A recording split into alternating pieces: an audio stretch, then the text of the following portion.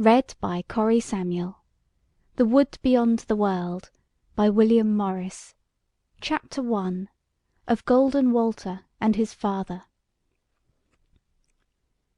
A while ago there was a young man, dwelling in a great and goodly city by the sea, which had to name Langton-on-Holm. He was but of 25 winters, a fair-faced man, yellow-haired, tall and strong, rather wiser than foolisher than young men are mostly wont, a valiant youth, and a kind, not of many words, but courteous of speech, no roisterer, nought masterful, but peaceful and knowing how to forbear, in a fray a perilous foe, and a trusty war-fellow.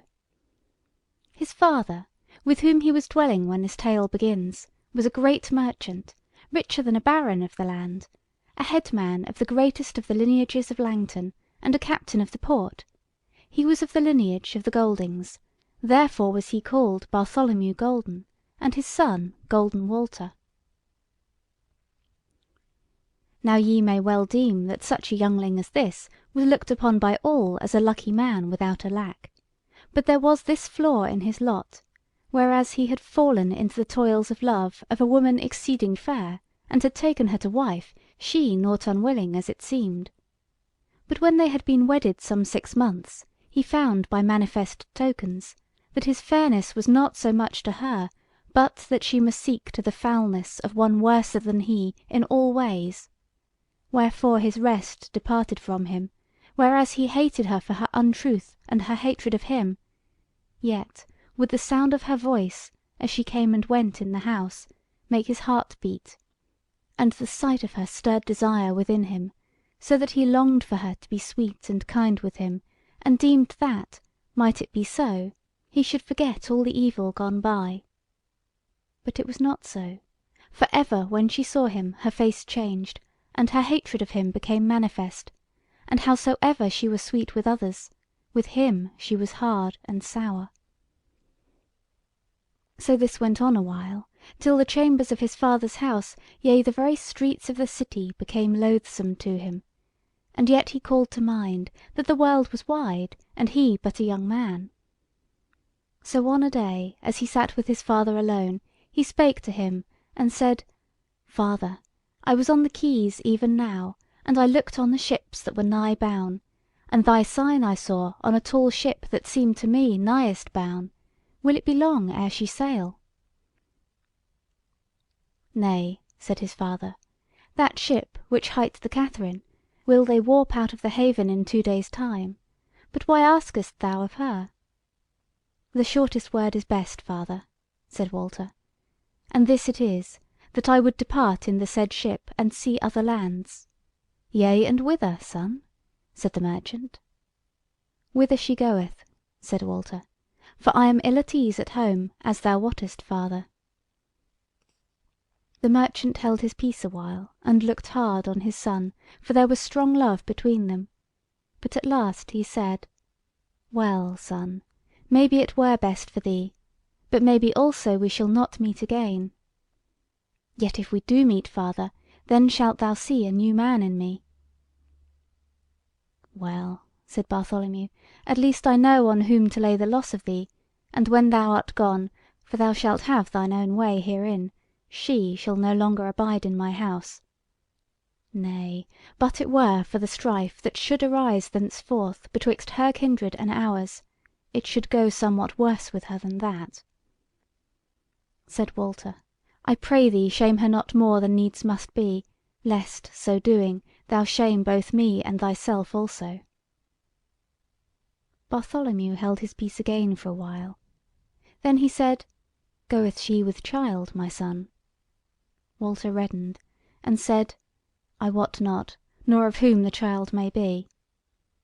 Then they both sat silent, till Bartholomew spake, saying: "The end of it is, son, that this is Monday, and that thou shalt go aboard in the small hours of Wednesday, and meanwhile I shall look to it that thou go not away empty handed. The skipper of the Katherine is a good man and true, and knows the seas well, and my servant, Robert the Low, who is clerk of the lading, is trustworthy and wise, and as myself in all matters that look towards chaffer. The Katherine is new and stout-builded, and should be lucky, whereas she is under the ward of her who is the saint called upon in the church where thou wert christened, and myself before thee, and thy mother, and my father and mother, all lie under the chancel thereof, as thou wottest." Therewith the elder rose up and went his ways about his business, and there was no more said betwixt him and his son on this matter. CHAPTER II. Golden Walter takes ship to sail the seas. When Walter went down to the Katherine next morning, there was the skipper Geoffrey, who did him reverence and made him all cheer, and showed him his room aboard ship, and the plenteous goods which his father had sent down to the quays already, such haste as he had made.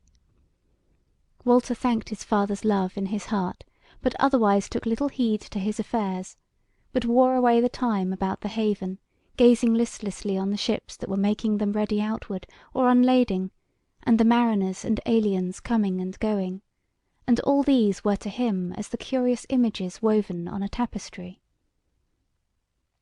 At last, when he had well nigh come back again to the Katherine, he saw there a tall ship, which he had scarce noted before, a ship all bown, which had her boats out, and men sitting to the oars thereof, ready to tow her outward when the hawser should be cast off, and by seeming her mariners were but abiding for some one or other to come aboard. So Walter stood idly watching the said ship, and as he looked, lo, folk passing him toward the gangway. These were three. First came a dwarf, dark brown of hue and hideous, with long arms and ears exceeding great, and dog teeth that stuck out like the fangs of a wild beast. He was clad in a rich coat of yellow silk, and bare in his hand a crooked bow, and was girt with a broad sax.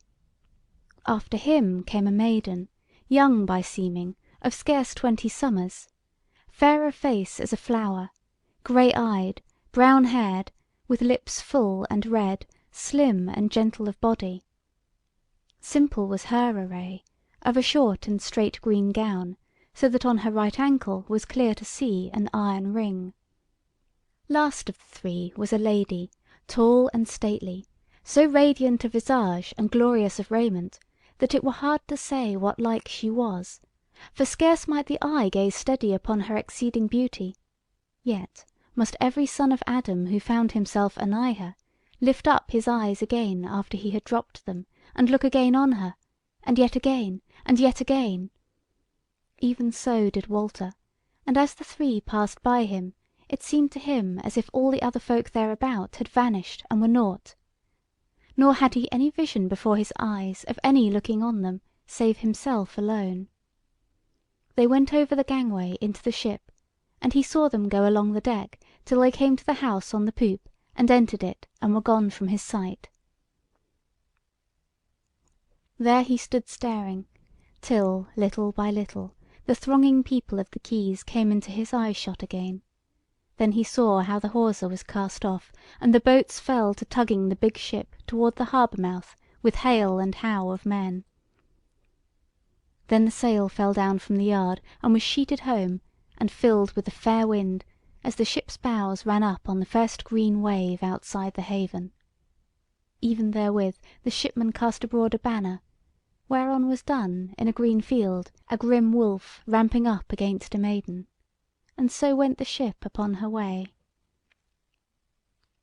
Walter stood a while, staring at her empty place, where the waves ran into the haven mouth, and then turned aside and toward the Katherine. And at first he was minded to go ask shipmaster Geoffrey of what he knew concerning the said ship and her alien wayfarers. But then it came into his mind that all this was but an imagination or dream of the day, and that he were best to leave it untold to any. So therewith he went his way from the waterside, and through the streets unto his father's house. But when he was but a little way thence, and the door was before him, seemed for a moment of time that he beheld those three coming out down the steps of stone and into the street, to wit, the dwarf, the maiden, and the stately lady. But when he stood still to abide their coming, and looked toward them, lo! there was nothing before him save the goodly house of Bartholomew Golden, and 3 children and a cur-dog playing about the steps thereof, and about him were 4 or 5 passers-by going about their business. Then was he all confused in his mind, and knew not what to make of it, whether those whom he had seemed to see pass aboard ship were but images of a dream, or children of Adam in very flesh. Howsoever, he entered the house, and found his father in the chamber, and fell to speech with him about their matters, but for all that he loved his father, and worshipped him as a wise and valiant man, yet at that hour he might not hearken the words of his mouth, so much was his mind entangled in the thought of those 3, and they were ever before his eyes, as if they had been painted on a table by the best of limners. And of the 2 women he thought exceeding much, and cast no wyte upon himself for running after the desire of strange women. For he said to himself that he desired not either of the twain; nay, he might not tell which of the twain, the maiden or the stately queen, were clearest to his eyes, but sore he desired to see both of them again, and to know what they were. So wore the hours till the Wednesday morning, and it was time that he should bid farewell to his father and get aboard ship. But his father led him down to the quays and on to the Katherine, and there Walter embraced him, not without tears and forebodings, for his heart was full. Then presently the old man went aland, the gangway was unshipped, the hawsers cast off, the oars of the towing boats splashed in the dark water, the sail fell down from the yard and was sheeted home, and out plunged the Katherine into the misty sea, and rolled up the grey slopes, casting abroad her ancient withal, whereon was beaten the token of Bartholomew golden, to wit a B and a G to the right and the left, and there above a cross and a triangle rising from the midst. Walter stood on the stern, and beheld, yet more with the mind of him than with his eyes, for it all seemed but the double of what the other ship had done. And the thought of it, as if the twain were as beads strung on one string, and led away by it into the same place, and thence to go in the like order, and so on again and again, and never to draw nigher to each other. CHAPTER 3. Walter heareth tidings of the death of his father. Fast sailed the Katherine over the seas, and nought befell to tell of either to herself or her crew.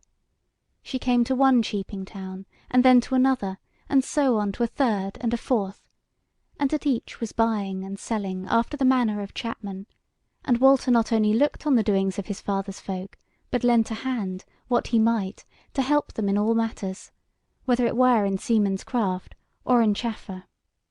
And the further he went, and the longer the time wore, the more he was eased of his old trouble wherein his wife and her treason had to do.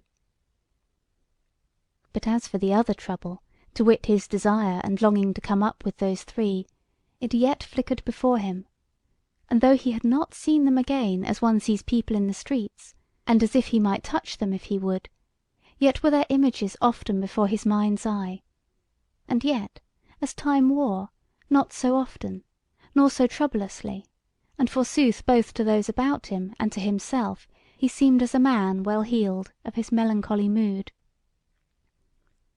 Now they left that 4th stead, and sailed over the seas, and came to a 5th, a very great and fair city, which they had made more than 7 months from Langton on Holm.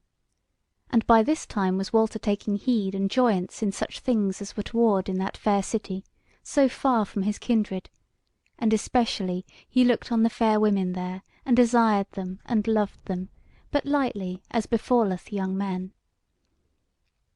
Now this was the last country whereto the Katherine was bound, so there they abode some 10 months in daily chaffer, and in pleasuring them in beholding all that there was of rare and goodly, and making merry with the merchants and the townsfolk and the country folk beyond the gates.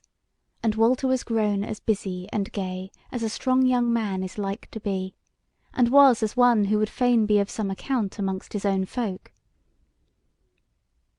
But at the end of this while it befell on a day, as he was leaving his hostel for his booth in the market, and had the door in his hand, there stood before him 3 mariners in the guise of his own country, and with them was one of clerkly aspect, whom he knew at once for his father's scrivener, Arnold Penstrong by name. And when Walter saw him, his heart failed him, and he cried out, "Arnold, what tidings? Is all well with the folk at Langton?" Said Arnold, "Evil tidings are come with me, matters are ill with thy folk, for I may not hide that thy father, Bartholomew Golden, is dead, God rest his soul." At that word it was to Walter as if all that trouble, which but now had sat so light upon him, was once again fresh and heavy, and that his past life of the last few months had never been, and it was to him as if he saw his father lying dead on his bed, and heard the folk lamenting about the house. He held his peace a while, and then he said in a voice as of an angry man, "What, Arnold? And did he die in his bed, or how? For he was neither old nor ailing when we parted." Said Arnold, "Yea, in his bed he died, but first he was somewhat sword bitten." "Yea, and how?" quoth Walter. Said Arnold, "When thou wert gone, in a few days' wearing thy father sent thy wife out of his house back to her kindred of the Reddings, with no honour, and yet with no such shame as might have been, without blame to us of those who knew the tale of thee and her, which God a mercy will be pretty much the whole of the city. Nevertheless the Reddings took it amiss, and would have a mote with us Goldings to talk of booting. By ill luck we yea said that, for the saving of the city's peace. But what betide? We met in our guild hall, and there befell the talk between us, and in that talk certain words could not be hidden, though they were none too seemly nor too meek. And the said words once spoken drew forth the whetted steel, and there then was the hewing and thrusting.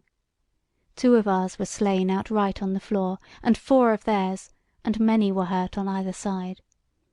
Of these was thy father, for, as thou mayest well deem, he was naught backward in the fray, but despite his hurts, 2 in the side and 1 on the arm, he went home on his own feet, and we deemed that we had come to our above.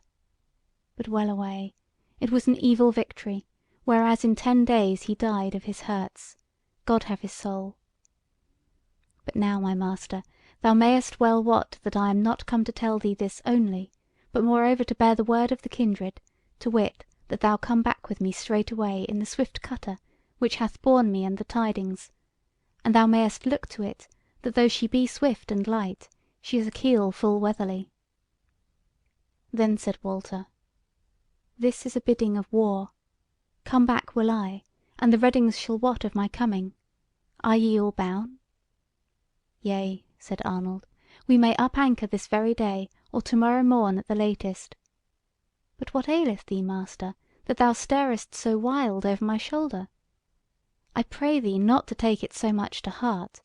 Ever it is the wont of fathers to depart this world before their sons." But Walter's visage from wrathful red had become pale, and he pointed up street and cried out, "Look, dost thou see?" "See what, master?" quoth Arnold. "What, here cometh an ape in gay raiment, belike the beast of some jongler. Nay, by God's wounds, 'tis a man, though he be exceedingly misshapen, like a very devil. Yea, and now there cometh a pretty maid, going as if she were of his many, and lo here, a most goodly and noble lady. Yea, I see, and doubtless she owneth both the 2, and is of the greatest of the folk of this fair city, for on the maiden's ankle I saw an iron ring, which betokeneth thraldom amongst these aliens. But this is strange. For notest thou not how the folk in the street heed not this quaint show? Nay, not even the stately lady, though she be as lovely as a goddess of the Gentiles, and beareth on her gems that were by Langton twice over. Surely they must be over wont to strange and gallant sights. But now, master, but now?" "Yea, what is it?" said Walter. "Why, master, they should not yet be gone out of eyeshot, yet gone they are. What is become of them? Are they sunk into the earth?" "Tush, man," said Walter, looking not on Arnold, but still staring down the street. "They have gone into some house, while thine eyes were turned from them a moment." "Nay, master, nay," said Arnold, "mine eyes were not off them one instant of time." "Well," said Walter somewhat snappishly, "they are gone now, and what have we to do to heed such toys, we with all this grief and strife on our hands? Now would I be alone to turn the matter of thine errand over in my mind. Meantime do thou tell the shipmaster Geoffrey and our other folk of these tidings, and thereafter get thee all ready, and come hither to me before sunrise to morrow, and I shall be ready for my part, and so sail we back to Langton." Therewith he turned him back into the house, and the others went their ways; but Walter sat alone in his chamber a long while, and pondered these things in his mind. And whiles he made up his mind that he would think no more of the vision of those three, but would fare back to Langton, and enter into the strife with the Reddings, and quell them, or die else. But lo! when he was quite steady in this doom, and his heart was lightened thereby, he found that he thought no more of the Reddings and their strife, but as matters that were past and done with, and that now he was thinking and devising if by any means he might find out in what land dwelt those three.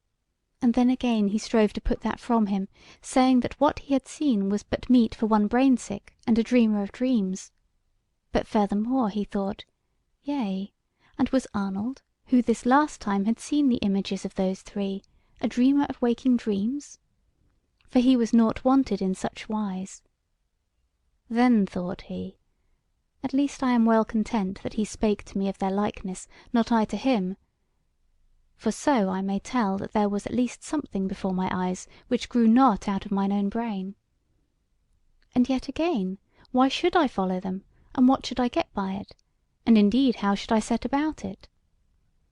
Thus he turned the matter over and over, and at last, seeing that if he grew no foolisher over it, he grew no wiser, he became weary thereof, and bestirred him, and saw to the trussing up of his goods, and made all ready for his departure, and so wore the day, and slept at nightfall, and at daybreak comes Arnold to lead him to their keel, which hight the Bartholomew. He tarried nought, and with few farewells went aboard ship, and an hour after they were in the open sea, with the ship's head turned toward Langton on Holm. The Wood Beyond the World, by William Morris. CHAPTER 4. Storm befalls the Bartholomew, and she is driven off her course. Now swift sailed the Bartholomew for 4 weeks toward the north-west with a fair wind, and all was well with ship and crew. Then the wind died out on even of a day, so that the ship scarce made way at all, though she rolled in a great swell of the sea, so great that it seemed to ridge all the main athwart. Moreover, down in the west was a great bank of cloud huddled up in haze, whereas for 20 days past the sky had been clear, save for a few bright white clouds flying before the wind. Now the shipmaster, a man right cunning in his craft, looked long on sea and sky, and then turned and bade the mariners take in sail, and be right heedful. And when Walter asked him what he looked for, and whereof he spake not to him thereof, he said surlily, "Why should I tell thee what any fool can see without telling, to wit that there is weather to hand?" So they abode what should befall, and Walter went to his room to sleep away the uneasy while, for the night was now fallen, and he knew no more till he was waked up by great hubbub and clamour of the shipmen, and the whipping of ropes, and thunder of flapping sails, and the tossing and weltering of the ship withal. But, being a very stout-hearted young man, he lay still in his room, partly because he was a landsman, and had no mind to tumble about amongst the shipmen and hinder them, and withal he said to himself, "What matter whether I go down to the bottom of the sea, or come back to Langton, since either way my life or my death will take away from me the fulfilment of desire? Yet soothly, if there hath been a shift of wind, that is not so ill, for then shall we be driven to other lands, and so at the least our homecoming shall be delayed, and other tidings may hap amidst of our tarrying. So let all be as it will."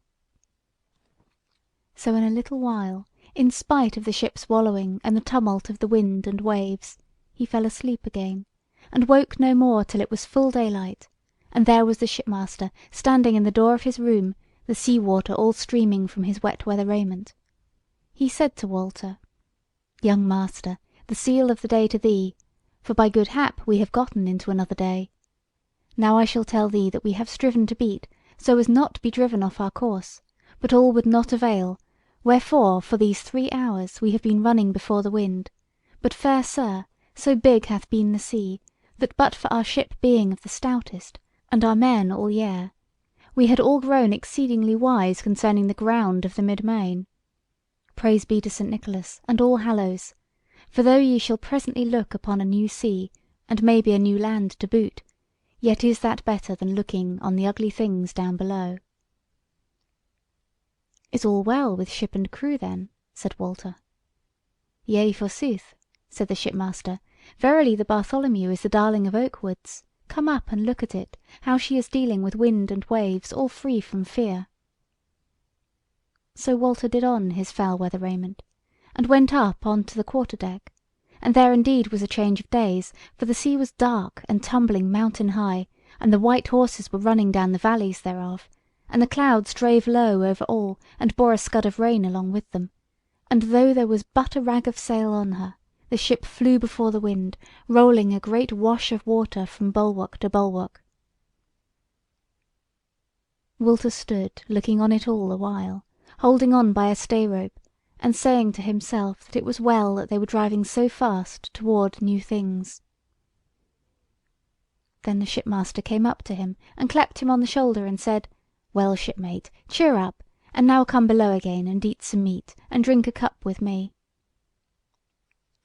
So Walter went down, and ate and drank, and his heart was lighter than it had been since he had heard of his father's death, and the feud awaiting him at home, which forsooth he had deemed would stay his wanderings a weary while, and therewithal his hopes. But now it seemed as if he needs must wander, would he not? And so it was that even this fed his hope, so sore his heart clung to that desire of his to seek home to those 3 that seemed to call him unto them. CHAPTER V. Now they come to a new land. 3 days they drave before the wind, and on the 4th the clouds lifted, the sun shone out, and the offing was clear. The wind had much abated, though it still blew a breeze, and was a head wind for sailing toward the country of Langton. So then the master said that, since they were bewildered, and the wind so ill to deal with, it were best to go still before the wind, that they might make some land, and get knowledge of their whereabouts from the folk thereof. Withal he said that he deemed the land not to be very far distant. So did they, and sailed on pleasantly enough, for the weather kept on mending, and the wind fell till it was but a light breeze, yet still foul for Langton. So wore 3 days, and on the eve of the 3rd the man from the topmast cried out that he saw land ahead. And so did they all before the sun was quite set, though it were but a cloud no bigger than a man's hand. When night fell they struck not sail, but went forth toward the land fair and softly, for it was early summer, so that the nights were neither long nor dark. But when it was broad daylight they opened a land, a long shore of rocks and mountains, and nought else that they could see at first. Nevertheless, as day wore and they grew nigher, first they saw how the mountains fell away from the sea, and were behind a long wall of sheer cliff, and coming nigher yet, they beheld a green plain, going up after a little in green bents and slopes to the feet of the said cliff wall. No city nor haven did they see there, not even when they were far nigher to the land. Nevertheless, whereas they hankered for the peace of the green earth, after all the tossing and unrest of the sea, and whereas also they doubted not to find at the least good and fresh water, and belike other bait in the plain under the mountains, they still sailed on not unmerrily, so that by nightfall they cast anchor in 5 fathom water hard by the shore. Next morning they found that they were lying a little way off the mouth of a river not right great. So they put out their boats and towed the ship up into the said river, and when they had gone up it for a mile or thereabouts, they found the sea water failed, for little was the ebb and flow of the tide on that coast. Then was the river deep and clear, running between smooth grassy land like to meadows.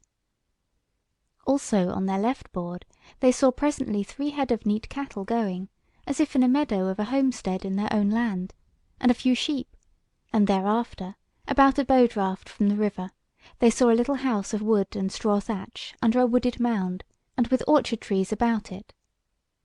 They wondered little thereat, for they knew no cause why that land should not be builded, though it were in the far outlands. However, they drew their ship up to the bank, thinking that they would at least abide a while, and ask tidings, and have some refreshing of the green plain, which was so lovely and pleasant. But while they were busied herein, they saw a man come out of the house, and down to the river to meet them, and they soon saw that he was tall and old, long hoary of hair and beard, and clad mostly in the skins of beasts. He drew nigh without any fear or mistrust, and coming close to them gave them the sele of the day in a kindly and pleasant voice. The shipmaster greeted him in his turn, and said withal, "Old man, art thou the king of this country?" The elder laughed. "It hath had none other a long while," said he, "and at least there is no other son of Adam here to gainsay." "Thou art alone here then?" said the master. "Yea," said the old man, "save for the beasts of the field and the wood, and the creeping things and fowl. Wherefore it is sweet to me to hear your voices." Said the master, "Where be the other houses of the town?" The old man laughed.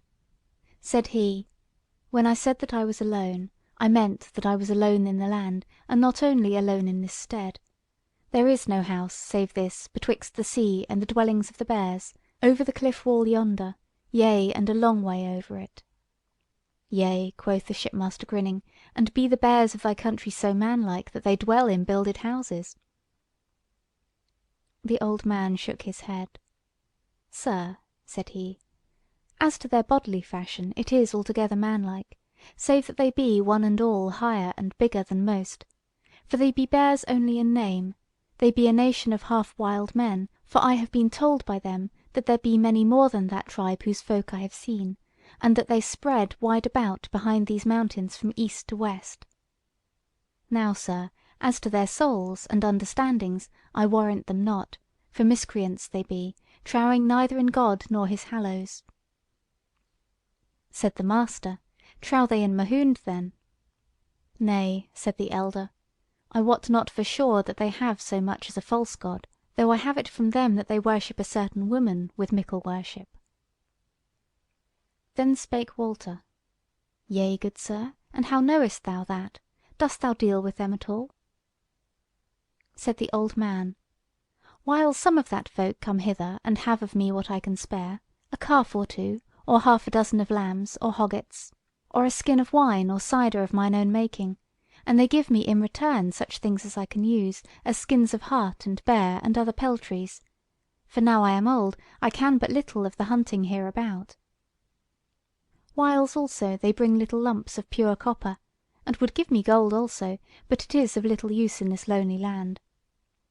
Sooth to say, to me they are not masterful or rough-handed, but glad am I that they have been here but of late, and are not like to come again this while.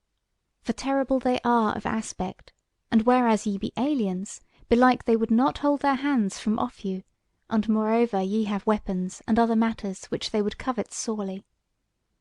Quoth the master: "Since thou dealest with these wild men, will ye not deal with us in chaffer? For whereas we are come from long travel, we hanker after fresh victual, and here aboard are many things which were for thine avail." Said the old man: "All that I have is yours, so that ye do but leave me enough till my next ingathering. Of wine and cider, such as it is, I have plenty for your service; ye may drink it till it is all gone, if ye will. A little corn and meal I have, but not much, yet are ye welcome thereto, since the standing corn in my garth is done blossoming, and I have other meat. Cheeses have I, and dried fish, take what ye will thereof. But as to my neat and sheep, if ye have sore need of any, and will have them, I may not say you nay; but I pray you, if ye may do without them, not to take my milch beasts, or their engenderers; for, as ye have heard me say, the Bear folk have been here but of late, and they have had all of me I might spare. But now let me tell you, if ye long after flesh meat, that there is venison of hart and hind, yea, and of buck and doe, to be had on this plain, and about the little woods at the feet of the rock wall yonder. Neither are they exceeding wild, for since I may not take them, I scare them not, and no other man do they see to hurt them, for the Bear folk come straight to my house, and fare straight home thence. But I will lead you the nighest way to where the venison is easiest to be gotten.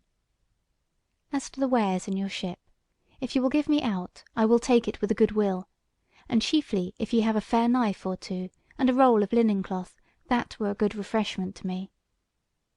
But in any case, what I have to give is free to you and welcome." The shipmaster laughed. "Friend," said he, "we can thee mickle thanks for all that thou biddest us, and wot well that we be no lifters or sea thieves to take thy livelihood from thee. So to morrow, if thou wilt, we will go with thee, and upraise the hunt, and meanwhile we will come aland, and walk on the green grass, and water our ship with thy good fresh water."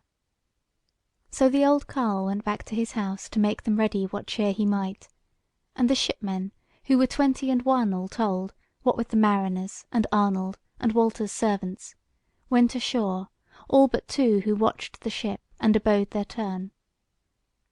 They went well weaponed, for both the master and Walter deemed wariness wisdom, lest all might not be so good as it seemed. They took of their sailcloths ashore, and tilted them in on the meadow betwixt the house and the ship, and the carle brought them what he had for their avail, of fresh fruits and cheeses and milk and wine and cider and honey, and there they feasted nowise ill, and were right fain. CHAPTER 6. The old man tells Walter of himself. Walter sees a shard in a cliff wall. But when they had done their meat and drink, the master and the shipmen went about the watering of the ship, and the others strayed off along the meadow, so that presently Walter was left alone with the carle, and fell to speech with him, and said: "Father, meseemeth thou shouldest have some strange tale to tell, and as yet we have asked thee of nought save meat for our bellies. Now, if I ask thee concerning thy life, and how thou camest hither, and abided here, wilt thou tell me out?" The old man smiled on him, and said: "Son, my tale were long to tell, and mayhappen concerning much thereof my memory should fail me, and withal there is grief therein, which I were loath to awaken. Nevertheless, if thou ask, I will answer as I may, and in any case will tell thee nought save the truth." Said Walter: "Well then, hast thou been long here?" "Yea," said the carle, "since I was a young man and a stalwart knight." Said Walter: "This house, didst thou build it, and raise these garths, and plant orchard and vineyard, and gather together the neat and the sheep, or did some other do all this for thee?" Said the carle: "I did none of all this. There was one here before me, and I entered into his inheritance, as though this were a lordly manor, with a fair castle thereon, and all well stocked and plenished." Said Walter: "Didst thou find thy foregoer alive here?" "Yea," said the elder, "yet he lived but for a little while after I came to him." He was silent a while, and then he said: "I slew him. Even so would he have it, though I bade him a better lot." Said Walter: "Didst thou come hither of thine own will?" "Mayhappen," said the carle, "who knoweth? Now I have no will to do either this or that. It is want that maketh me do or refrain." Said Walter: "Tell me this, why didst thou slay the man? Did he any scathe to thee?" Said the elder: "When I slew him, I deemed that he was doing me all scathe, but now I know that it was not so. Thus it was, I would needs go where he had been before, and he stood in the path against me, and I overthrew him, and went on the way I would." "What came thereof?" said Walter. "Evil came of it," said the carle. Then was Walter silent a while, and the old man spake nothing. but there came a smile in his face that was both sly and somewhat sad. Walter looked on him and said, "Was it from hence that thou wouldst go that road?" "Yea," said the carle. Said Walter, "And now wilt thou tell me what that road was, whither it went and whereto it led, that thou must needs wend it, though thy first stride were over a dead man?" "I will not tell thee," said the carle. Then they held their peace, both of them, and thereafter got on to other talk of no import. So wore the day till night came, and they slept safely, and on the morrow, after they had broken their fast, the more part of them set off with the carle to the hunting, and they went all of them a 3 hours' faring towards the foot of the cliffs, which was all grown over with coppice, hazel and thorn, with here and there a big oak or ash tree. There it was, said the old man, where the venison was most and best. Of their hunting need naught be said, saving that when the carle had put them on the track of the deer, and shown them what to do, he came back again with Walter, who had no great lust for the hunting, and sorely longed to have some more talk with the said carle. He for his part seemed naught loath thereto, and so led Walter to a mound or hillock amidst the clear of the plain, whence all was to be seen save where the wood covered it. But just before where they now lay down there was no wood, save low bushes betwixt them and the rock wall. And Walter noted that whereas otherwhere, save in one place whereto their eyes were turned, the cliffs seemed well nigh or quite sheer, or indeed in some places beetling over, in that said place they fell away from each other on either side, and before this sinking was a slope or scree that went gently up toward the sinking of the wall. Walter looked long and earnestly at this place, and spake nought, till the carle said: "What? Thou hast found something before thee to look on? What is it then?" Quoth Walter: "Some would say that where yonder slopes run together, up towards that sinking in the cliff wall, there will be a pass into the country beyond." The carle smiled and said: "Yea, son, nor so saying would they err, for that is the pass into the Bear country, whereby those huge men come down to chaffer with me." "Yea," said Walter, and therewith he turned him a little, and scanned the rock wall, and saw how a few miles from that pass it turned somewhat sharply toward the sea, narrowing the plain much there, till it made a bight, the face whereof looked well nigh north instead of west, as did the more part of the wall. And in the midst of that northern looking bight was a dark place, which seemed to Walter like a downright shard in the cliff, for the face of the wall was of a bleak grey, and it was but little furrowed. So then Walter spake: "Lo, old friend, there yonder is again a place that meseemeth is a pass. Whereunto doth that one lead?" And he pointed to it. But the old man did not follow the pointing of his finger, but looking down on the ground answered confusedly, and said: "Maybe, I wot not. I deem that it also leadeth into the Bear country by a roundabout road. It leadeth into the far land." Walter answered nought, for a strange thought had come uppermost in his mind, that the carle knew far more than he would say of that pass, and that he himself might be led thereby to find the wondrous three. He caught his breath hardly, and his heart knocked against his ribs, but he refrained from speaking for a long while. But at last he spake in a sharp, hard voice, which he scarce knew for his own: "Father, tell me, I adjure thee by God and All Hallows, was it through yonder shard that the road lay, when thou must needs make thy first stride over a dead man?" The old man spake not a while. Then he raised his head and looked Walter full in the eyes, and said in a steady voice: "No, it was not." Thereafter they sat looking at each other a while, but at last Walter turned his eyes away, but knew not what they beheld nor where he was, but he was as one in a swoon, for he knew full well that the carle had lied to him, and that he might as well have said aye as no, and told him that it verily was by that same shard that he had stridden over a dead man. Nevertheless he made as little semblance thereof as he might, and presently came to himself, and fell to talking of other matters, that had nought to do with the adventures of the land. But after a while he spake suddenly, and said: "My master, I was thinking of a thing." "Yea, of what?" said the carle. "Of this," said Walter, "that here in this land be strange adventures toward, and that if we, and I in especial, were to turn our backs on them, and go home with nothing done, it were pity of our lives, for all will be dull and deedless there. I were deeming it were good if we tried the adventure." "What adventure?" said the old man, rising up on his elbow and staring sternly on him.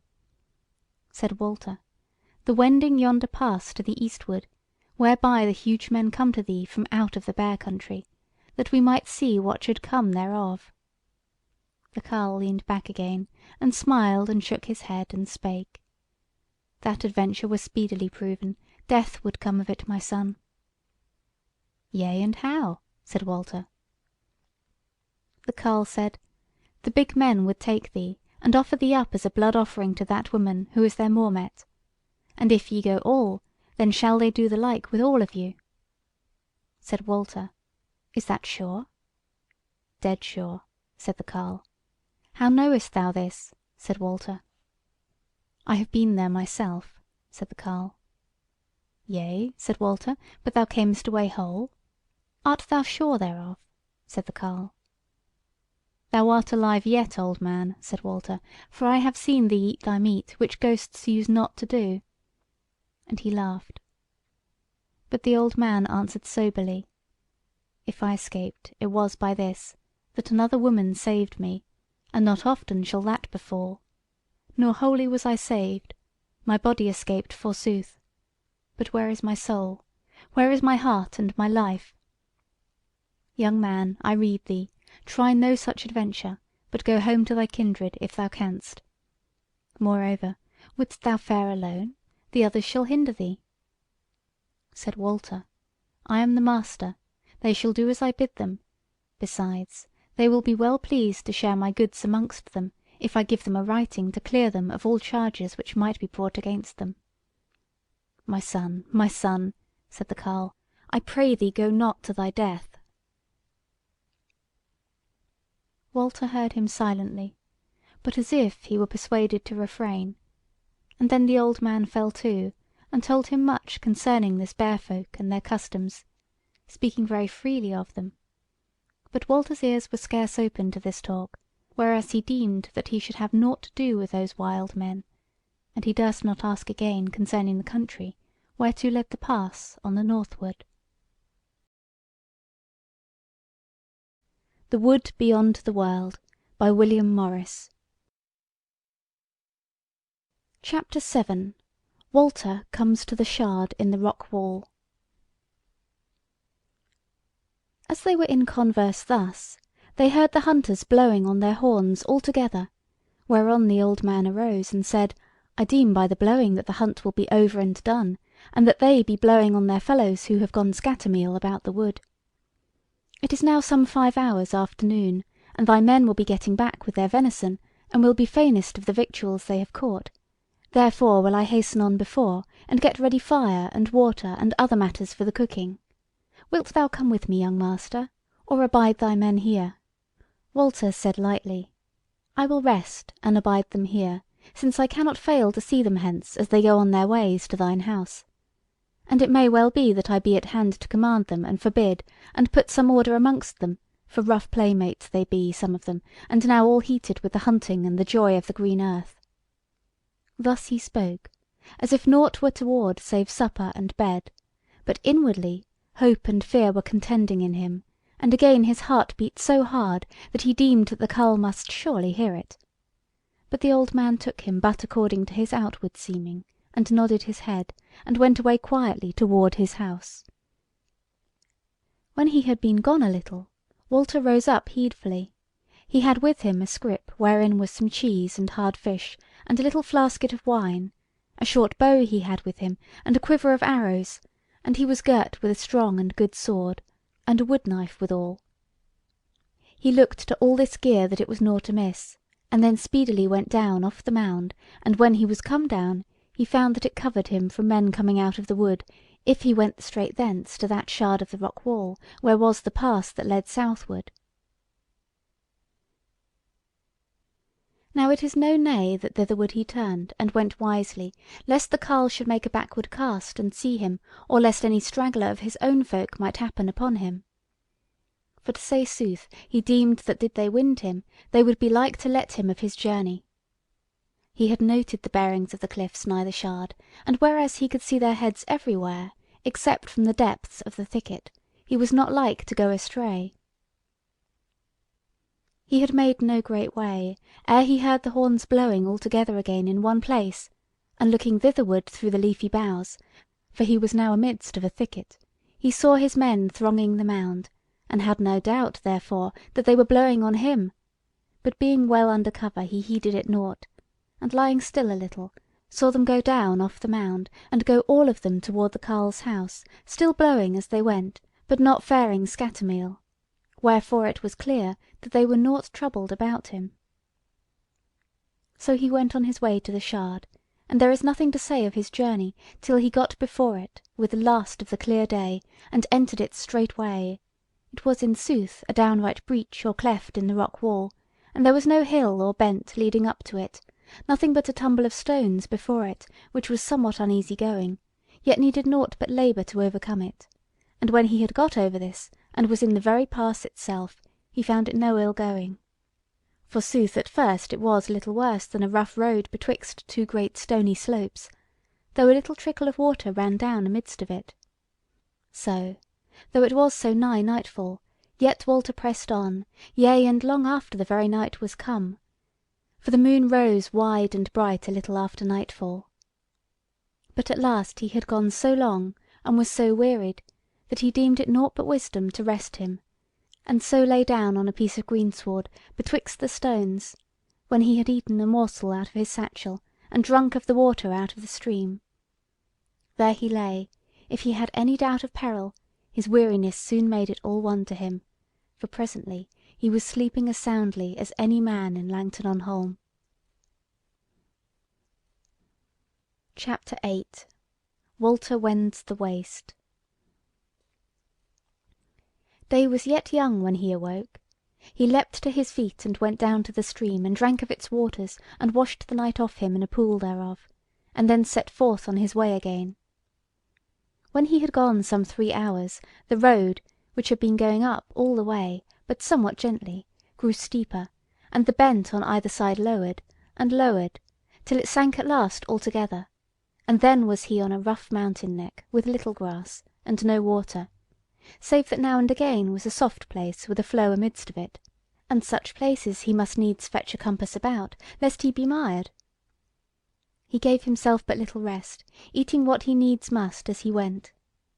The day was bright and calm, so that the sun was never hidden, and he steered by it due south. All that day he went, and found no more change in that huge neck, save that whiles it was more, and whiles less steep. A little before nightfall he happened on a shallow pool, some 20 yards over, and he deemed it good to rest there, since there was water for his avail, though he might have made somewhat more out of the tail end of the day. When dawn came again, he awoke, and arose, nor spent much time over his breakfast, but pressed on all he might, and now he said to himself, that whatsoever other peril were athwart his way, he was out of the danger of the chase of his own folk. All this while he had seen no 4-footed beast, save now and again a hill fox, and once some outlandish kind of hare, and of fowl but very few, a crow or two, a long-winged hawk, and twice an eagle high up aloft. Again the third night he slept in the stony wilderness, which still led him up and up. Only toward the end of the day him seemed that it had been less steep for a long while. Otherwise nought was changed, on all sides it was nought but the endless neck, wherefrom nought could be seen but some other part of itself. This fourth night withal he found no water whereby he might rest, so that he awoke parched, and longing to drink just when the dawn was at its coldest. But on the 5th morrow the ground rose but little, and at last, when he had been going wearily a long while, and now, hard on noontide, his thirst grieved him sorely, he came on a spring welling out from under a high rock, the water wherefrom trickled feebly away. So eager was he to drink, that at first he heeded nought else; but when his thirst was fully quenched, his eyes caught sight of the stream which flowed from the well, and he gave a shout, for lo! it was running south. Wherefore it was with a merry heart that he went on, and as he went came on more streams, all running south or thereabouts. He hastened on all he might, but in despite of all the speed he made, and that he felt the land now going down southward, night overtook him in that same wilderness. Yet when he stayed at last for sheer weariness, he lay down in what he deemed by the moonlight to be a shallow valley with a ridge at the southern end thereof. He slept long, and when he awoke the sun was high in the heavens, and never was brighter or clearer morning on the earth than was that.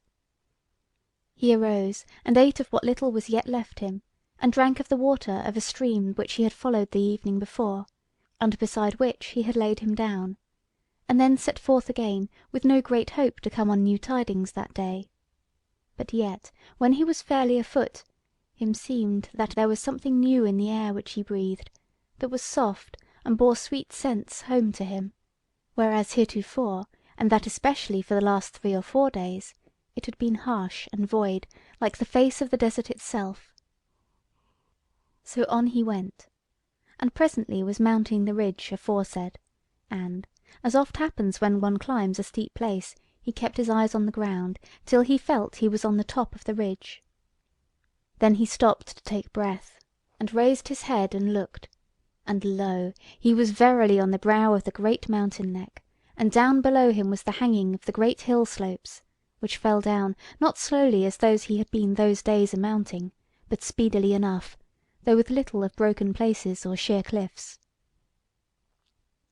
But beyond this last of the desert, there was before him a lovely land of wooded hills, green plains, and little valleys, stretching out far and wide, till it ended at last in great blue mountains, and white snowy peaks beyond them.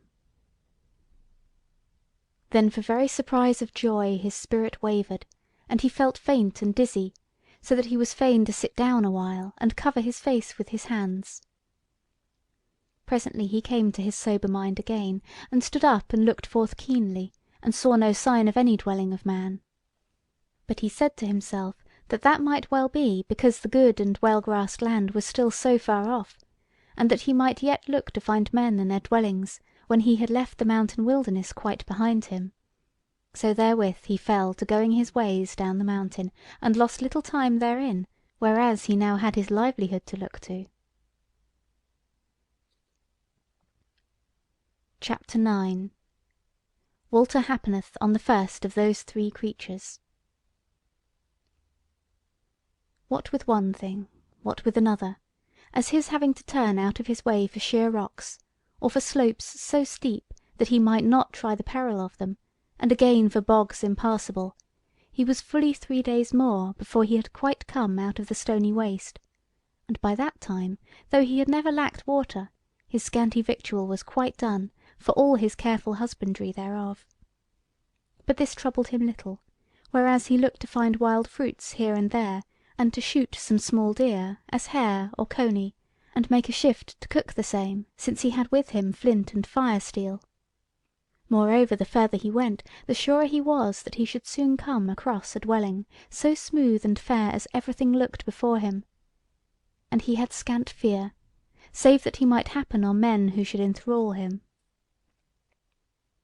But when he was come down past the first green slopes, he was so worn that he said to himself that rest was better than meat, so little as he had slept for the last 3 days.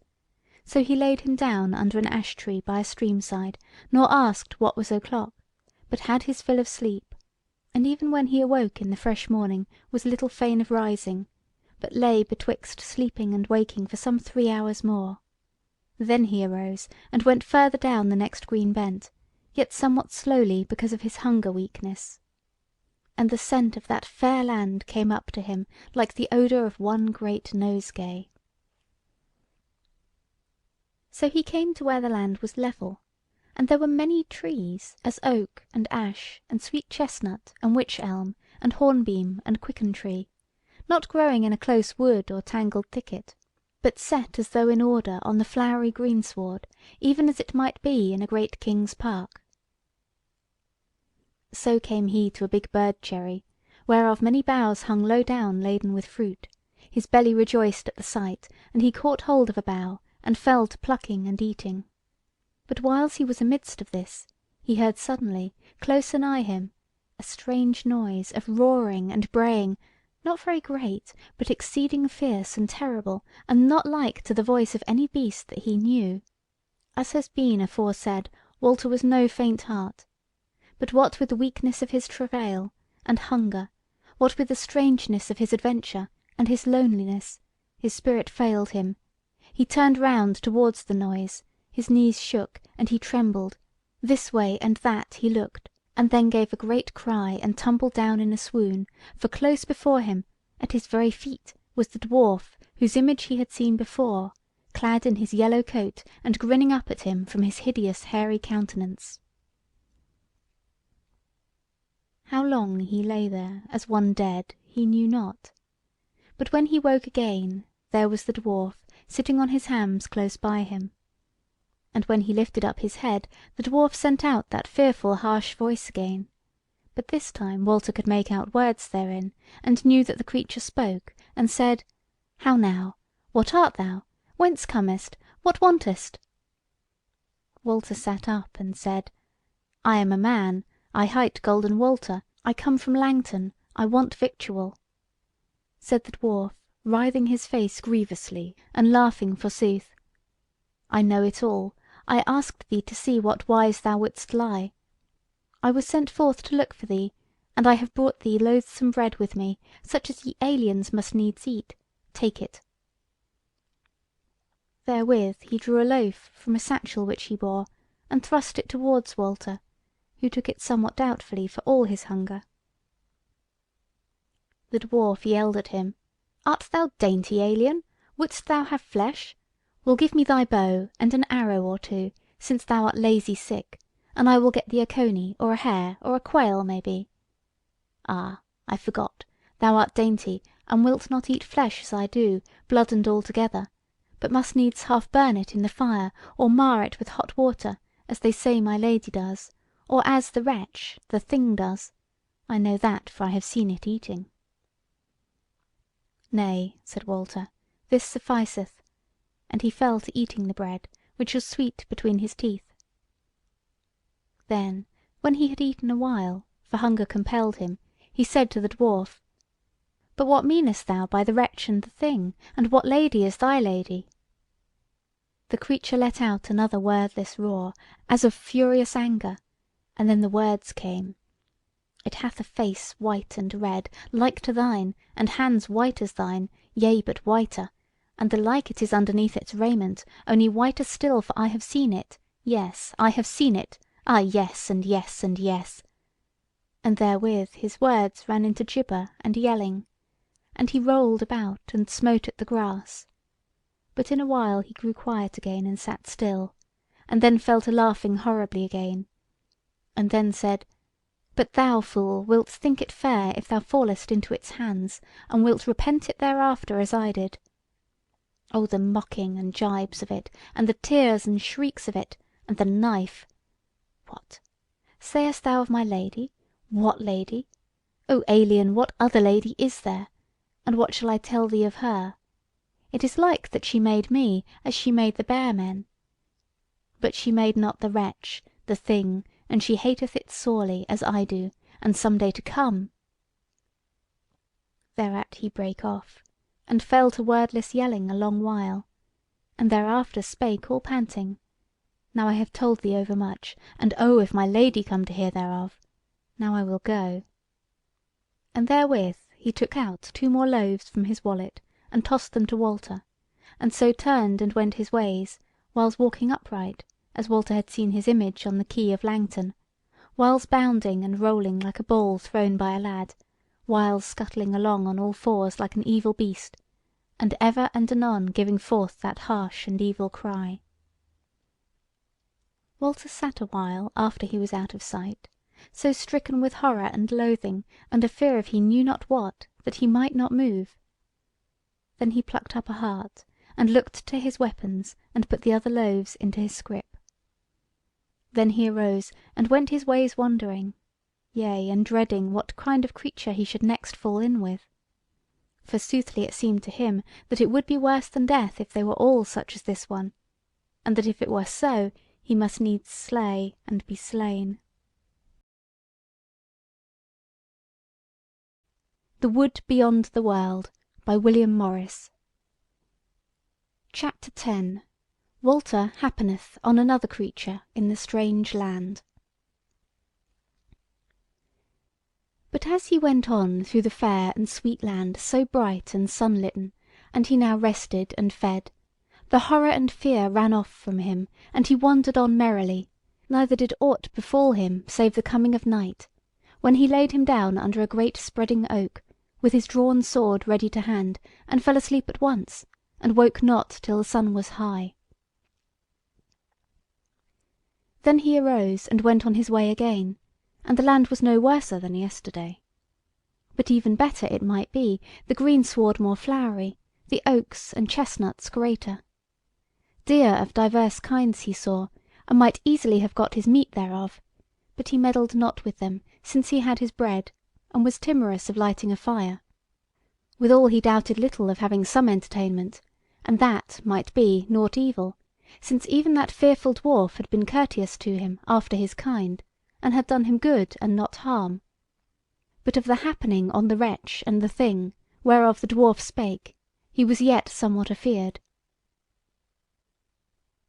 After he had gone a while, and whenas the summer morn was at its brightest, he saw a little way ahead a grey rock rising up from amidst of a ring of oak trees. So he turned thither straightway, for in this plain land he had seen no rocks heretofore, and as he went he saw that there was a fountain gushing out from under the rock, which ran thence in a fair little stream.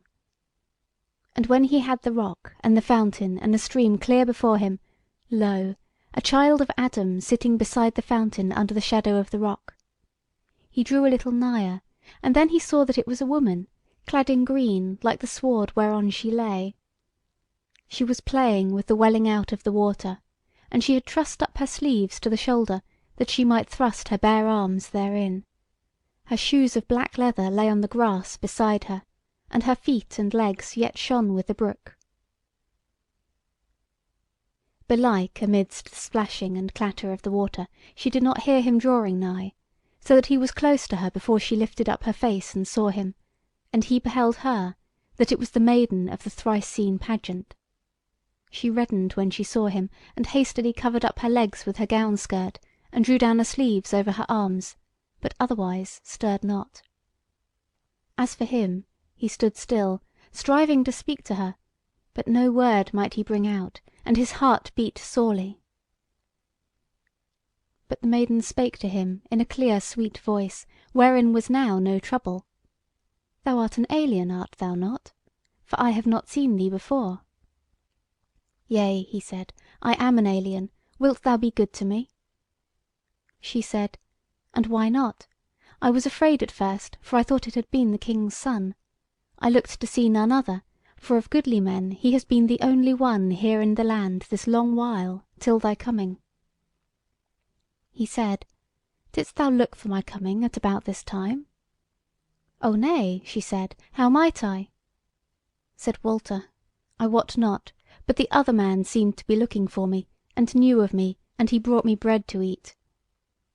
She looked on him anxiously, and grew somewhat pale, as she said, What other one? Now Walter did not know what the dwarf might be to her, fellow servant or what not, so he would not show his loathing of him, but answered wisely, The little man in the yellow raiment. But when she heard that word, she went suddenly very pale, and leaned her head aback, and beat the air with her hands, but said presently in a faint voice, I pray thee talk not of that one while I am by, nor even think of him if thou mayest forbear. He spake not, and she was a little while before she came to herself again. Then she opened her eyes, and looked upon Walter, and smiled kindly on him, as though to ask his pardon for having scared him. Then she rose up in her place, and stood before him, and they were nigh together, for the stream betwixt them was little. But he still looked anxiously upon her, and said, Have I hurt thee? I pray thy pardon. She looked on him more sweetly still, and said, O nay, thou wouldst not hurt me, thou. Then she blushed very red, and he in likewise. But afterwards she turned pale, and laid a hand on her breast, and Walter cried out hastily, O me, I have hurt thee again. Wherein have I done amiss? In nought, she said. But I am troubled, I wot not wherefore. Some thought hath taken hold of me, and I know it not. Mayhappen in a little while I shall know what troubles me. Now I bid thee depart from me a little, and I will abide here, and when thou comest back, it will either be that I have found it out, or not, and in either case I will tell thee. She spoke earnestly to him, but he said, How long shall I abide away? Her face was troubled as she answered him, For no long while. He smiled on her and turned away, and went a space to the other side of the oak trees, whence she was still within eye shot. There he abode until the time seemed long to him, but he schooled himself and forbore, for he said, Lest she send me away again. So he abided until again the time seemed long to him, and she called not to him, but once again he forbore to go. Then at last he arose, and his heart beat, and he trembled, and he walked back again speedily, and came to the maiden who was still standing by the rock of the spring, her arms hanging down, her eyes downcast. She looked up at him as he drew nigh, and her face changed with eagerness as she said, I am glad thou art come back, though it be no long while since thy departure. Sooth to say, it was scarce half an hour in all. Nevertheless, I have been thinking many things, and thereof will I now tell thee. He said, Maiden, there is a river betwixt us, though it be no big one. Shall I not stride over and come to thee, that we may sit down together side by side on the green grass? Nay, she said, not yet. Tarry a while till I have told thee of matters. I must now tell thee of my thoughts in order. Her colour went and came now, and she plaited the folds of her gown with restless fingers. At last she said, Now the first thing is this, that though thou hast seen me first only within this hour, thou hast set thine heart upon me to have me for thy speech friend and thy darling. And if this be not so, then is all my speech, yea, and all my hope come to an end at once. O yea, said Walter, even so it is. But how thou hast found this out, I wot not, since now for the first time I say it, that thou art indeed my love, and my dear, and my darling. Hush, she said, hush, lest the wood have ears, and thy speech is loud. Abide, and I shall tell thee how I know it. Whether this thy love shall outlast the first time that thou holdest my body in thine arms, I wot not, nor dost thou. But sore is my hope that it may be so, for I also, though it be but scarce an hour since I set eyes on thee, have cast mine eyes on thee to have thee for my love and my darling and my speech friend. And this is how I wot that thou lovest me, my friend. Now is all this dear and joyful, and overflows my heart with sweetness. But now must I tell thee of the fear and the evil which lieth behind it. Then Walter stretched out his hands to her, and cried out, Yea, yea, but whatever evil entangle us, now we both know these two things, to wit, that thou lovest me, and I thee, wilt thou not come hither, that I may cast mine arms about thee, and kiss thee, if not thy kind lips or thy friendly face at all, yet at least thy dear hand, yea, that I may touch thy body in some wise? She looked on him steadily, and said softly, Nay, this above all things must not be, and that it may not be is a part of the evil which entangles us. But hearken, friend, once again I tell thee, that thy voice is over loud in this wilderness fruitful of evil. Now I have told thee indeed of two things whereof we both wot. But next I must needs tell thee of things whereof I wot, and thou wottest not. Yet this were better, that thou pledge thy word not to touch so much as one of my hands, and that we go together a little way hence away from these tumbled stones, and sit down upon the open greensward, whereas here is cover if there be spying abroad. Again as she spoke she turned very pale, But Walter said, "Since it must be so, I pledge thee my word to thee as I love thee." And therewith she knelt down and did on her foot-gear, and then sprang lightly over the rivulet. And then the twain of them went side by side some half a furlong thence, and sat down, shadowed by the boughs of a slim quicken tree, growing up out of the greensward, whereon for a good space around was neither bush nor brake. There began the maiden to talk soberly, and said: "This is what I must needs say to thee now, that thou art come into a land perilous for any one that loveth aught of good. From which, forsooth, I were fain that thou wert gotten away safely, even though I should die of longing for thee. As for myself, my peril is, in a measure, less than thine, I mean the peril of death. But lo, thou, this iron on my foot is token that I am a thrall, and thou knowest in what wise thralls must pay for transgressions. Furthermore, of what I am, and how I came hither, time would fail me to tell, but some while, may be, I shall tell thee.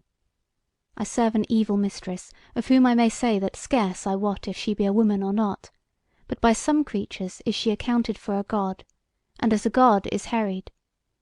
And surely never god was crueller nor colder than she. Me she hateth sorely, yet if she hated me little or naught, small were the gain to me if it were her pleasure to deal hardly by me.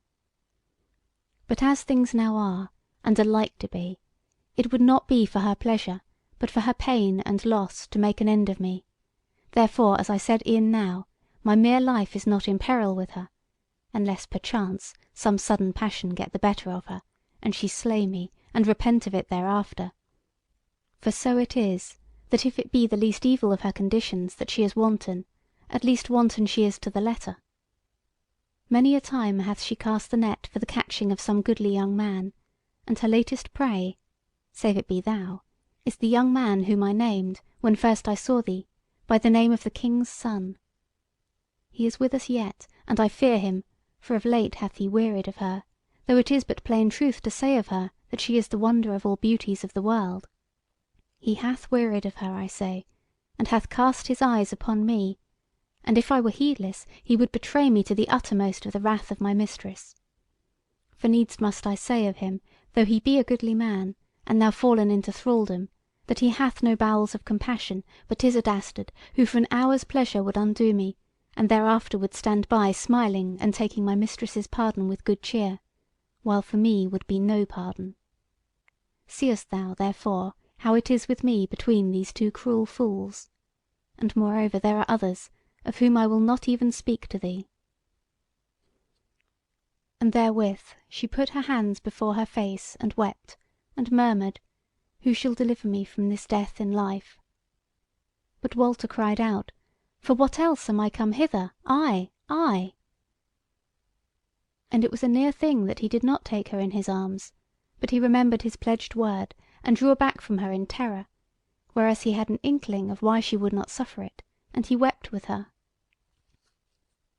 But suddenly the maid left weeping, and said in a changed voice: "Friend, whereas thou speakest of delivering me, it is more like that I shall deliver thee. And now I pray thy pardon for thus grieving thee with my grief, and that more especially because thou mayest not solace thy grief with kisses and caresses. But so it was, that for once I was smitten by the thought of the anguish of this land, and the joy of all the world besides." Therewith she caught her breath in a half sob, but refrained her, and went on: "Now, dear friend and darling, take good heed to all that I shall say to thee, whereas thou must do after the teaching of my words. And first, I deem by the monster having met thee at the gates of the land, and refreshed thee, that the mistress hath looked for thy coming, nay, by thy coming hither at all, that she hath cast her net and caught thee. Hast thou noted aught that might seem to make this more like?" Said Walter: "3 times in full daylight have I seen go past me the images of the monster and thee and a glorious lady, even as if ye were alive." And therewith he told her in few words how it had gone with him since that day on the quay at Langton. She said: "Then it is no longer perhaps, but certain, that thou art her latest catch; and even so I deemed from the first, and, dear friend, this is why I have not suffered thee to kiss or caress me, so sore as I longed for thee. For the mistress will have thee for her only, and hath lured thee hither for nought else, and she is wise in wizardry, even as some deal am I. And wert thou to touch me with hand or mouth on my naked flesh, yea, or were it even my raiment, then would she scent the savour of thy love upon me, and then, though it may be she would spare thee, she would not spare me."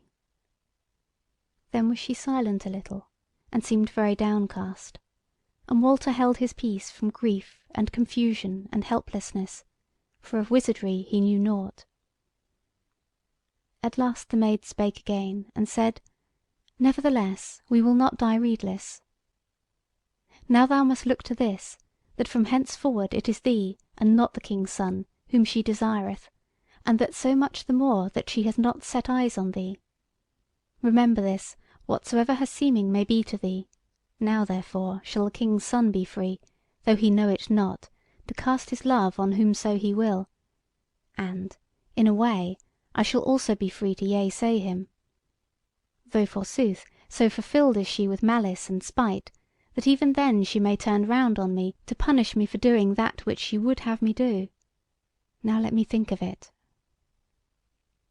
Then was she silent a good while, and spoke at last: "Yea, all things are perilous, and a perilous rede I have thought of, whereof I will not tell thee as yet, so waste not the short while by asking me. At least the worst will be no worse than what shall come if we strive not against it.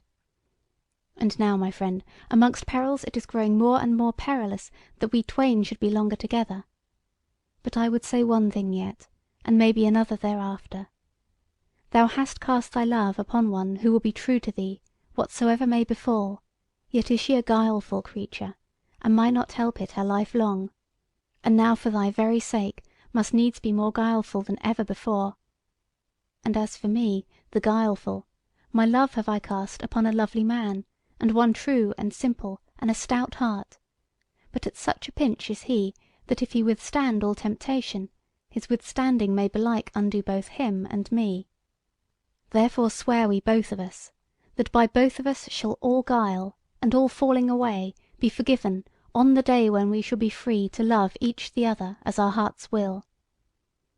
Walter cried out: "O love, I swear it indeed. Thou art my hallow, and I will swear it as on the relics of a hallow. On thy hands and thy feet I swear it." The words seemed to her a dear caress, and she laughed, and blushed, and looked full kindly on him, and then her face grew solemn, and she said: "On thy life I swear it." Then she said: "Now is there nought for thee to do but to go hence straight to the Golden House, which is my mistress's house, and the only house in this land, save one which I may not see, and lieth southward no long way. How she will deal with thee I wot not. But all I have said of her, and thee, and the King's Son is true. Therefore I say to thee, be wary and cold at heart, whatsoever outward semblance thou mayest make. If thou have to yield thee to her, then yield rather late than early, so as to gain time. Yet not so late as to seem shamed in yielding for fear's sake. Hold fast to thy life, my friend, for in warding that thou wardest me from grief without remedy.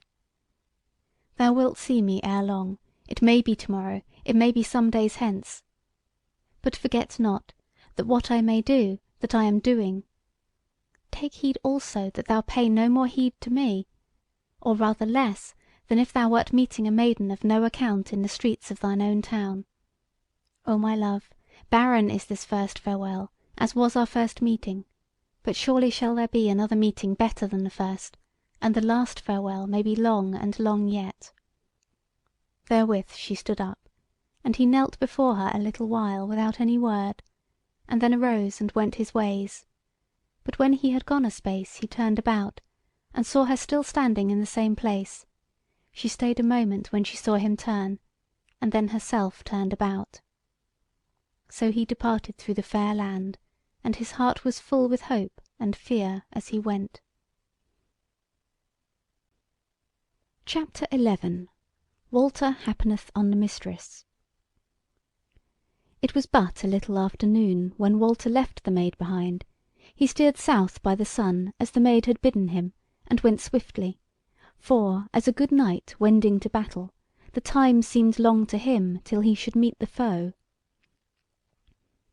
So an hour before sunset he saw something white and gay gleaming through the boles of the oak trees, and presently there was clear before him a most goodly house, builded of white marble, carved all about with knots and imagery, and the carven folk were all painted of their lively colours, whether it were their raiment or their flesh, and the housings wherein they stood all done with gold and fair hues.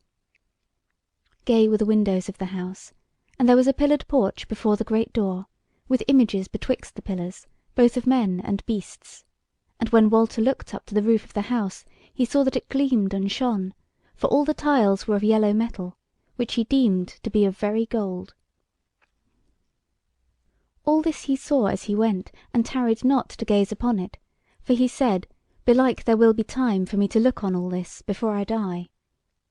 But he said also, that, though the house was not of the greatest, it was beyond compare of all the houses of the world.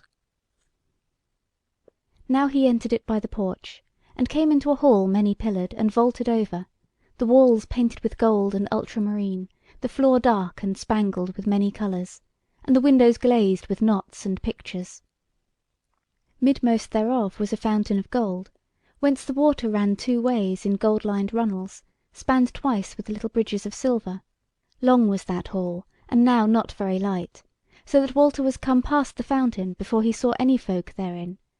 Then he looked up toward the high seat, and him seemed that a great light shone thence and dazzled his eyes, and he went on a little way, and then fell on his knees, for there before him on the high seat sat that wondrous lady, whose lively image had been shown to him thrice before, and she was clad in gold and jewels, as he had erst seen her. But now she was not alone, for by her side sat a young man, goodly enough so far as Walter might see him, and most richly clad, with a jewelled sword by his side, and a chaplet of gems on his head. They held each other by the hand, and seemed to be in dear converse together, but they spake softly, so that Walter might not hear what they said, till at last the man spake aloud to the lady: "Seest thou not that there is a man in the hall?" "Yea," she said, "I see him yonder, kneeling on his knees. Let him come nigher, and give some account of himself." So Walter stood up and drew nigh, and stood there all shamefaced and confused, looking on those twain, and wondering at the beauty of the lady. As for the man, who was slim and black-haired and straight-featured, for all his goodliness Walter accounted him little, and nowise deemed him to look chieftain-like. Now the lady spake not to Walter any more than erst, but at last the man said: "Why doest thou not kneel, as thou didst erewhile?" Walter was on the point of giving him back a fierce answer, but the lady spake and said: "Nay, friend, it matters not whether he kneel or stand, but he may say, if he will, what he would have of me, and wherefore he is come hither." Then spake Walter, for as wroth and ashamed as he was: "Lady, I have strayed into this land, and have come to thine house as I suppose, and if I be not welcome, I may well depart straightway, and seek a way out of thy land, if thou wouldst drive me thence, as well as out of thine house." Thereat the lady turned and looked on him, and when her eyes met his, he felt a pang of fear and desire mingled shoot through his heart. This time she spoke to him, but coldly, without either wrath or any thought of him. "Newcomer," she said, "I have not bidden thee hither, but here mayst thou abide a while if thou wilt. Nevertheless, take heed that here is no king's court. There is, forsooth, a folk that serveth me, or, it may be, more than one, of whom thou wert best to know nought. Of others I have but two servants, whom thou wilt see, and the one is a strange creature, who should scare thee or scathe thee with a good will, but of a good will shall serve nought save me. The other is a woman, a thrall, of little avail, save that, being compelled, she will work woman's service for me, but whom none else shall compel." "Yea, but what is all this to thee, or to me that I should tell it to thee? I will not drive thee away, but if thine entertainment please thee not, make no plaint thereof to me, but depart at thy will. Now is this talk betwixt us overlong, since, As thou seest, I and this king's son are in converse together. Art thou a king's son?" "Nay, lady," said Walter, "I am but of the sons of merchants." "It matters not," she said, "go thy ways into one of the chambers." And straightway she fell a talking to the man who sat beside her, concerning the singing of the birds beneath her window in the morning, and of how she had bathed her that day in a pool of the woodlands, when she had been heated with hunting, and so forth, and all as if there had been none there save her and the king's son. But Walter departed all ashamed, as though he had been a poor man thrust away from a rich kinsman's door, and he said to himself that this woman was hateful, and nought love-worthy, and that she was little like to tempt him, despite all the fairness of her body. No one else he saw in the house that even. He found meat and drink duly served on a fair table, and thereafter he came on a goodly bed, and all things needful, but no child of Adam to do him service, or bid him welcome or warning. Nevertheless he ate and drank and slept, and put off thought of all these things till the morrow, all the more as he hoped to see the kind maiden some time betwixt sunrise and sunset on that new day. CHAPTER 12. The wearing of 4 days in the wood beyond the world. He arose betimes, but found no one to greet him, neither was there any sound of folk moving within the fair house. So he but broke his fast, and then went forth and wandered amongst the trees, till he found him a stream to bathe in, and after he had washed the night off him, he lay down under a tree thereby for a while, but soon turned back toward the house, lest perchance the maid should come thither, and he should miss her. It should be said that half a bowshot from the house on that side, i.e. due north thereof, was a little hazel brake, and round about it the trees were smaller of kind than the oaks and chestnuts he had passed through before, being mostly of birch and quickenbeam and young ash, with small wood betwixt them. So now he passed through the thicket, and coming to the edge thereof, beheld the lady and the king's son walking together hand in hand, full lovingly by seeming. He deemed it unmeet to draw back and hide him, so he went forth past them toward the house. The king's son scowled on him as he passed, but the lady, over whose beauteous face flickered the joyous morning smiles, took no more heed of him than if he had been one of the trees of the wood. But she had been so high and disdainful with him the evening before, that he thought little of that. The twain went on, skirting the hazel copse, and he could not choose but turn his eyes on them, so sorely did the lady's beauty draw them. Then befell another thing, for behind them the boughs of the hazels parted, and there stood that little evil thing, he or another of his kind, for he was quite unclad, save by his fell of yellowy brown hair, and that he was girt with a leathern girdle, wherein was stuck an ugly 2-edged knife. He stood upright a moment, and cast his eyes at Walter, and grinned, but not as if he knew him, and scarce could Walter say whether it were the one he had seen, or another. Then he cast himself down on his belly, and fell to creeping through the long grass like a serpent, following the footsteps of the lady and her lover. And now, as he crept, Walter deemed in his loathing that the creature was liker to a ferret than aught else. He crept on marvellous swiftly, and was soon clean out of sight. But Walter stood staring after him for a while, and then lay down by the copse side, that he might watch the house and the entry thereof, for he thought, now perchance presently will the kind maiden come hither to comfort me with a word or two. But hour passed by hour, and still she came not, and still he lay there, and thought of the maid, and longed for her kindness and wisdom, till he could not refrain his tears, and wept for the lack of her. Then he arose, and went and sat in the porch, and was very downcast of mood. But as he sat there, back comes the lady again, the king's son leading her by the hand. They entered the porch, and she passed by him so close, that the odour of her raiment filled all the air about him, and the sleekness of her side nigh touched him, so that he could not fail to note that her garments were somewhat disarrayed, and that she kept her right hand, for her left the king's son held, to her bosom to hold the cloth together there, whereas the rich raiment had been torn off from her right shoulder. As they passed by him, the King's son once more scowled on him, wordless, but even more fiercely than before, and again the lady heeded him nought. After they had gone on a while, he entered the hall, and found it empty from end to end, and no sound in it save the tinkling of the fountain, but there was victual set on the board. He ate and drank thereof to keep life lusty within him, and then went out again to the woodside to watch and to long, and the time hung heavy on his hands, because of the lack of the fair maiden.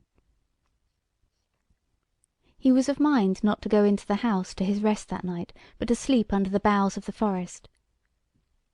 But a little after sunset he saw a bright-clad image moving amidst the carven images of the porch, and the King's son came forth, and went straight to him, and said, "Thou art to enter the house, and go into thy chamber forthwith, and by no means to go forth of it betwixt sunset and sunrise.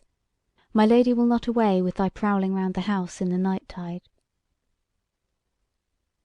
Therewith he turned away, and went into the house again, and Walter followed him soberly, remembering how the maid had bidden him forbear. So he went to his chamber and slept. But amidst of the night he awoke, and deemed that he heard a voice not far off. So he crept out of his bed and peered around, lest perchance the maid had come to speak with him. But his chamber was dusk and empty. Then he went to the window and looked out, and saw the moon shining bright and white upon the greensward. And lo, the lady walking with the King's son, and he clad in thin and wanton raiment, but she in nought else save what God had given her, of long crispy yellow hair. Then was Walter ashamed to look on her, seeing that there was a man with her, and gat him back to his bed, but yet a long while ere he slept again he had the image before his eyes of the fair woman on the dewy moonlit grass. The next day matters went much the same way, and the next also, save that his sorrow was increased, and he sickened sorely of hope deferred. On the fourth day also the forenoon wore as erst, but in the heat of the afternoon Walter sought to the hazel copse, and laid him down there hard by a little clearing thereof, and slept from very weariness of grief. There, after a while, he woke with words still hanging in his ears, and he knew at once that it was they twain talking together. The King's son had just done his say, and now it was the lady beginning in her honey-sweet voice, low but strong, wherein even was a little of huskiness. She said, "Otto, belike it were well to have a little patience, till we find out what the man is, and whence he cometh. It will always be easy to rid us of him, it is but a word to our Dwarf King, and it will be done in a few minutes." "Patience," said the King's son angrily. "I wot not how to have patience with him, for I can see of him that he is rude and violent and headstrong, and a low-born wily one. Forsooth he had patience enough with me the other even, when I rated him in like the dog he is, and he had no manhood to say one word to me. Soothly, as he followed after me, I had a mind to turn about and deal him a buffet on the face, to see if I could but draw one angry word from him." The lady laughed and said, "Well, Otto, I know not. That which thou deemest dastardly in him may be but prudence and wisdom, and he an alien, far from his friends and nigh to his foes. Perchance we shall yet try him what he is. Meanwhile, I rede thee try him not with buffets, save he be weaponless and with bounden hands, else I deem that but a little while shalt thou be fain of thy blow." Now when Walter heard her words, and the voice wherein they were said, he might not forbear being stirred by them, and to him, all lonely there, they seemed friendly. But he lay still, and the King's son answered the lady and said, "I know not what is in thine heart concerning this runagate, that thou shouldst bemock me with his valiancy, whereof thou knowest nought. If thou deem me unworthy of thee, send me back safe to my father's country. I may look to have worship there, yea, and the love of fair women belike." Therewith it seemed as if he had put forth his hand to the lady to caress her, for she said, "Nay, lay not thine hand on my shoulder, for to day and now it is not the hand of love, but of pride and folly and would-be mastery. Nay, neither shalt thou rise up and leave me until thy mood is softer and kinder to me." Then was there silence betwixt them a while, and thereafter the king's son spake in a wheedling voice: My goddess, I pray thee pardon me, but canst thou wonder that I fear thy wearying of me, and am therefore peevish and jealous? Thou so far above the queens of the world, and I a poor youth that without thee were nothing.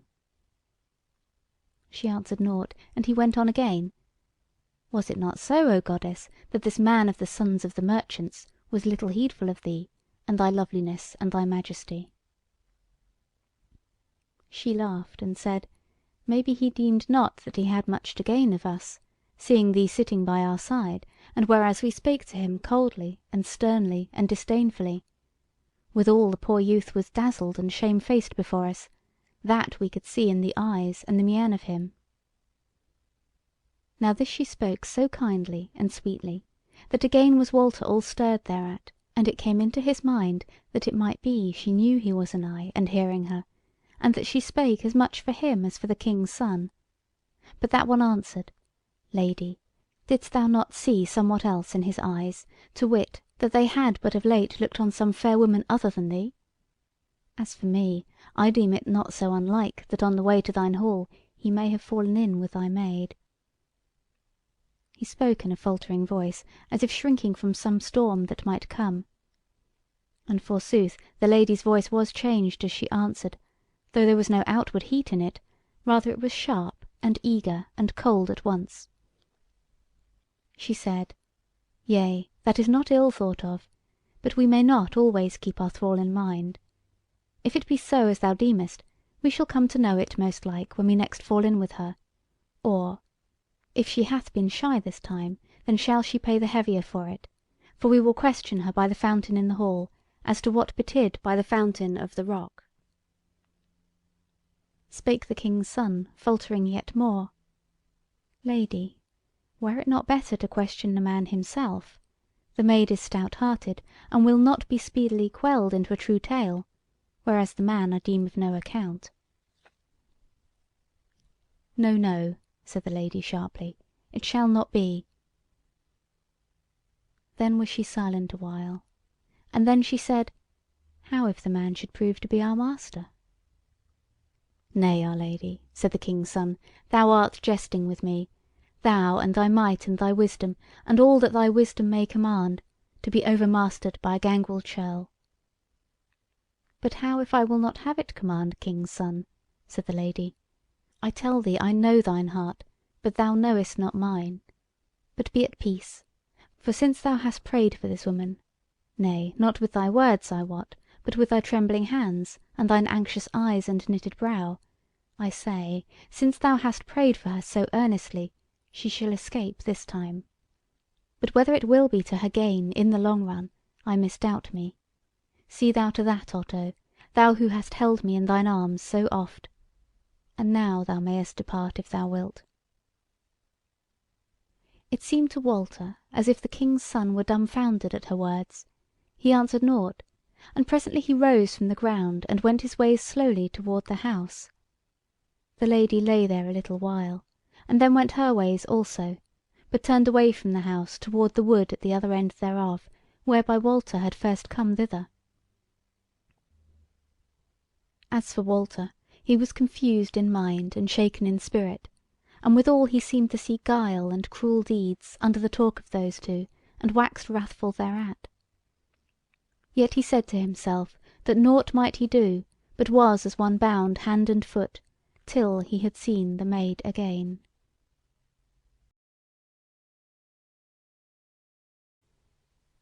The Wood Beyond the World, by William Morris. Chapter 13. Now is the hunt up. Next morning was he up betimes, but he was cast down and heavy of heart, not looking for aught else to betide than had betid those last 4 days. But otherwise it fell out, for when he came down into the hall, there was the lady sitting on the high seat all alone, clad but in a coat of white linen, and she turned her head when she heard his footsteps, and looked on him, and greeted him, and said, Come hither, guest. So he went and stood before her, And she said, Though as yet thou hast had no welcome here, and no honour, it hath not entered into thine heart to flee from us. And to say sooth, that is well for thee, for flee away from our hand thou mightest not, nor mightest thou depart without our furtherance. But for this we can thee thank, that thou hast abided here our bidding, and eaten thine heart through the heavy wearing of 4 days, and made no plaint. Yet I cannot deem thee a dastard, thou so well knit and shapely of body, so clear-eyed and bold of visage. Wherefore now I ask thee, art thou willing to do me service, thereby to earn thy guesting?" Walter answered her, somewhat faltering at first, for he was astonished at the change which had come over her. For now she spoke to him in friendly wise, though indeed as a great lady would speak to a young man ready to serve her in all honour. Said he: "Lady, I can thank thee humbly and heartily in that thou biddest me do thee service. For these days past I have loathed the emptiness of the hours, and naught better could I ask for than to serve so glorious a mistress in all honour." She frowned somewhat, and said: "Thou shalt not call me mistress. There is but one who so calleth me, that is my thrall, and thou art none such. Thou shalt call me lady, and I shall be well pleased that thou be my squire, and for this present thou shalt serve me in the hunting. So get thy gear, take thy bow and arrows, and gird thee to thy sword. For in this fair land may one find beasts more perilous than be buck or hart. I go now to array me. We will depart while the day is yet young, for so make we the summer day the fairest." He made obeisance to her, and she arose and went to her chamber, and Walter dight himself, and then abode her in the porch, and in less than an hour she came out of the hall, and Walter's heart beat when he saw that the Maid followed her hard at heel, and scarce might he school his eyes not to gaze over eagerly at his dear friend. She was clad even as she was before, and was changed in no wise, save that love troubled her face when she first beheld him, and she had much ado to master it, howbeit the mistress heeded not the trouble of her, or made no semblance of heeding it, till the maiden's face was all according to its wont. But this Walter found strange, that after all that disdain of the maid's thraldom which he had heard of the mistress, and after all the threats against her, now was the mistress become mild and debonair to her, as a good lady to her good maiden. When Walter bowed the knee to her, she turned unto the Maid, and said: "Look thou, my Maid, at this fair new squire that I have gotten. Will not he be valiant in the greenwood? And see whether he be well shapen or not. Doth he not touch thine heart, when thou thinkest of all the woe, and fear, and trouble of the world beyond the wood, which he hath escaped, to dwell in this little land peaceably, and well beloved both by the mistress and the Maid? And thou, my squire, look a little at this fair slim maiden, and say if she pleaseth thee not, didst thou deem that we had any thing so fair in this lonely place?" Frank and kind was the smile on her radiant visage, nor did she seem to note any whit the trouble on Walter's face, nor how he strove to keep his eyes from the Maid. As for her, she had so wholly mastered her countenance, that belike she used her face guilefully, for she stood as one humble but happy, with a smile on her face, blushing, and with her head hung down, as if shamefaced before a goodly young man, a stranger. But the Lady looked upon her kindly, and said: "Come hither, child, and fear not this frank and free young man, who belike feareth thee a little, and full certainly feareth me, and yet only after the manner of men." And therewith she took the Maid by the hand, and drew her to her, and pressed her to her bosom, and kissed her cheeks and her lips, and undid the lacing of her gown, and bared a shoulder of her, and swept away her skirt from her feet, and then turned to Walter and said: "Lo thou, Squire, is not this a lovely thing to have grown up amongst our rough oak boles? What! Art thou looking at the iron ring there? It is nought, save a token that she is mine, and that I may not be without her." Then she took the Maid by the shoulders, and turned her about as in sport, and said: "Go thou now, and bring hither the good grey ones, for needs must we bring home some venison to day, whereas this stout warrior may not feed on nought save manchets and honey." So the maid went her way, taking care, as Walter deemed, to give no side glance to him. But he stood there shamefaced, so confused with all this open-hearted kindness of the great lady, and with the fresh sight of the darling beauty of the maid, that he went nigh to thinking that all he had heard since he had come to the porch of the house that first time was but a dream of evil. But while he stood pondering these matters, and staring before him as one mazed, the lady laughed out in his face, and touched him on the arm, and said, "Ah, our squire, is it so that now thou hast seen my maid, thou wouldst with a good will abide behind to talk with her? But call to mind thy word pledged to me e'en now, and moreover I tell thee this for thy behoof, now she is out of earshot, that I will above all things take thee away to-day, for there be other eyes, and they nought uncomely, that look at whiles on my fair ankled thrall, and who knows but the swords might be out if I take not the better heed, and give thee not every whit of thy will." As she spoke and moved forward, he turned a little, so that now the edge of that hazel coppice was within his eye shot, and he deemed that once more he saw the yellow-brown evil thing crawling forth from the thicket. Then, turning suddenly on the lady, he met her eyes, and seemed in one moment of time to find a far other look in them than that of frankness and kindness, though in a flash they changed back again, and she said merrily and sweetly: "So, so, Sir Squire, now art thou awake again, and mayest for a little while look on me." Now it came into his head, with that look of hers, all that might befall him and the maid, if he mastered not his passion, nor did what he might to dissemble. So he bent the knee to her, and spoke boldly to her in her own vein, and said: "Nay, most gracious of ladies, never would I abide behind to-day, since thou farest afield. But if my speech be hampered, or mine eyes stray, is it not because my mind is confused by thy beauty, and the honey of kind words which floweth from thy mouth?" She laughed outright at his word, but not disdainfully, and said: "This is well spoken, Squire, and even what a squire should say to his liege lady, when the sun is up on a fair morning, and she and he and all the world are glad." She stood quite near him as she spoke, her hand was on his shoulder, and her eyes shone and sparkled. Sooth to say, that excusing of his confusion was like enough in seeming to the truth, for sure never creature was fashioned fairer than she. Clad she was for the greenwood as the hunting goddess of the Gentiles, with her green gown gathered unto her girdle, and sandals on her feet, a bow in her hand, and a quiver at her back.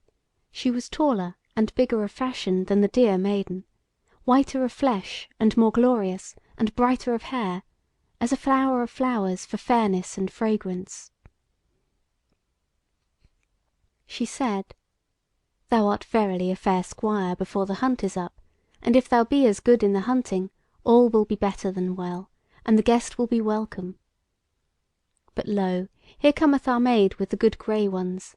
Go meet her, and we will tarry no longer than for thy taking the leash in hand."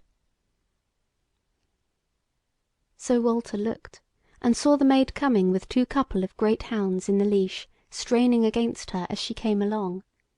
He ran lightly to meet her, wondering if he should have a look or a half whisper from her, but she let him take the white thongs from her hand with the same half smile of shamefacedness still set on her face, and, going past him, came softly up to the lady, swaying like a willow branch in the wind, and stood before her, with her arms hanging down by her sides.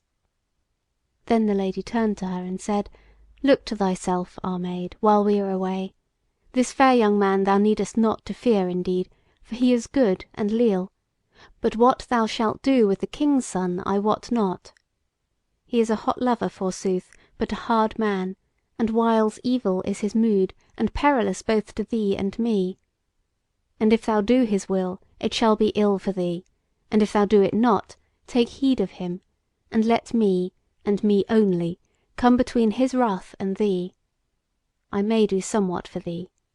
Even yesterday he was instant with me to have thee chastised after the manner of thralls, but I bade him keep silence of such words, and jeered him, and mocked him, till he went away from me peevish and in anger. So look to it that thou fall not into any trap of his contrivance."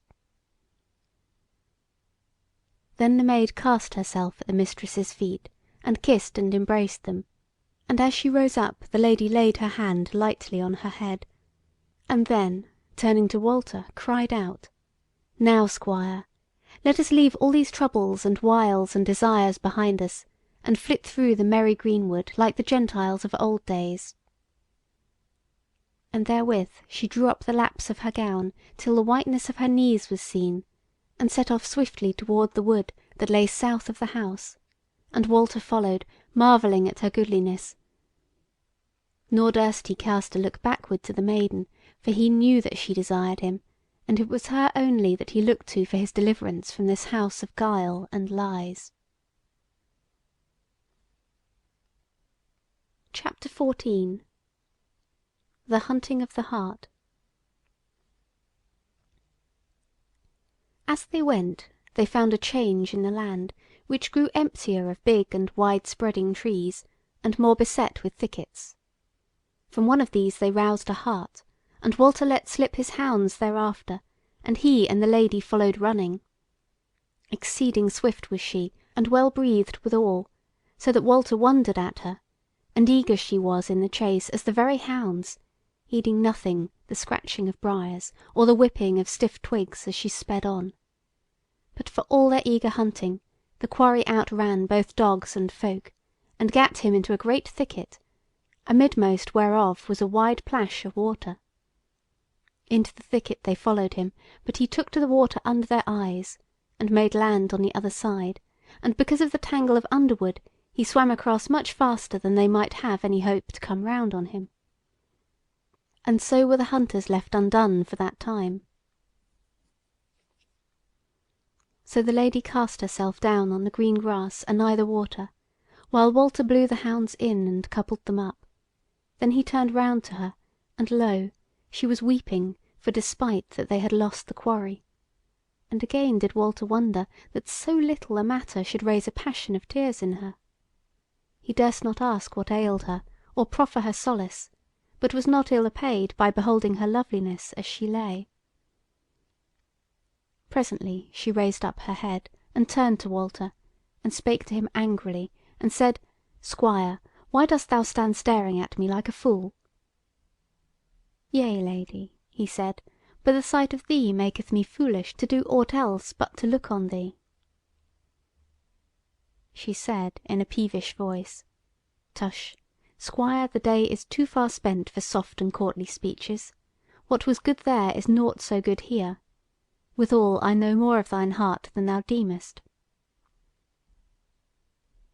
Walter hung down his head and reddened, and she looked on him, and her face changed, and she smiled and said, kindly this time: "Look ye, Squire, I am hot and weary and ill content, but presently it will be better with me, for my knees have been telling my shoulders that the cold water of this little lake will be sweet and pleasant this summer noonday, and that I shall forget my foil when I have taken my pleasure therein. Wherefore go thou with thine hounds without the thicket, and there abide my coming. And I bid thee look not aback as thou goest, for therein were peril to thee. I shall not keep thee tarrying long alone." He bowed his head to her, and turned and went his ways. And now, when he was a little space away from her, he deemed her indeed a marvel of women, and well nigh forgat all his doubts and fears concerning her, whether she were a fair image fashioned out of lies and guile, or it might be but an evil thing in the shape of a goodly woman. Forsooth, when he saw her caressing the dear and friendly maid, his heart all turned against her, despite what his eyes and his ears told his mind, and she seemed like, as it were, a serpent, enfolding the simplicity of the body which he loved. But now it was all changed, and he lay on the grass and longed for her coming, which was delayed for somewhat more than an hour. Then she came back to him, smiling and fresh and cheerful, her green gown let down to her heels. He sprang up to meet her, and she came close to him, and spake from a laughing face: "Squire, hast thou no meat in thy wallet? For, meseemeth, I fed thee when thou wert hungry the other day, do thou now the same by me." He smiled, and louted to her, and took his wallet, and brought out thence bread and flesh and wine, and spread them all out before her on the green grass, and then stood by humbly before her.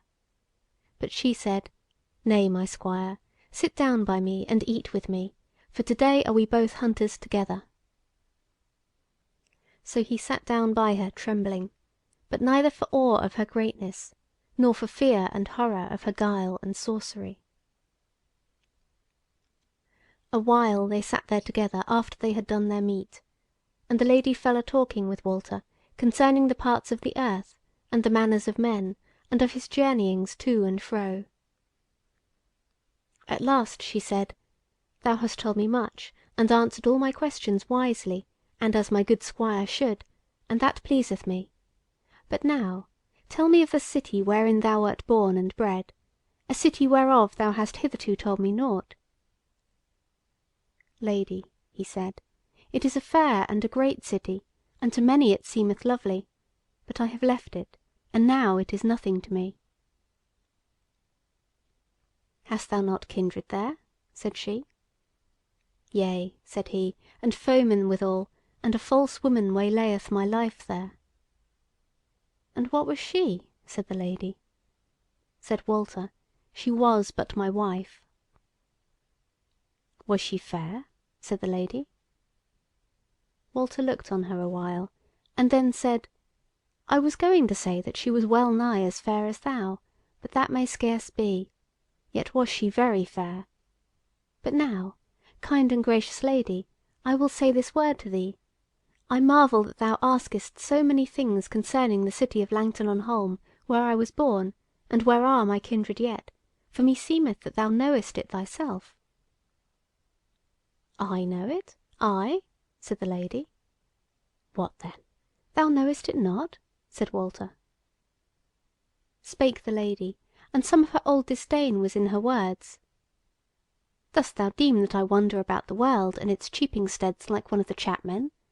Nay, I dwell in the wood beyond the world, and nowhere else. What hath put this word into thy mouth?"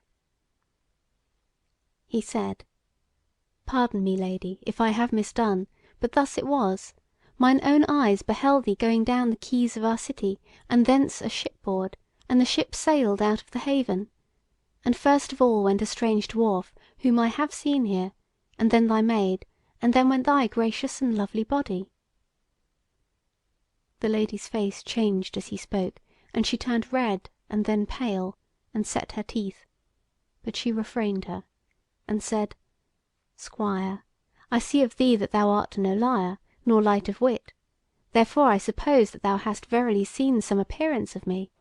But never have I been in Langton, nor thought thereof, nor known that such a stead there was, until thou namedst it e'en now. Wherefore I deem that an enemy hath cast the shadow of me on the air of that land." "Yea, my Lady," said Walter, "and what enemy mightest thou have to have done this?" She was slow of answer, but spake at last from a quivering mouth of anger: "Knowest thou not the saw, that a man's foes are they of his own house? If I find out for a truth who hath done this, the said enemy shall have an evil hour with me." Again she was silent, and she clenched her hands and strained her limbs in the heat of her anger, so that Walter was afraid of her, and all his misgivings came back to his heart again, and he repented that he had told her so much.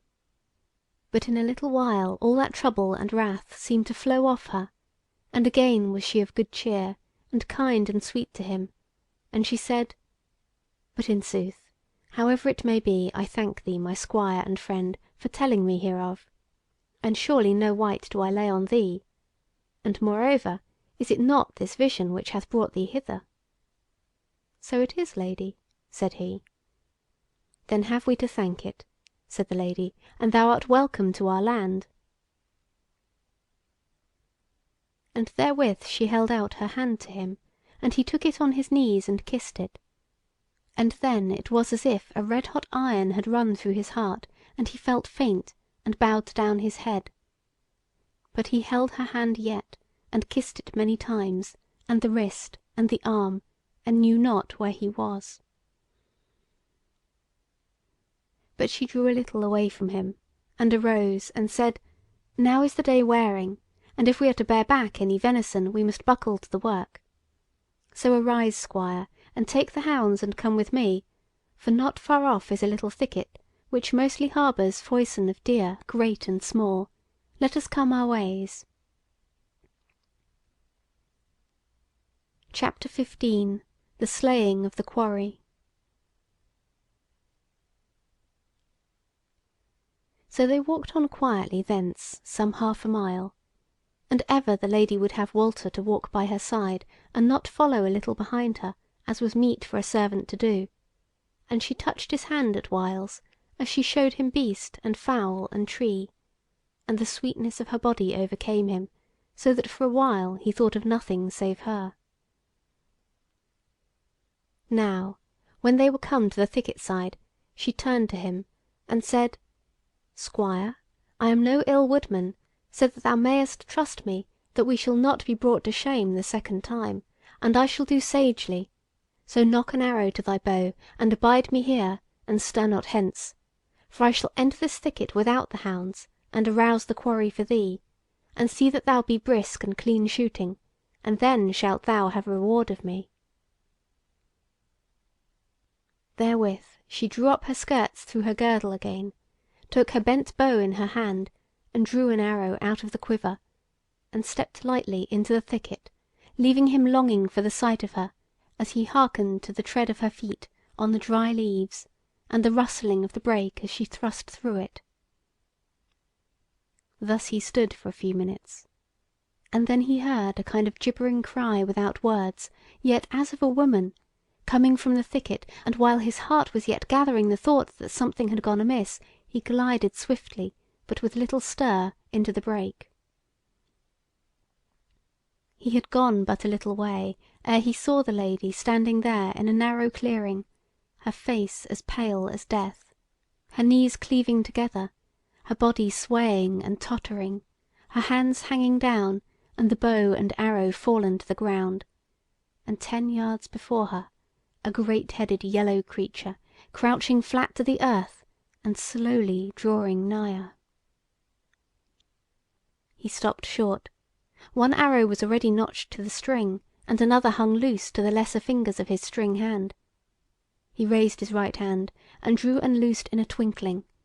The shaft flew close to the lady's side, and straightway all the wood rung with a huge roar, as the yellow lion turned about to bite at the shaft, which had sunk deep into him behind the shoulder, as if a bolt out of the heavens had smitten him. But straightway had Walter loosed again, and then, throwing down his bow, he ran forward, with his drawn sword gleaming in his hand, while the lion weltered and rolled, but had no might to move forward. Then Walter went up to him warily, and thrust him through to the heart, and leapt back, lest the beast might yet have life in him to smite. But he left his struggling, his huge voice died out, and he lay there moveless before the hunter. Walter abode a little, facing him, and then turned about to the lady, and she had fallen down in a heap whereas she stood, and lay there all huddled up and voiceless. So he knelt down by her, and lifted up her head, and bade her arise, for the foe was slain. And after a little she stretched out her limbs, and turned about on the grass, and seemed to sleep, and the colour came into her face again, and it grew soft and a little smiling. Thus she lay a while, and Walter sat by her, watching her, till at last she opened her eyes, and sat up, and knew him, and smiling on him, said, What hath befallen, squire, that I have slept and dreamed? He answered nothing, till her memory came back to her, and then she arose, trembling and pale, and said, Let us leave this wood, for the enemy is therein. And she hastened away before him till they came out at the thicket side, whereas the hounds had been left, and they were standing there uneasy and whining.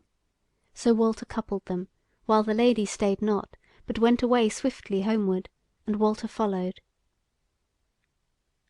At last she stayed her swift feet, and turned round on Walter, and said, "Squire, come hither." So did he, and she said, "I am weary again. Let us sit under this quicken tree and rest us." So they sat down, and she sat looking between her knees a while. And at last she said, "Why didst thou not bring the lion's hide?" He said, "Lady, I will go back and flay the beast, and bring on the hide." And he arose therewith, but she caught him by the skirts, and drew him down, and said, "Nay, thou shalt not go. Abide with me. Sit down again." He did so, and she said, "Thou shalt not go from me, for I am afraid. I am not used to looking on the face of death." She grew pale as she spoke, and set a hand to her breast, and sat so a while without speaking. At last she turned to him smiling, and said, "How was it with the aspect of me when I stood before the peril of the enemy?" And she laid a hand upon his. "O gracious one," quoth he, "thou wert, as ever, full lovely, but I feared for thee." She moved not her hand from his, and she said, "Good and true squire, I said ere I entered the thicket, e'en now, that I would reward thee if thou slewest the quarry. He is dead, though thou hast left the skin behind upon the carcass. Ask now thy reward, but take time to think what it shall be." He felt her hand warm upon his, and drew in the sweet odour of her mingled with the woodland scents under the hot sun of the afternoon, and his heart was clouded with manlike desire of her. And it was a near thing but he had spoken and craved of her the reward of the freedom of her maid, and that he might depart with her into other lands. But as his mind wavered betwixt this and that, the Lady, who had been eyeing him keenly, drew her hand away from him, and therewith doubt and fear flowed into his mind, and he refrained him of speech. Then she laughed merrily, and said, "The good squire is shamefaced. He feareth a lady more than a lion. Will it be a reward to thee if I bid thee to kiss my cheek?" Therewith she leaned her face toward him, and he kissed her well favouredly, and then sat gazing on her, wondering what should betide to him on the morrow. Then she arose and said, "Come, squire, and let us home. Be not abashed, there shall be other rewards hereafter." So they went their ways quietly, and it was nigh sunset against they entered the house again. Walter looked round for the maid, but beheld her not, and the Lady said to him, "I go to my chamber, and now is thy service over for this day." Then she nodded to him friendly, and went her ways. The Wood Beyond the World by William Morris. CHAPTER 16 of the King's Son and the Maid. But as for Walter, he went out of the house again, and fared slowly over the wood lawns, till he came to another close thicket or brake. He entered from mere wantonness, or that he might be the more apart and hidden, so as to think over his case. There he lay down under the thick boughs, but could not so herd his thoughts that they would dwell steady in looking into what might come to him within the next days. Rather visions of those two women and the monster did but float before him, and fear and desire and the hope of life ran to and fro in his mind. As he lay thus, he heard footsteps drawing near, and he looked between the boughs, and though the sun had just set, he could see close by him a man and a woman going slowly, and they hand in hand. At first he deemed it would be the King's son and the Lady, but presently he saw that it was the King's son indeed, but that it was the maid whom he was holding by the hand. And now he saw of him that his eyes were bright with desire, and of her that she was very pale. Yet when he heard her begin to speak, it was in a steady voice that she said, "King's son, thou hast threatened me oft and unkindly, and now thou threatenest me again, and no less unkindly. But whatever were thy need herein before, now is there no more need, for my mistress, of whom thou wert weary, is now grown weary of thee, and belike will not now reward me for drawing thy love to me, as once she would have done, to wit, before the coming of this stranger. Therefore I say, since I am but a thrall, poor and helpless, betwixt you two mighty ones, I have no choice but to do thy will." As she spoke, she looked all round about her, as one distraught by the anguish of fear. Walter, amidst of his wrath and grief, had well nigh drawn his sword and rushed out of his lair upon the King's son. But he deemed it sure that, so doing, he should undo the Maid altogether, and himself also belike, so he refrained him, though it were a hard matter. The Maid had stayed her feet now close to where Walter lay, some 5 yards from him only, and he doubted whether she saw him not from where she stood. As to the King's son, he was so intent upon the Maid, and so greedy of her beauty, that it was not like that he saw anything. Now moreover Walter looked, and deemed that he beheld something through the grass and bracken on the other side of those two, an ugly brown and yellow body, which, if it were not some beast of the fumart kind, must needs be the monstrous dwarf or one of his kin, and the flesh crept upon Walter's bones with the horror of him. But the King's son spoke unto the Maid: "Sweetling, I shall take the gift thou givest me, neither shall I threaten thee any more, howbeit thou givest it not very gladly or graciously." She smiled on him with her lips alone, for her eyes were wandering and haggard. "My lord," she said, "is not this the manner of women?" "Well," he said, "I say that I will take thy love even so given. Yet let me hear again that thou lovest not that vile newcomer, and that thou hast not seen him, save this morning along with my lady. Nay thou shalt swear it." "What shall I swear by?" she said. Quoth he, "Thou shalt swear by my body." And therewith he thrust himself close up against her, but she drew her hand from his, and laid it on his breast, and said, "I swear it by thy body." He smiled on her licorously, and took her by the shoulders and kissed her face many times, and then stood aloof from her, and said, "Now have I had hansel, but tell me, when shall I come to thee?"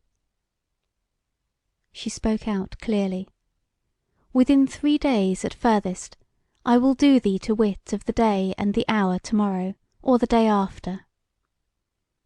He kissed her once more, and said, "Forget it not, or the threat holds good." And therewith he turned about, and went his ways toward the house, and Walter saw the yellow brown thing creeping after him in the gathering dusk. As for the Maid, she stood for a while without moving, and looking after the King's son and the creature that followed him. Then she turned about to where Walter lay, and lightly put aside the boughs, and Walter leapt up, and they stood face to face. She said softly but eagerly, "Friend, touch me not yet." He spake not, but looked on her sternly. She said, "Thou art angry with me?" Still he spake not, but she said, "Friend, this at least I will pray thee, not to play with life and death, with happiness and misery. Dost thou not remember the oath which we swore each to each but a little while ago? And dost thou deem that I have changed in these few days? Is thy mind concerning thee and me the same as it was? If it be not so, now tell me. For now have I the mind to do as if neither thou nor I are changed to each other. Whoever may have kissed mine unwilling lips, or whomsoever thy lips may have kissed. But if thou hast changed, and wilt no longer give me thy love, nor crave mine, then shall this steel, And she drew a sharp knife from her girdle. Be for the fool and the dastard who hath made thee wroth with me, my friend, and my friend that I deemed I had won. And then let come what will come. But if thou be nought changed, and the oath yet holds, then, when a little while hath passed, may we thrust all evil and guile and grief behind us, and long joy shall lie before us, and long life, and all honour in death. If only thou wilt do as I bid thee, O my dear, and my friend, and my first friend. He looked on her, and his breast heaved up, as all the sweetness of her kind love took hold on him, and his face changed, and the tears filled his eyes, and ran over, and rained down before her, and he stretched out his hand toward her.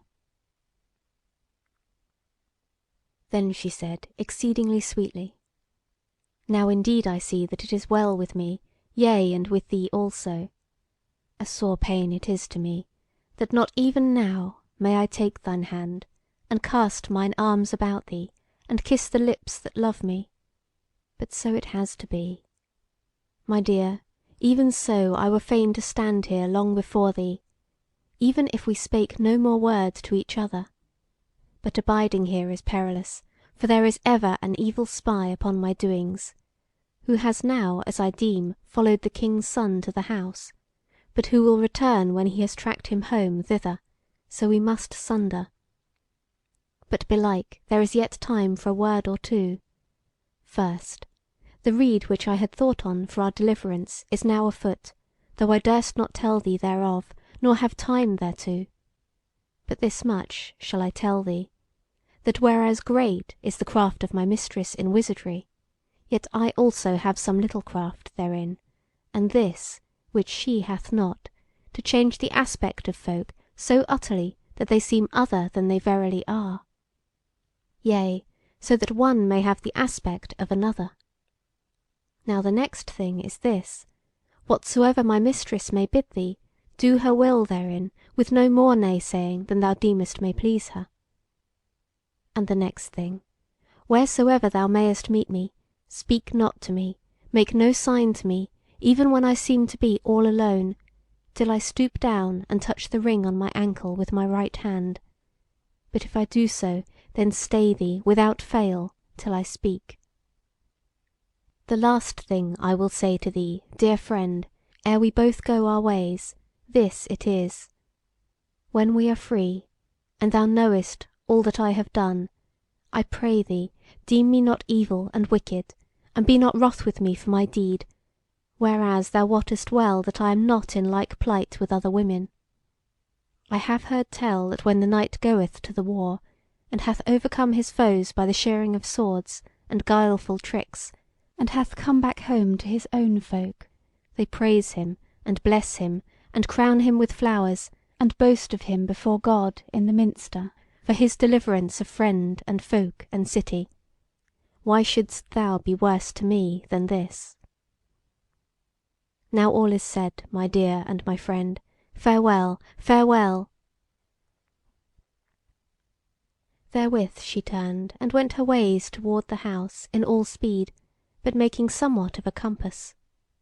And when she was gone, Walter knelt down and kissed the place where her feet had been, and arose thereafter, and made his way toward the house, he also, but slowly, and staying oft on his way. CHAPTER 17 Of the House and the Pleasance in the Wood. On the morrow morning Walter loitered a while about the house till the morn was grown old, and then about noon he took his bow and arrows, and went into the woods to the northward, to get him some venison.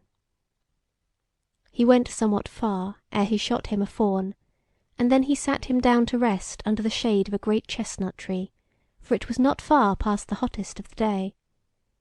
He looked around thence, and saw below him a little dale with a pleasant stream running through it, and he bethought him of bathing therein, so he went down and had his pleasure of the water and the willowy banks, for he lay naked a while on the grass by the lip of the water, for joy of the flickering shade and the little breeze that ran over the down-long ripples of the stream.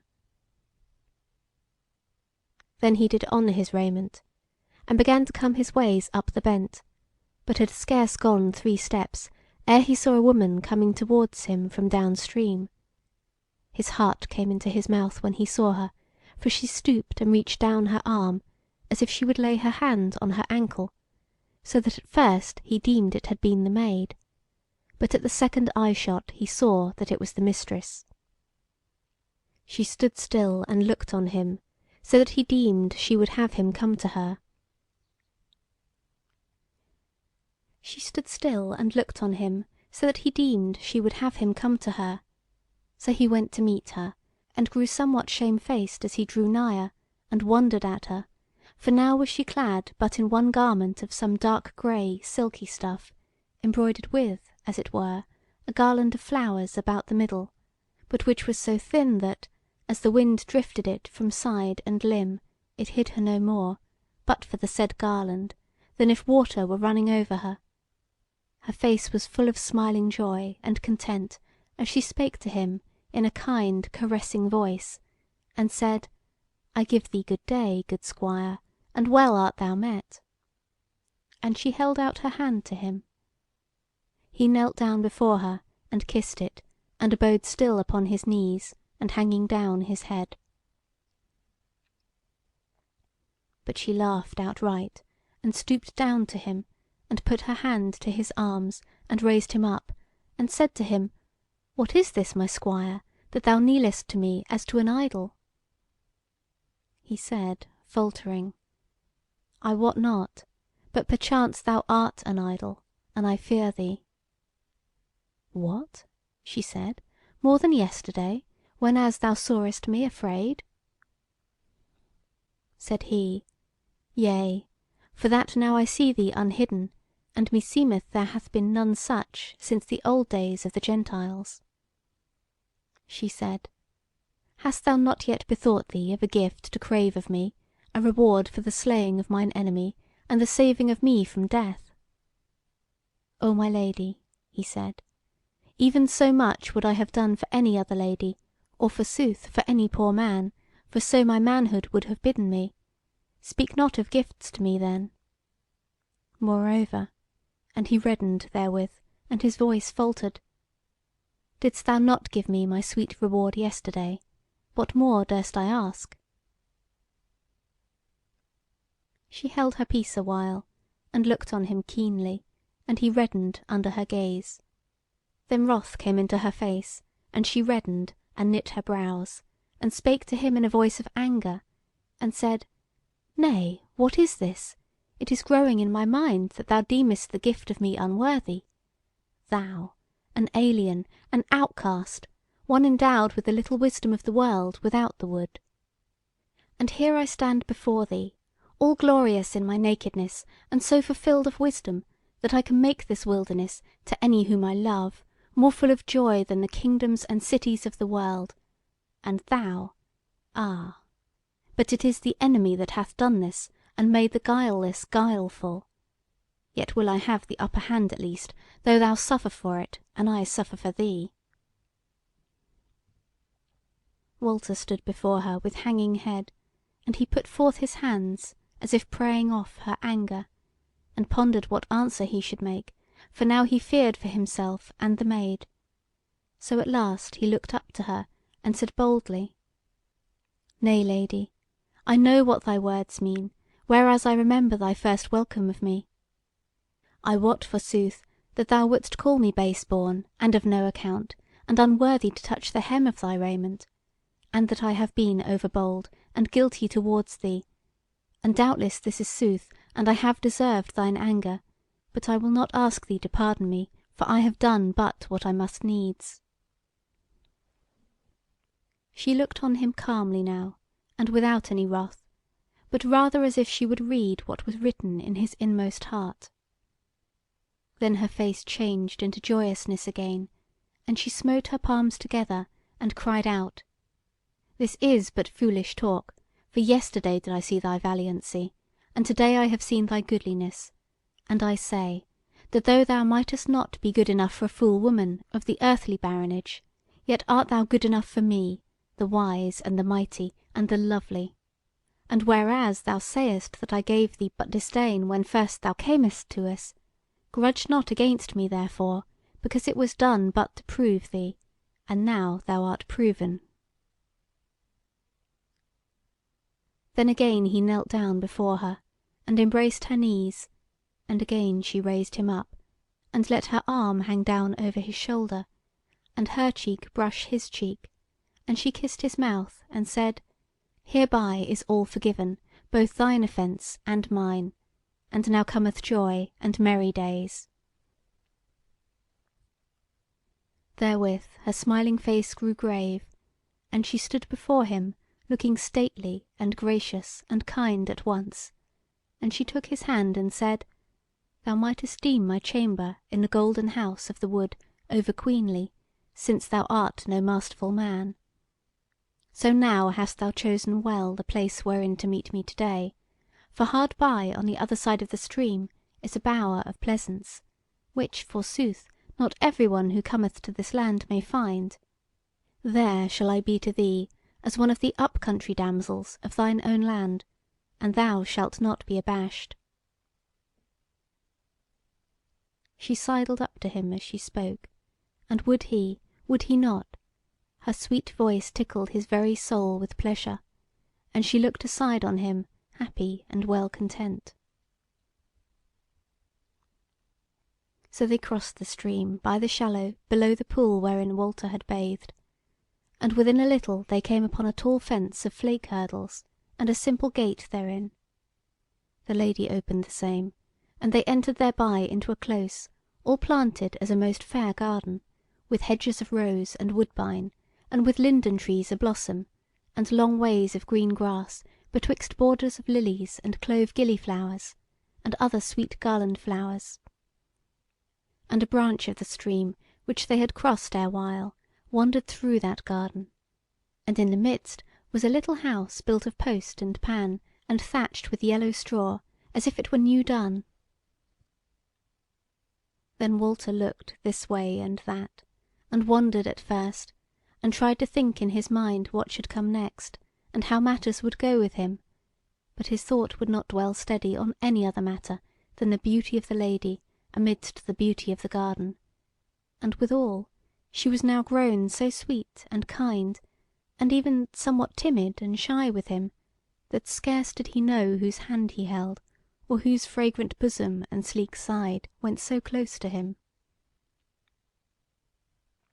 So they wandered here and there through the waning of the day, and when they entered at last into the cool dusk house, then they loved and played together, as if they were a pair of lovers guileless, with no fear for the morrow, and no seeds of enmity and death sown betwixt them. CHAPTER 18. The Maid gives Walter tryst. Now on the morrow, when Walter was awake, he found there was no one lying beside him, and the day was no longer very young. So he arose, and went through the garden from end to end, and all about, and there was none there. And albeit that he dreaded to meet the Lady there, yet was he sad at heart, and fearful of what might betide. Howsoever, he found the gate whereby they had entered yesterday, and he went out into the little dale. But when he had gone a step or two, he turned about, and could see neither garden nor fence, nor any sign of what he had seen thereof but lately. He knit his brow, and stood still to think of it, and his heart grew the heavier thereby. But presently he went his ways and crossed the stream, but had scarce come up onto the grass on the further side, ere he saw a woman coming to meet him. And at first, full as he was of the tide of yesterday and the wondrous garden, deemed that it would be the Lady. But the woman stayed her feet, and stooping laid a hand on her right ankle, and he saw that it was the Maid. He drew anigh to her, and saw that she was nought so sad of countenance as the last time she had met him, but flushed of cheek and bright-eyed. As he came up to her, she made a step or two to meet him, holding out her 2 hands, then refrained her, and said smiling: "Ah, friend, belike this shall be the last time that I shall say to thee, touch me not, nay, not so much as my hand, or if it were but the hem of my raiment." The joy grew up in his heart, and he gazed on her fondly, and said: "Why? What hath befallen of late?" "O friend," she began, "this hath befallen." But as he looked on her, the smile died from her face, and she became deadly pale to the very lips. She looked askance to her left side, whereas ran the stream, and Walter followed her eyes, and deemed for one instant that he saw the misshapen yellow visage of the dwarf peering round from a grey rock, but the next there was nothing. Then the Maid, though she was as pale as death, went on in a clear, steady, hard voice, wherein was no joy or kindness, keeping her face to Walter and her back to the stream: "This hath befallen, friend, that there is no longer any need to refrain thy love, nor mine. Therefore I say to thee, come to my chamber, and it is the Red Chamber over against thine, though thou knewest it not, an hour before this next midnight, and then thy sorrow and mine shall be at an end. And now I must needs depart, follow me not, but remember." And therewith she turned about, and fled like the wind down the stream. But Walter stood wondering, and knew not what to make of it, whether it were for good or ill; for he knew now that she had paled and been seized with terror because of the upheaving of the ugly head, and yet she had seemed to speak out the very thing she had to say. Howsoever it were, he spake aloud to himself: "Whatever comes, I will keep tryst with her."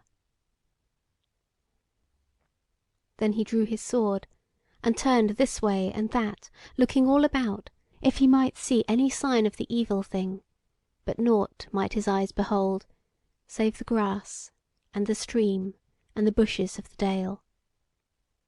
So then, still holding his naked sword in his hand, he clomb the bent out of the dale, for that was the only way he knew to the Golden House.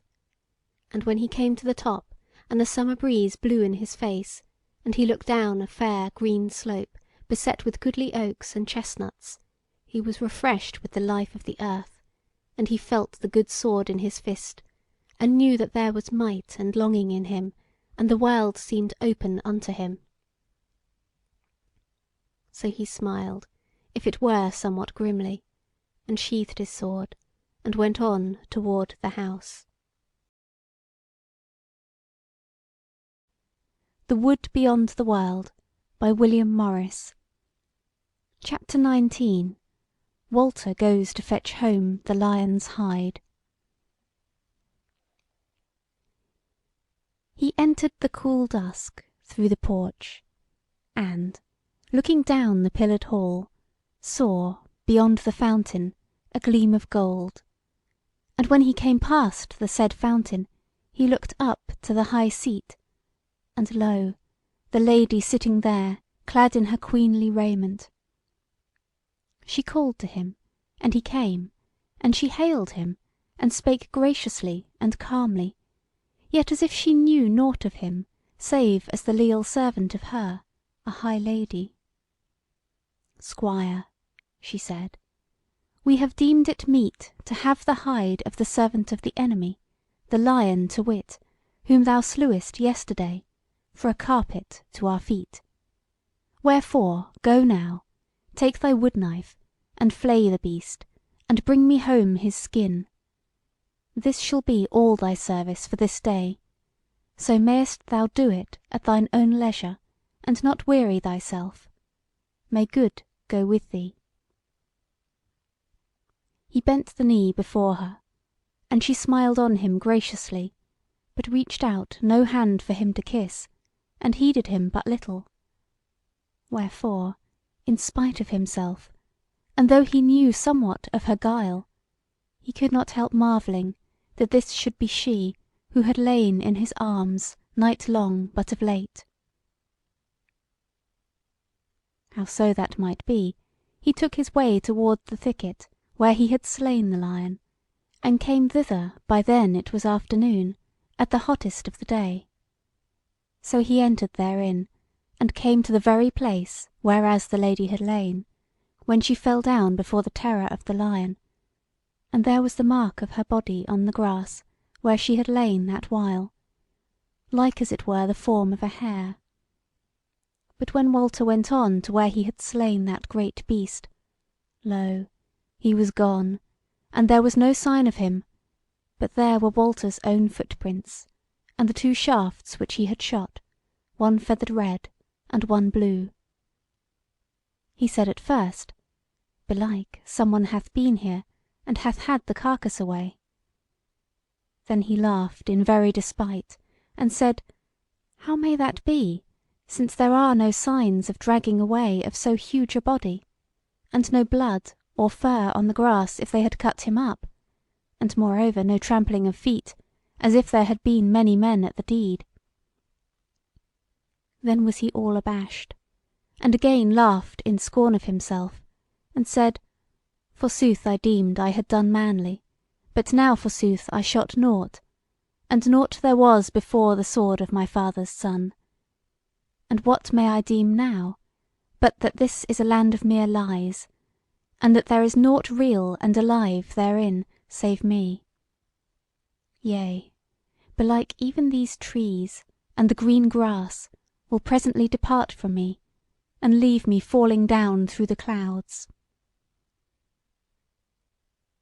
Therewith he turned away, and gat him to the road that led to the Golden House, wondering what next should befall him, and going slowly as he pondered his case.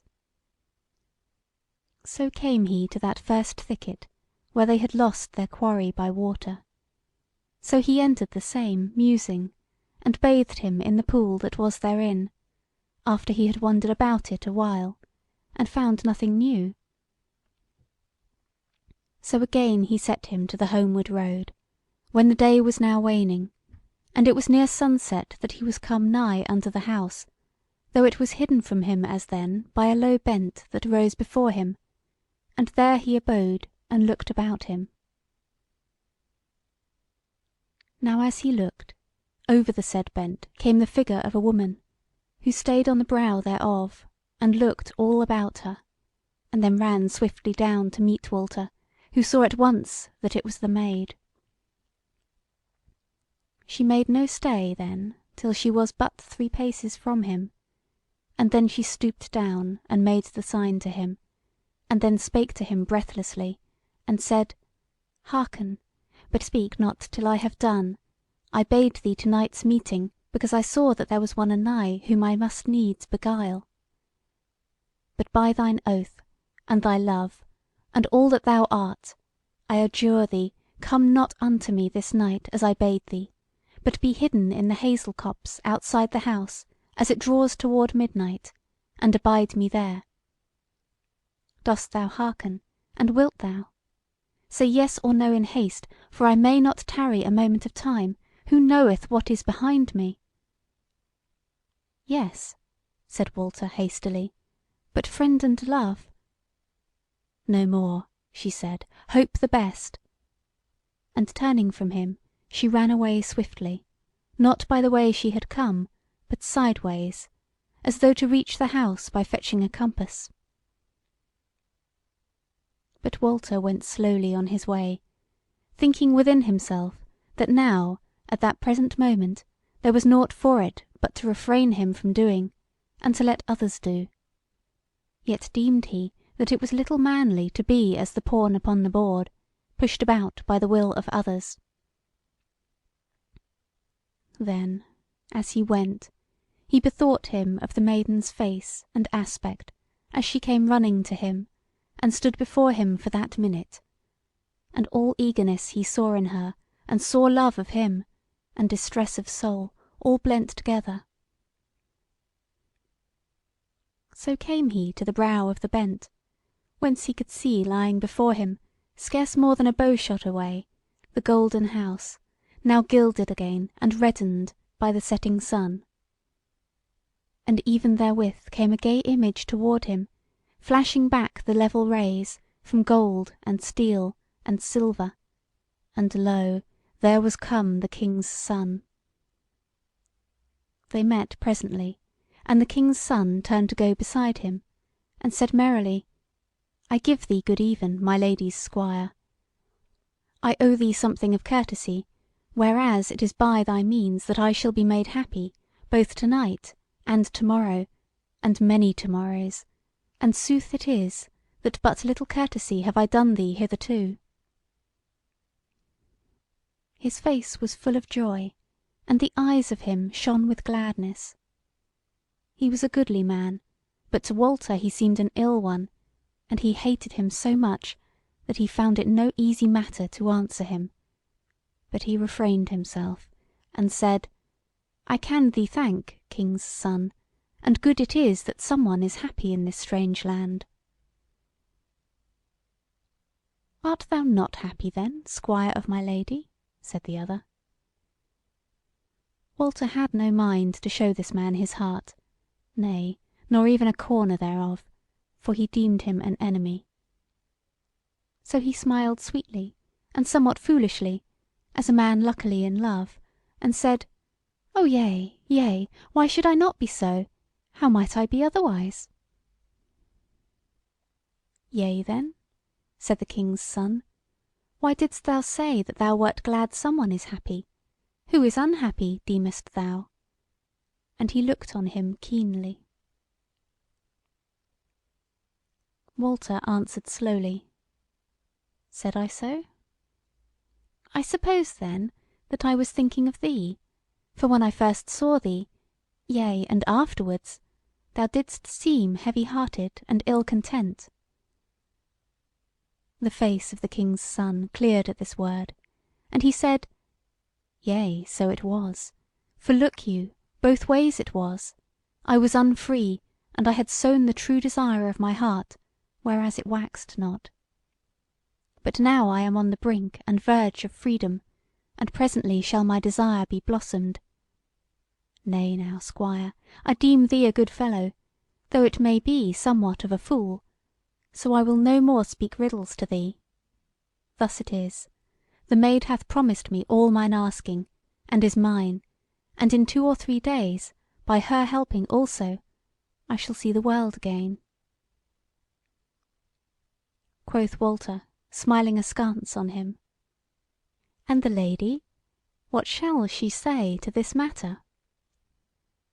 The King's Son reddened, but smiled falsely enough, and said: "Sir Squire, thou knowest enough not to need to ask this. Why should I tell thee that she accounteth more of thy little finger than of my whole body? Now I tell thee hereof freely, first, because this my fruition of love, and my freeing from thraldom, is, in a way, of thy doing. For thou art become my supplanter, and hast taken thy place with yonder lovely tyrant. Fear not for me, she will let me go. As for thyself, see thou to it.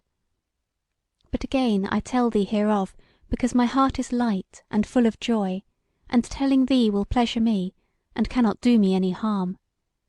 For if thou say, How if I carry the tale to my lady? I answer, Thou wilt not. For I know that thine heart hath been somewhat set on the jewel that my hand holdeth, and thou knowest well on whose head the lady's wrath would fall, and that would be neither thine nor mine."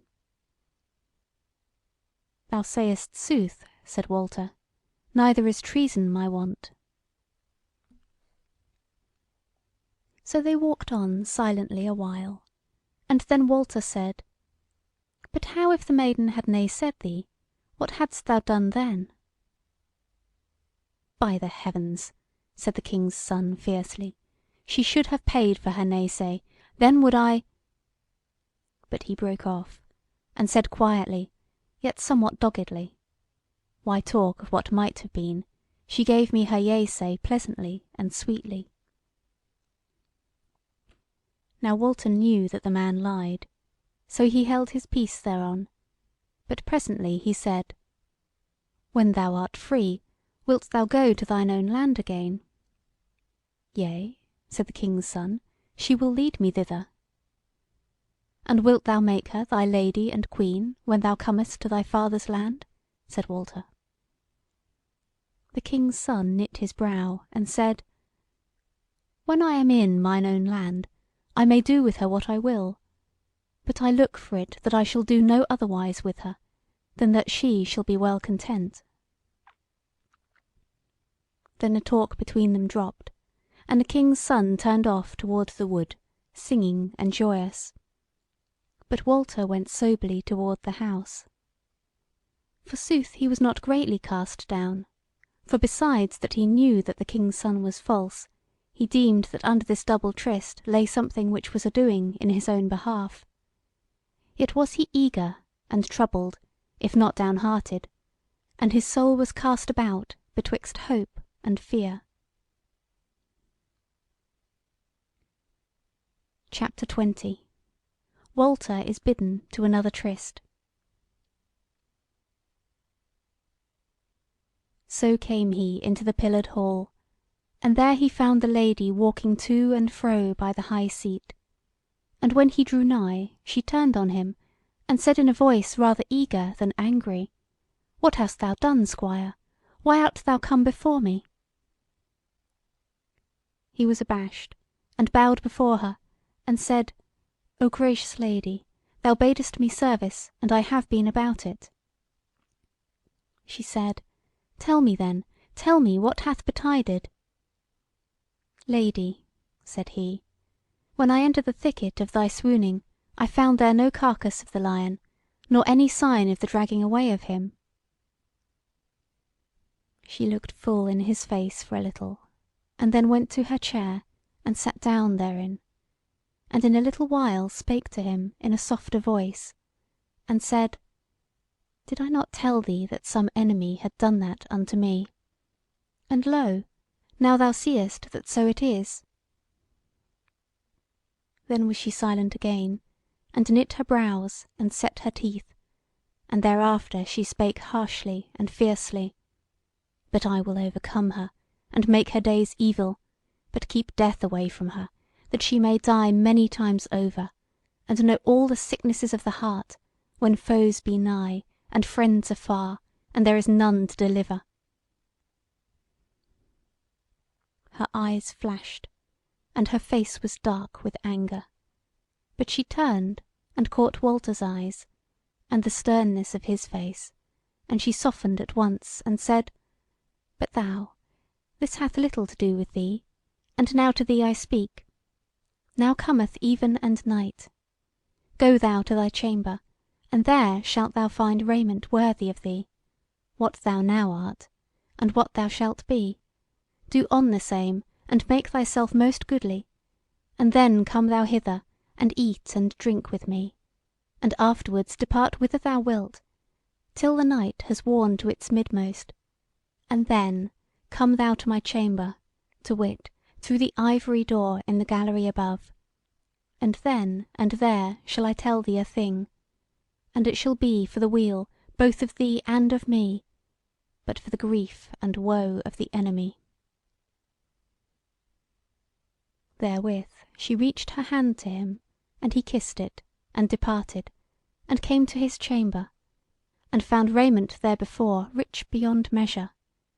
And he wondered if any new snare lay therein; yet if there were, he saw no way whereby he might escape it; so he did it on, and became as the most glorious of kings, and yet lovelier than any king of the world.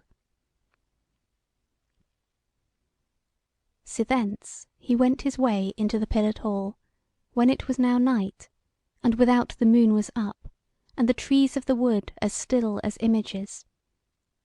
But within the hall shone bright with many candles, and the fountain glittered in the light of them, as it ran tinkling sweetly into the little stream, and the silvern bridges gleamed, and the pillars shone all round about. And there on the dais was a table dight most royally, and the Lady sitting thereat, clad in her most glorious array, and behind her the Maid, standing humbly, yet clad in precious web of shimmering gold, but with feet unshod, and the iron ring upon her ankle. So Walter came his ways to the high seat, and the lady rose and greeted him, and took him by the hands, and kissed him on either cheek, and sat him down beside her. So they fell to their meat, and the maid served them, but the lady took no more heed of her than if she were one of the pillars of the hall, but Walter she caressed oft with sweet words, and the touch of her hand, making him drink out of her cup, and eat out of her dish. As to him, he was bashful by seeming, but verily fearful. He took the lady's caresses with what grace he might, and durst not so much as glance at her maid.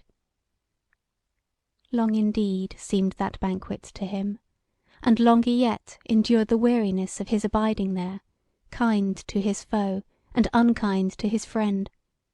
For after the banquet they still sat a while, and the lady talked much to Walter about many things of the ways of the world, and he answered what he might, distraught as he was with the thought of those two trysts which he had to deal with.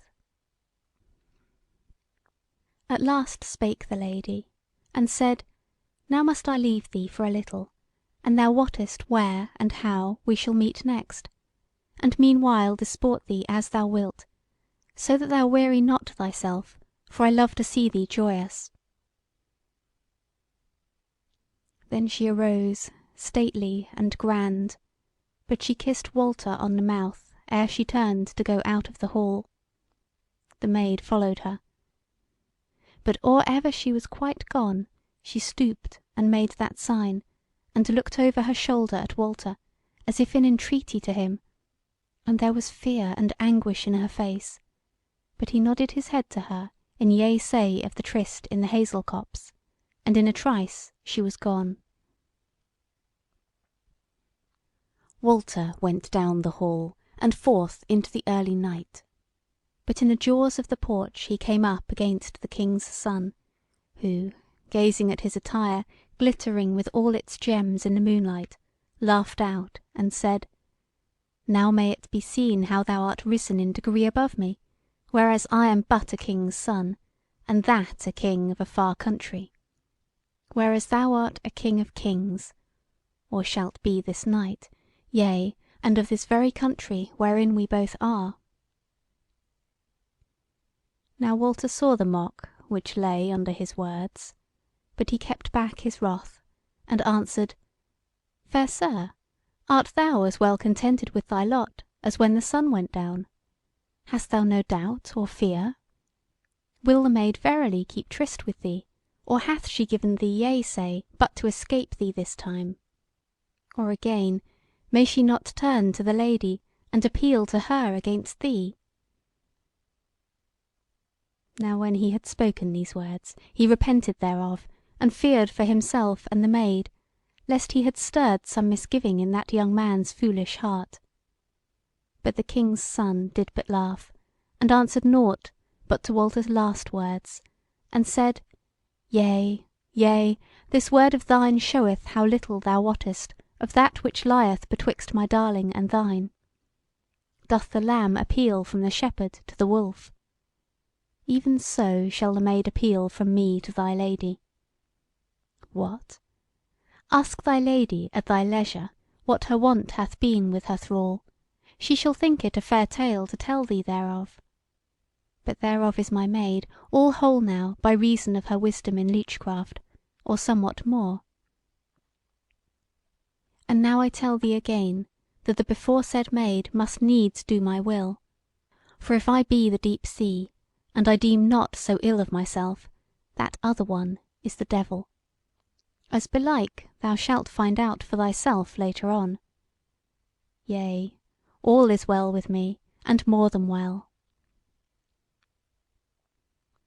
And therewith he swung merrily into the litten hall. But Walter went out into the moonlit night, and wandered about for an hour or more, and stole warily into the hall, and thence into his own chamber. There he did off that royal array, and did his own raiment upon him. He girt him with sword and knife, took his bow and quiver, and stole down and out again, even as he had come in. Then he fetched a compass, and came down into the hazel coppice from the north, and lay hidden there while the night wore, till he deemed it would lack but little of midnight. CHAPTER 21. Walter and the Maid flee from the Golden House. There he abode amidst the hazels, hearkening every littlest sound, and the sounds were nought but the night voices of the wood, till suddenly there burst forth from the house a great wailing cry.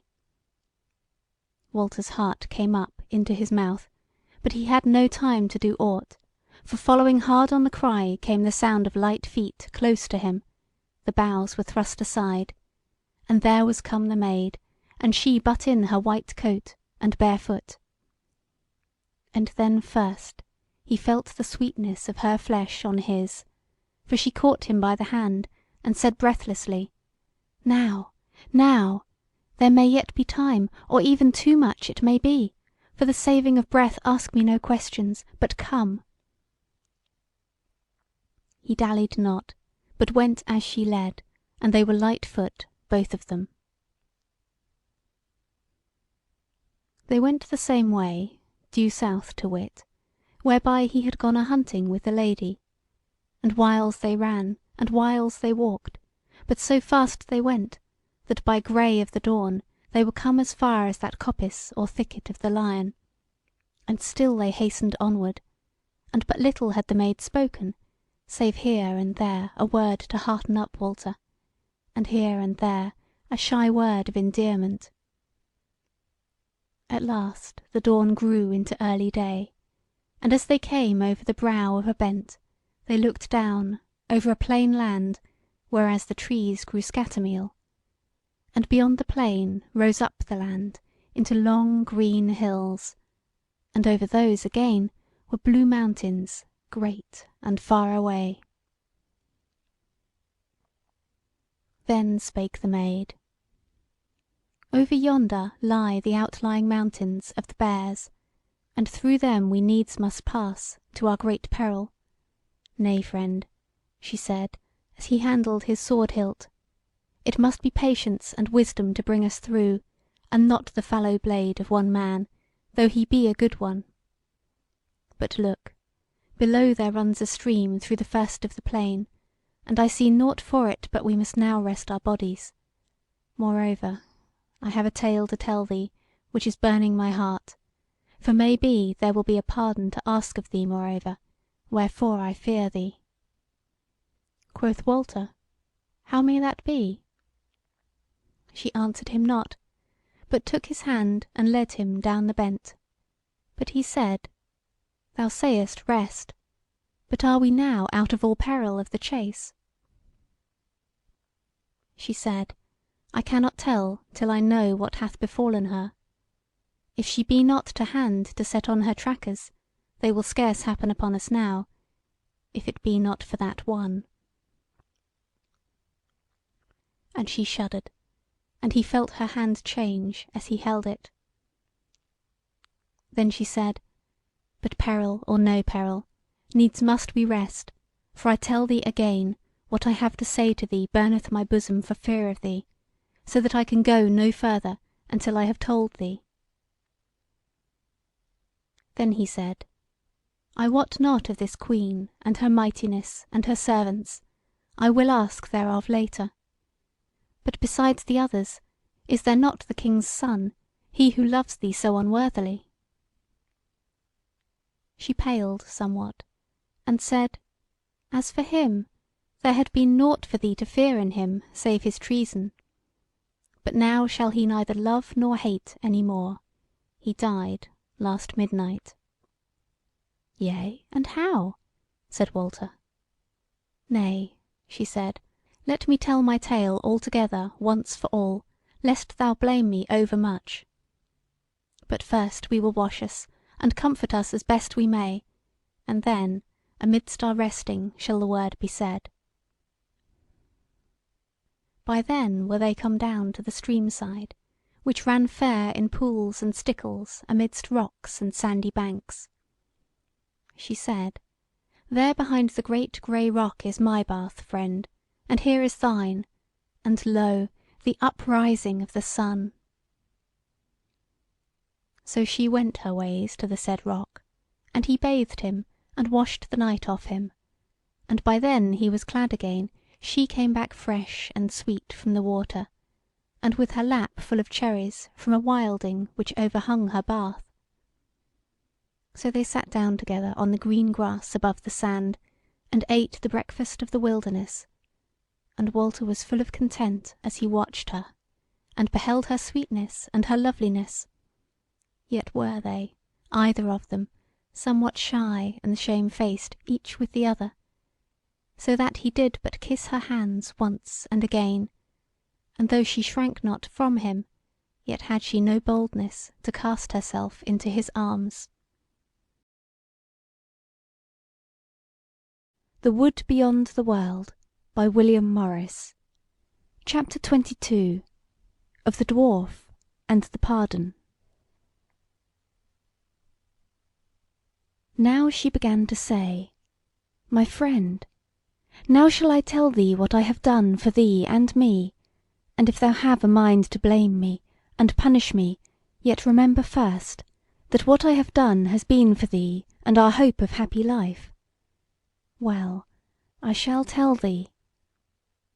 But therewithal her speech failed her, and springing up, she faced the bent and pointed with her finger, and she all deadly pale, and shaking so that she might scarce stand, and might speak no word, though a feeble gibbering came from her mouth.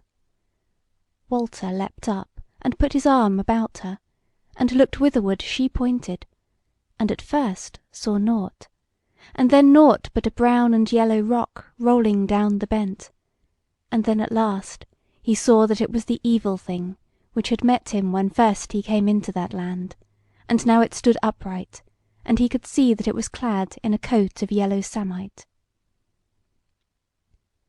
Then Walter stooped down and gat his bow into his hand, and stood before the Maid while he nocked an arrow. But the monster made ready his tackle, while Walter was stooping down, and or ever he could loose, his bowstring twanged, and an arrow flew forth, and grazed the Maid's arm above the elbow, so that the blood ran, and the dwarf gave forth a harsh and horrible cry.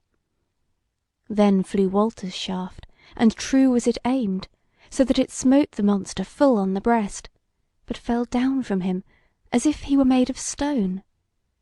Then the creature set up his horrible cry again, and loosed withal, and Walter deemed that he had smitten the Maid, for she fell down in a heap behind him. Then waxed Walter wood wroth, and cast down his bow and drew his sword, and strode forward towards the bent against the dwarf. But he roared out again, and there were words in his roar, and he said, "Fool, thou shalt go free if thou wilt give up the enemy." "And who," said Walter, "is the enemy?" Yelled the dwarf, "She, the pink and white thing lying there, she is not dead yet, she is but dying for fear of me. Yea, she hath reason.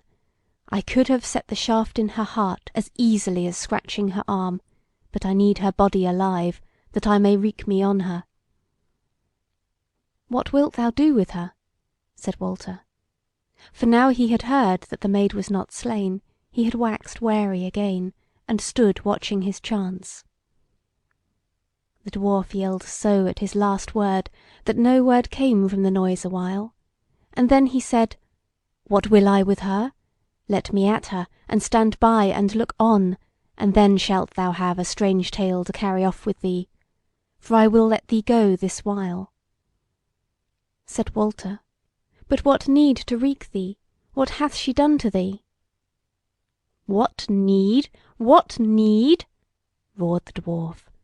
"Have I not told thee that she is the enemy? And thou askest of what she hath done. Of what? Fool, she is the murderer. She hath slain the lady that was our lady, and that made us, she whom we all worshipped and adored. O impudent fool!" Therewith he knocked and loosed another arrow, which would have smitten Walter in the face, but that he lowered his head in the very nick of time.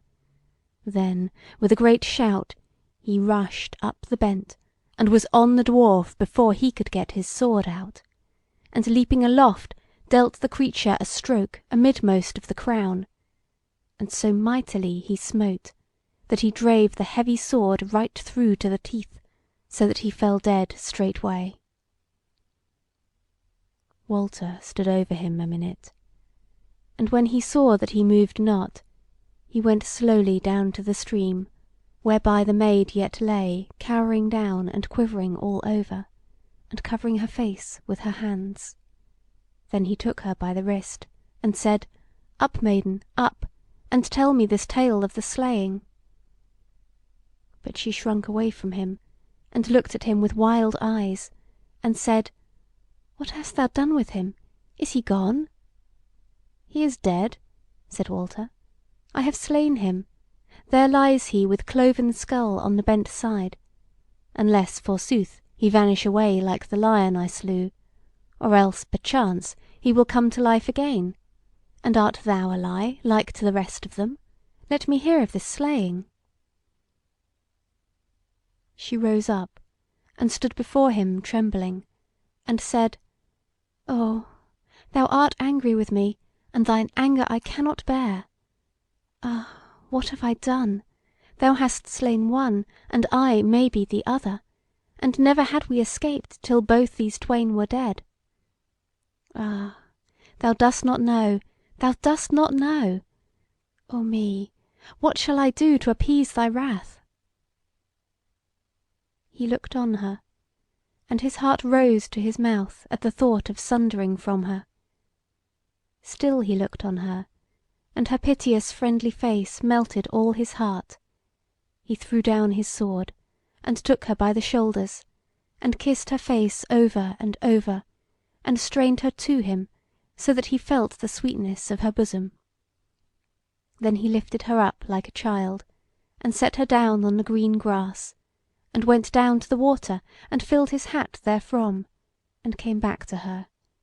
Then he gave her to drink, and bathed her face and her hands, so that the colour came aback to the cheeks and lips of her, and she smiled on him, and kissed his hands, and said, "Oh, now thou art kind to me." "Yea," said he, "and true it is that if thou hast slain, I have done no less, and if thou hast lied, even so have I. And if thou hast played the wanton, as I deem not that thou hast, I full surely have so done. So now thou shalt pardon me, and when thy spirit is come back to thee, thou shalt tell me thy tale in all friendship, and in all loving kindness will I hearken the same." Therewith he knelt before her, and kissed her feet. But she said, "Yea, yea, what thou willest, that will I do. But first tell me one thing. Hast thou buried this horror, and hidden him in the earth?" He deemed that fear had bewildered her, and that she scarcely yet knew how things had gone. But he said, "Fair sweet friend, I have not done it as yet, but now will I go and do it, if it seem good to thee." "Yea," she said, "but first must thou smite off his head, and lie it by his buttocks when he is in the earth, or evil things will happen else. This of the burying is no idle matter, I bid thee believe." "I doubt it not," said he. "Surely such malice as was in this one will be hard to slay." And he picked up his sword, and turned to go to the field of deed. She said, "I must needs go with thee. Terror hath so filled my soul that I durst not abide here without thee." So they went both together to where the creature lay. The maid durst not look on the dead monster, but Walter noted that he was girt with a big ungainly sax, so he drew it from the sheath, and there smote off the hideous head of the fiend with his own weapon. Then they twain together laboured the earth, she with Walter's sword, he with the ugly sacks, till they had made a grave deep and wide enough, and therein they thrust the creature, and covered him up, weapons and all together. CHAPTER 23 Of the peaceful ending of that wild day. Thereafter Walter led the maid down again, and said to her, "Now, sweetling, shall the story be told." "Nay, friend," she said, "not here. This place hath been polluted by my craven fear, and the horror of the vile wretch, of whom no words may tell his vileness. Let us hence and onward.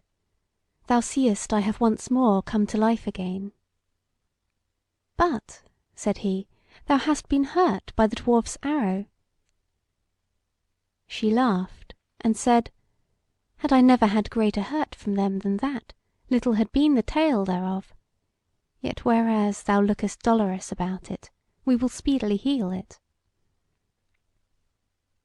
Therewith she sought about, and found nigh the stream side certain herbs, and she spake words over them, and bade Walter lay them on the wound, which forsooth was of the least. And he did so, and bound a strip of his shirt about her arm, and then would she set forth.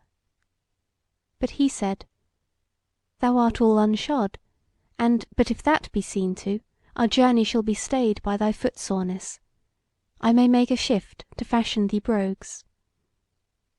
She said, "I may well go barefoot, and in any case I entreat thee that we tarry here no longer, but go away hence, if it be but for a mile."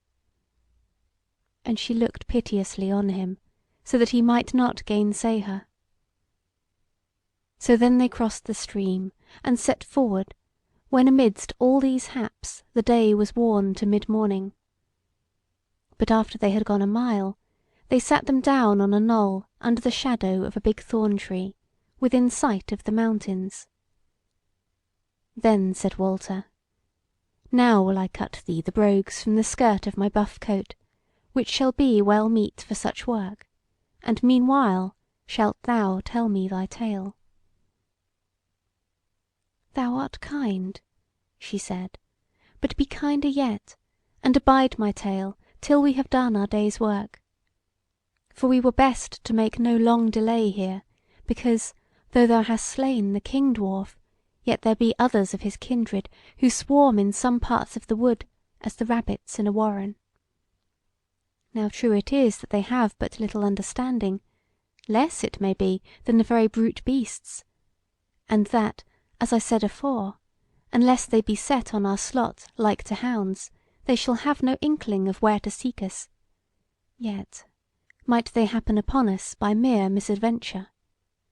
And moreover, friend," quoth she, blushing, "I would beg of thee some little respite, for though I scarce fear thy wrath any more, since thou hast been so kind to me, yet is there shame in that which I have to tell thee. Wherefore, since the fairest of the day is before us, let us use it all we may, and, when thou hast done me my new foot-gear, get us gone forward again." He kissed her kindly, and yea said her asking, he had already fallen to work on the leather, and in a while had fashioned her the brogues. So she tied them to her feet, and arose with a smile, and said, "Now am I hale and strong again, what with the rest, and what with thy loving kindness, and thou shalt see how nimble I shall be to leave this land, for as fair as it is. Since forsooth a land of lies it is, and of grief to the children of Adam."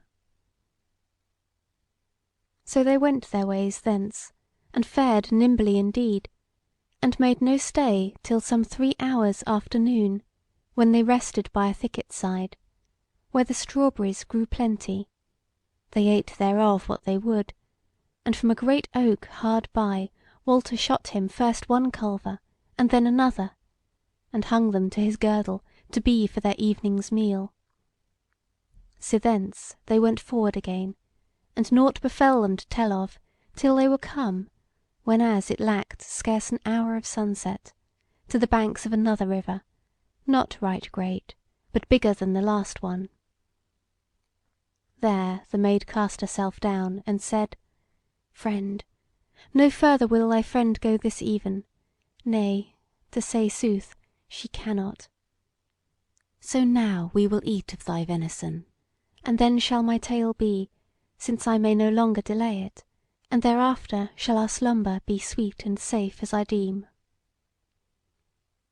She spake merrily now, and as one who feared nothing, and Walter was much heartened by her words and her voice, and he fell to and made a fire and a woodland oven in the earth, and sithence dighted his fowl, and baked them after the manner of woodmen. And they ate, both of them, in all love and in good liking of life, and were much strengthened by their supper. And when they were done, Walter eked his fire, both against the chill of the midnight and dawning, and for a guard against wild beasts. And by that time night was come, and the moon arisen. Then the maiden drew up to the fire, and turned to Walter, and spake. CHAPTER 24. The maid tells of what had befallen her. Now, friend, by the clear of the moon and this firelight will I tell what I may and can of my tale. Thus it is, if I be wholly of the race of Adam, I wot not, nor can I tell thee how many years old I may be. For there are, as it were, shards or gaps in my life, wherein are but a few things dimly remembered, and doubtless many things forgotten. I remember well when I was a little child, and right happy, and there were people about me whom I loved, and who loved me. It was not in this land, but all things were lovely there, the year's beginning, the happy mid-year, the year's waning, the year's ending, and then again its beginning. That passed away, and then for a while is more than dimness, for nought I remember, save that I was. Thereafter I remember again, and am a young maiden, and I know some things, and long to know more. I am nowise happy. I am amongst people who bid me go, and I go, and do this, and I do it. None loveth me, none tormenteth me, but I wear my heart in longing for I scarce know what. Neither then am I in this land, but in a land that I love not, and a house that is big and stately, but nought lovely. Then is a dim time again, and sithence a time not right clear, an evil time, wherein I am older, well nigh grown to womanhood. There are a many folk about me, and they foul, and greedy, and hard, and my spirit is fierce, and my body feeble, and I am set to tasks that I would not do by them that are unwiser than I, and smitten I am by them that are less valiant than I, and I know lack, and stripes, and diverse misery.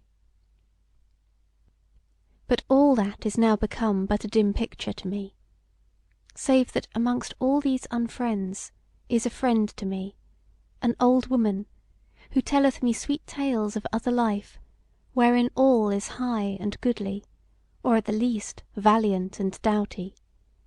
And she setteth hope in my heart, and learneth me, and maketh me to know much, oh much, so that at last I am grown wise, and wise to be mighty if I durst.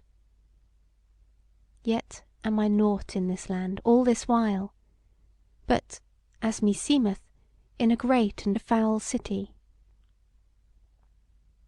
And then, as it were, I fall asleep, and in my sleep is nought, save here and there a wild dream, some deal lovely, some deal hideous, but of this dream is my mistress a part, and the monster withal, whose head thou didst cleave to-day. But when I am awakened from it, then am I verily in this land, and myself as thou seest me to-day. And the first part of my life here is this, that I am in the pillared hall yonder, half clad, and with bound hands, and the dwarf leadeth me to the lady, and I hear his horrible croak, as he saith, Lady, will this one do? And then the sweet voice of the lady saying, This one will do, thou shalt have thy reward.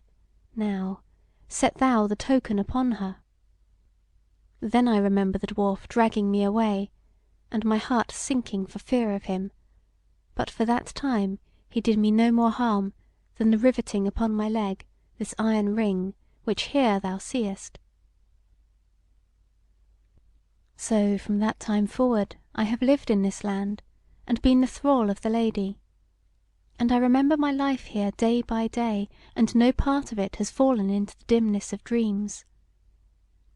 Thereof will I tell thee but little, but this I will tell thee, that in spite of my past dreams, or it may be because of them, I had not lost the wisdom which the old woman had erst learned me, and for more wisdom I longed. Maybe this longing shall now make both thee and me happy, but for the passing time it brought me grief. For at first my mistress was indeed wayward with me, but as any great lady might be with her bought thrall, whiles caressing me, and whiles chastising me, as her mood went. But she seemed not to be cruel of malice, or with any set purpose. But so it was, rather little by little, than by any great sudden uncovering of my intent, that she came to know that I also had some of the wisdom whereby she lived her queenly life. That was about 2 years after I was first her thrall, and 3 weary years have gone by since she began to see in me the enemy of her days. Now why or wherefore I know not, but it seemeth that it would not avail her to slay me outright, or suffer me to die, but nought withheld her from piling up griefs and miseries on my head. At last she set her servant, the dwarf, upon me, even he whose head thou clavest to-day. Many things I bore from him, whereof it were unseemly for my tongue to tell before thee. But the time came when he exceeded, and I could bear no more, and then I showed him this sharp knife, wherewith I would have thrust me through to the heart if thou hadst not pardoned me e'en now. And I told him that if he forbore me not, I would slay, not him, but myself. And this he might not away with, because of the commandment of the lady, who had given him the word that in any case I must be kept living. And her hand, withal, fear held somewhat hereafter. Yet was there need to me of all my wisdom, for with all this her hatred grew, and whiles raged within her so furiously that it overmastered her fear, and at such times she would have put me to death if I had not escaped her by some turn of my law. Now further, I shall tell thee that somewhat more than a year ago hither to this land came the King's son, the second goodly man, as thou art the third, whom her sorceries have drawn hither since I have dwelt here. Forsooth, when he first came, he seemed to us, to me, and yet more to my lady, to be as beautiful as an angel, and sorely she loved him, and he her, after his fashion. But he was light-minded and cold-hearted, and in a while he must needs turn his eyes upon me, and offer me his love, which was but foul and unkind, as it turned out. For when I nay said him, as maybe I had not done, save for fear of my mistress, he had no pity upon me, but spared not to lead me into the trap of her wrath, and leave me without help or a good word. But, O friend, in spite of all grief and anguish, I learned still, and waxed wise and wiser, abiding the day of my deliverance, which has come, and thou art come. Therewith she took Walter's hands and kissed them, but he kissed her face, and her tears wet her lips. Then she went on, But sithence, months ago, the lady began to weary of this dastard, despite of his beauty. And then it was thy turn to be swept into her net. I partly guess how. For on a day in broad daylight, as I was serving my mistress in the hall, and the evil thing, whose head is now cloven, was lying across the threshold of the door, as it were a dream fell upon me, though I strove to cast it off for fear of chastisement.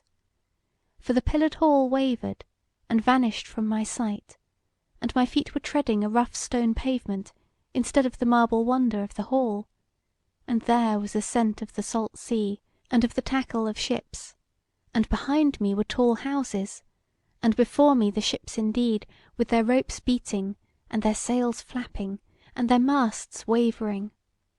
And in mine ears was the hail and howl of mariners, things that I had seen and heard in the dimness of my life gone by.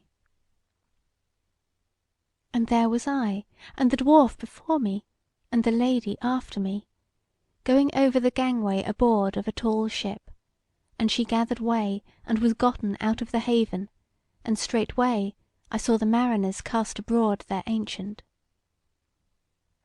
Quoth Walter, What then? Sawest thou the blazon thereon, of a wolf-like beast ramping up against a maiden? And that might well have been thou?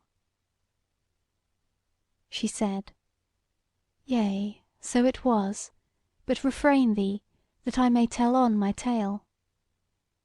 The ship and the sea vanished away, but I was not back in the hall of the Golden House, and again were we three in the street of the selfsame town which we had but just left. But somewhat dim was my vision thereof, and I saw little, save the door of a goodly house before me, and speedily it died out, and we were again in the pillared hall, wherein my thraldom was made manifest. Maiden, said Walter, one question I would ask thee, to wit, didst thou see me on the quay by the ships? Nay, she said, there were many folk about, but they were all as images of the aliens to me. Now hearken further. 3 months thereafter came the dream upon me again, when we were all three together in the pillared hall, and again was the vision somewhat dim. Once more we were in the street of a busy town, but all unlike to that other one, and there were men standing together on our right hands by the door of a house. Yea, yea, quoth Walter, and forsooth one of them was who but I. Refrain thee, beloved, she said, for my tale draweth to its ending, and I would have thee hearken heedfully, for maybe thou shalt once again deem my deed past pardon. Some 20 days after this last dream, I had some leisure from my mistress's service, so I went to disport me by the well of the oak tree. Or forsooth, she might have set in my mind the thought of going there, that I might meet thee, and give her some occasion against me. And I sat thereby, no wise loving the earth, but sick at heart, because of late the King's Son had been more than ever instant with me to yield him my body, threatening me else with casting me into all that the worst could do to me of torments and shames day by day. I say my heart failed me, and I was well nigh brought to the point of yea saying his desires, that I might take the chance of something befalling me that were less bad than the worst. But here must I tell thee a thing, and pray thee to take it to heart.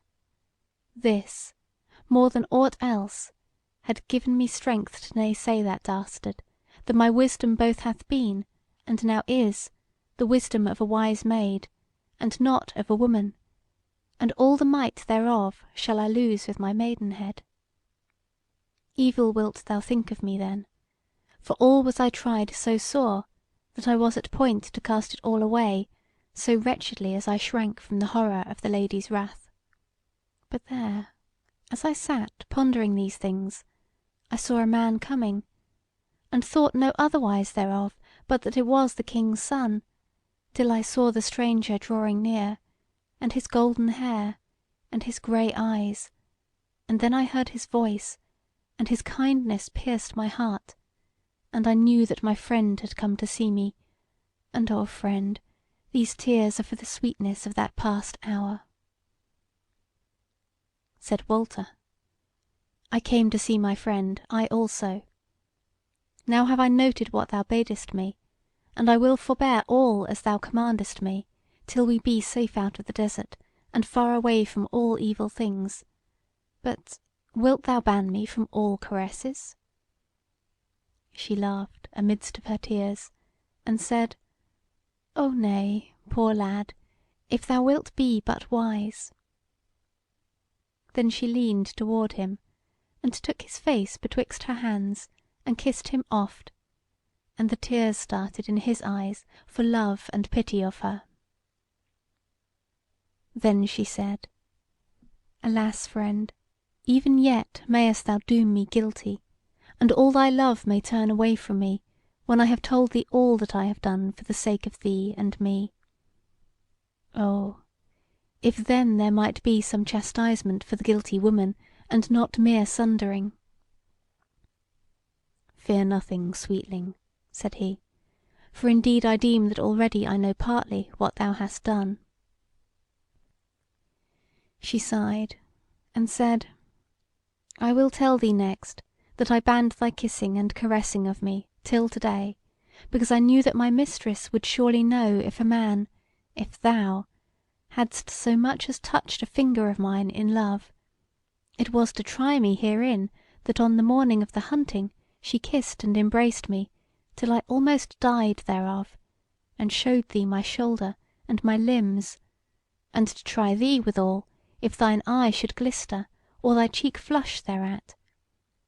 For indeed she was raging in jealousy of thee.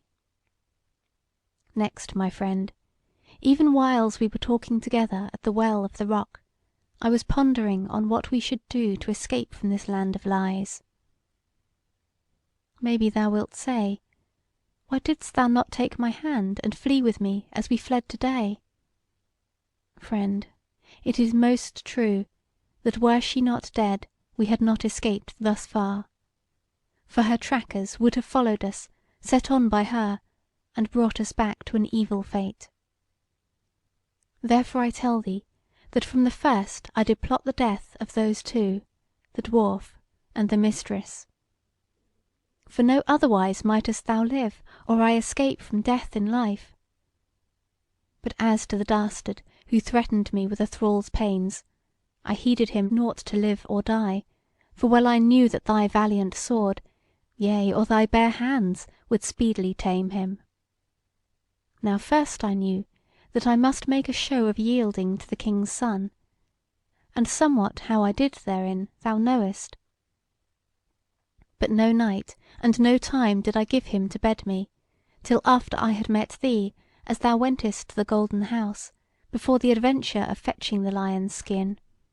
And up to that time I had scarce known what to do, save ever to bid thee, with sore grief and pain, to yield thee to the wicked woman's desire. But as we spake together, there by the stream, and I saw that the evil thing, whose head thou clavest e'en now, was spying on us, then amidst the sickness of terror which ever came over me whensoever I thought of him, and much more when I saw him, he is dead now, it came flashing into my mind how I might destroy my enemy. Therefore I made the dwarf my messenger to her, by bidding thee to my bed in such wise that he might hear it. And wot thou well that he speedily carried her the tidings. Meanwhile I hastened to lie to the king's son, and all privily bade him come to me, and not thee. And thereafter, by dint of waiting and watching, and taking the only chance that there was, I met thee as thou camest back from fetching the skin of the lion that never was, and gave thee that warning, or else had we been undone indeed. Said Walter, Was the lion of her making, or of thine then? She said, Of hers. Why should I deal with such a matter? Yea, said Walter, but she verily swooned, and she was verily wroth with the enemy. The maid smiled, and said, If her lie was not like very sooth, then had she not been the craftsmaster that I knew her. One may lie otherwise than with the tongue alone. Yet indeed her wrath against the enemy was nought feigned, for the enemy was even I, and in these latter days never did her wrath leave me. But to go on with my tale. Now doubt thou not, that, when thou camest into the hall yester-eve, the mistress knew of thy counterfeit tryst with me, and meant nought but death for thee. Yet first would she have thee in her arms again. Therefore did she make much of thee at table, and that was partly for my torment also. And therefore did she make that tryst with thee, and deemed doubtless that thou wouldst not dare to forego it, even if thou shouldst go to me thereafter.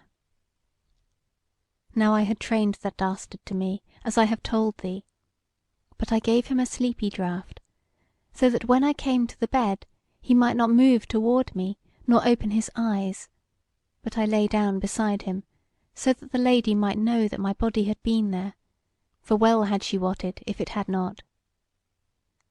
Then, as there I lay, I cast over him thy shape, so that none might have known but that thou wert lying by my side. And there, trembling, I abode what should befall. Thus I passed through the hour, whenas thou shouldest have been at her chamber, and the time of my tryst with thee was come as the mistress would be deeming, so that I looked for her speedily, and my heart well nigh failed me for fear of her cruelty. Presently then I heard a stirring in her chamber, and I slipped from out the bed, and hid me behind the hangings, and was like to die for fear of her. And lo! presently she came stealing in softly, holding a lamp in one hand, and a knife in the other. And I tell thee of a sooth that I also had a sharp knife in my hand, to defend my life if need were. She held the lamp up above her head, before she drew near to the bedside, and I heard her mutter, "She is not there then, but she shall be taken." Then she went up to the bed, and stooped over it, and laid her hand on the place where I had lain, and therewith her eyes turned to that false image of thee lying there, and she fell a trembling and shaking, and the lamp fell to the floor and was quenched, but there was bright moonlight in the room, and still I could see what betid.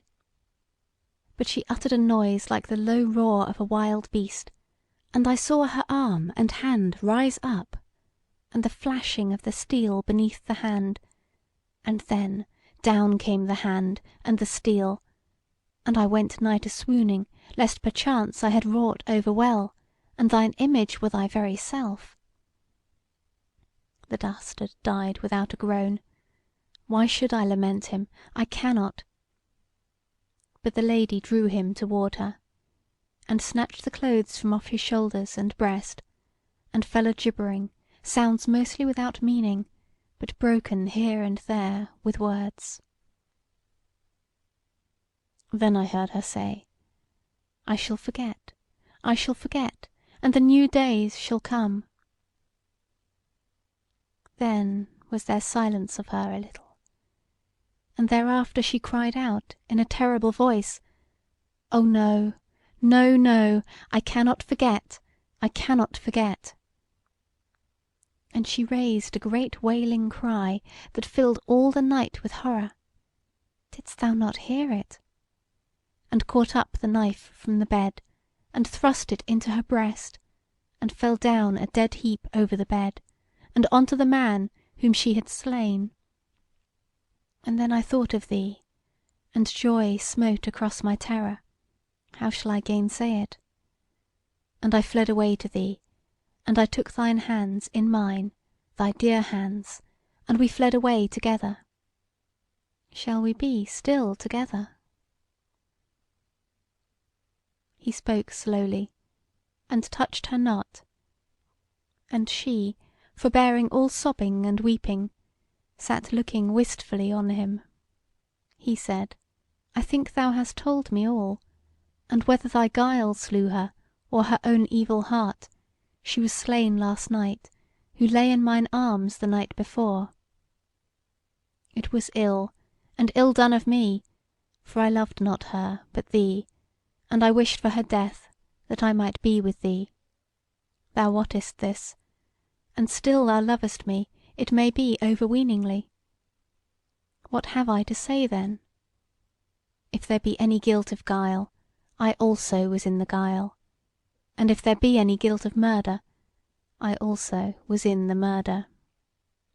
Thus we say to each other, and to God and his hallows we say, we two have conspired to slay the woman who tormented one of us, and would have slain the other. And if we have done amiss therein, then shall we two together pay the penalty, for in this have we done as one body and one soul. Therewith he put his arms about her and kissed her, but soberly and friendly, as if he would comfort her. And thereafter he said to her, maybe to-morrow, in the sunlight, I will ask thee of this woman what she verily was, but now let her be. And thou art overwearied, and I bid thee sleep. So he went about, and gathered of bracken a great heap for her bed, and did his coat thereover, and led her thereto. And she lay down meekly, and smiled, and crossed her arms over her bosom, and presently fell asleep. But as for him, he watched by the fireside, till dawn began to glimmer, and then he also laid him down and slept. The Wood Beyond the World, by William Morris. Chapter 25. Of the triumphant summer array of the Maid. When the day was bright, Walter arose, and met the Maid coming from the river bank, fresh and rosy from the water. She paled a little when they met face to face, and she shrank from him shyly. But he took her hand, and kissed her frankly, and the two were glad, and had no need to tell each other of their joy, though much else they deemed they had to say, could they have found words thereto. So they came to their fire, and sat down, and fell to breakfast, and ere they were done, the Maid said, My master, thou seest we be come nigh unto the hill country, and to-day about sunset belike we shall come into the land of the Bear folk, and both it is that there is peril if we fall into their hands, and that we may scarce escape them. Yet I deem that we may deal with the peril by wisdom. What is the peril? Said Walter. I mean, what is the worst of it? Said the Maid. To be offered up in sacrifice to their God. But if we escape death at their hands, what then? Said Walter. One of two things, said she. The first, that they shall take us into their tribe. And will they sunder us in that case? Said Walter. Nay, said she. Walter laughed, and said, Therein is little harm then, but what is the other chance? Said she, That we leave them with their good will, and come back to one of the lands of Christendom. Said Walter, I am not all so sure that this is the better of the two choices, though forsooth thou seemest to think so. But tell me now, what like is their God, that they should offer up newcomers to him? Their God is a woman, she said, and the mother of their nation and tribes, or so they deem, before the days when they had chieftains and lords of battle. That will be long ago, said he. How then may she be living now? Said the Maid, Doubtless that woman of yore agone is dead this many and many a year, but they take to them still a new woman, one after other, as they may happen on them, to be in the stead of the ancient mother. And to tell thee the very truth right out, she that lieth dead in the pillared hall was even the last of these, and now, if they knew it, they lack a God. This shall we tell them?" "Yea, yea," said Walter, "a goodly welcome shall we have of them then, if we come amongst them with our hands red with the blood of their God." She smiled on him, and said: "If I come amongst them with the tidings that I have slain her, and they trow therein, without doubt they shall make me lady and goddess in her stead." "This is a strange word," said Walter, "but if so they do, how shall that further us in reaching the kindreds of the world, and the folk of Holy Church?" She laughed outright, so joyous was she grown, now that she knew that his life was yet to be a part of hers. "Sweetheart," she said, "now I see that thou desirest wholly what I desire. Yet in any case abiding with them would be living and not dying, even as thou hadst it e'en now. But forsooth, they will not hinder our departure, if they deem me their God. They do not look for it, nor desire it, that their God should dwell with them daily. Have no fear." Then she laughed again, and said: "What?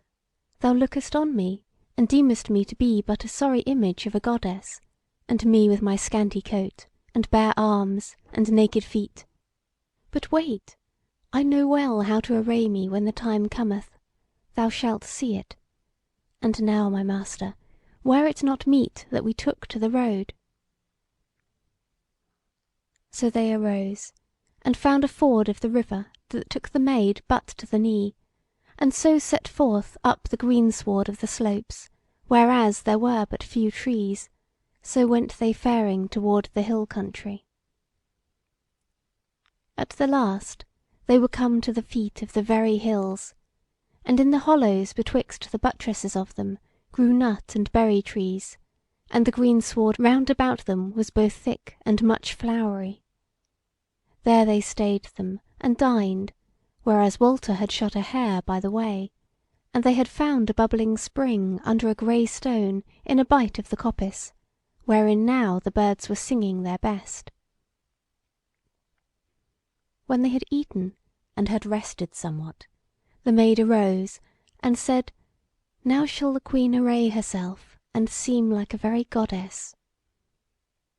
Then she fell to work, while Walter looked on, and she made a garland for her head of eglantine, where the roses were the fairest, and with mingled flowers of the summer she wreathed her middle about, and let the garland of them hang down to below her knees, and knots of the flowers she made fast to the skirts of her coat, and did them for arm rings about her arms, and for anklets and sandals for her feet. Then she set a garland about Walter's head, and then stood a little off from him, and set her feet together, and lifted up her arms, and said: "Lo now, am I not as like to the Mother of Summer as if I were clad in silk and gold?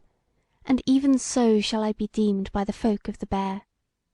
Come now, thou shalt see how all shall be well."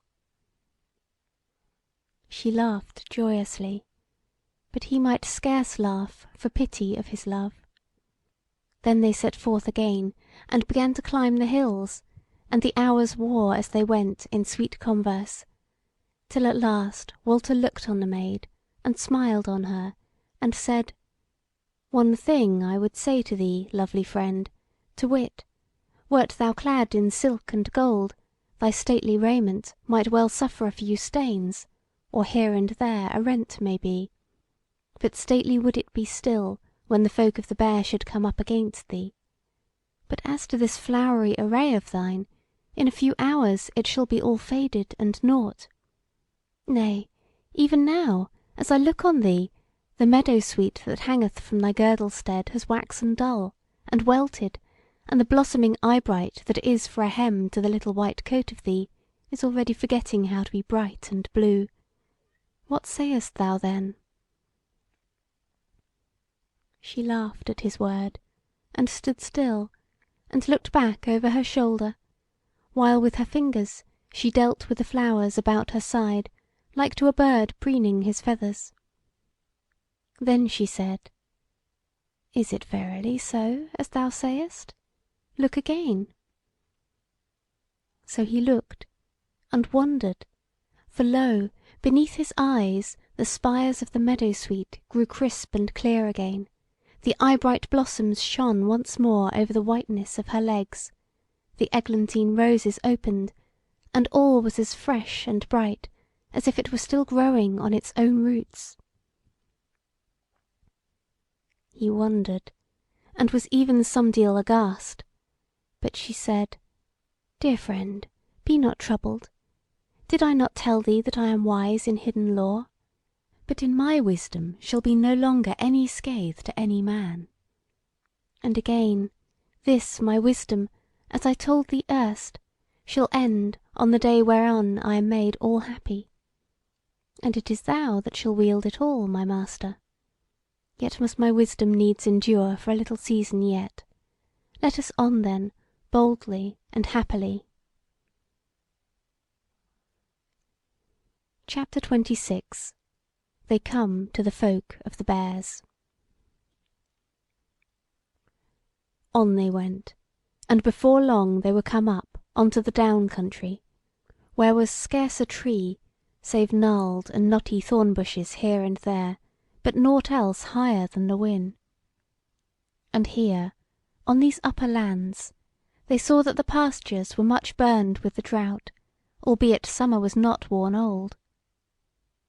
Now they went making due south toward the mountains, whose heads they saw from time to time rising deep blue over the bleak greyness of the downland ridges.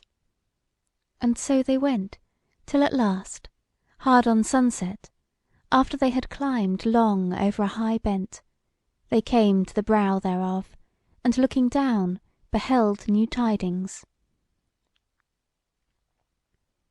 There was a wide valley below them, greener than the downs which they had come over, and greener yet amidmost, from the watering of a stream which, all beset with willows, wound about the bottom. Sheep and neat were pasturing about the dale, and moreover a long line of smoke was going up straight into the windless heavens, from the midst of a ring of little round houses built of turfs, and thatched with reed. And beyond that, toward an east-lying bight of the dale, they could see what looked like to a doom ring of big stones, though there were no rocky places in that land. About the cooking fire amidst of the houses, and here and there otherwhere, they saw, standing, or going to and fro, huge figures of men and women, with children playing about betwixt them. They stood and gazed down at it for a minute or two, and though all were at peace there, yet to Walter at least it seemed strange and awful. He spake softly, as though he would not have his voice reach those men, though they were, forsooth, out of earshot of anything save a shout. "Are these then the children of the Bear? What shall we do now?" She said, "Yea, of the Bear they be, though there be other folks of them far and far away to the northward and eastward, near to the borders of the sea. And as to what we shall do, let us go down at once and peacefully. Indeed, by now there will be no escape from them, for lo you, they have seen us." Forsooth, some 3 or 4 of the big men had turned them toward the bent whereon stood the twain, and were hailing them in huge rough voices, wherein howsoever seemed to be no anger or threat. So the Maid took Walter by the hand, and thus they went down quietly, and the Bear folk, seeing them, stood all together, facing them, to abide their coming. Walter saw of them, that, though they were very tall and bigly made, they were not so far above the stature of men as to be marvels. The carles were long-haired and shaggy of beard, and their hair all red or tawny. Their skins, where their naked flesh showed, were burned brown with sun and weather, but to a fair and pleasant brown, nought like to blackamoors. The queens were comely and well-eyed, nor was there anything of fierce or evil looking about either the carles or the queens, but somewhat grave and solemn of aspect were they. Clad were they all, saving the young men children, but somewhat scantily, and in nought save sheepskins or deerskins. For weapons they saw amongst them clubs, and spears headed with bone or flint, and ugly axes of big flints set in wooden handles, nor was there, as far as they could see, either now or afterward, any bow amongst them. But some of the young men seemed to have slings done about their shoulders. Now, when they were come but 3 fathom from them, the Maid lifted up her voice, and spake clearly and sweetly. Hail, ye folk of the Bears! We have come amongst you, and that for your good and not for your hurt, wherefore we would know if we be welcome. There was an old man who stood foremost in the midst, clad in a mantle of deerskins worked very goodly, and with a gold ring on his arm, and a chaplet of blue stones on his head, and he spake: Little are ye, but so goodly that if ye were but bigger, we should deem that ye were come from the God's house.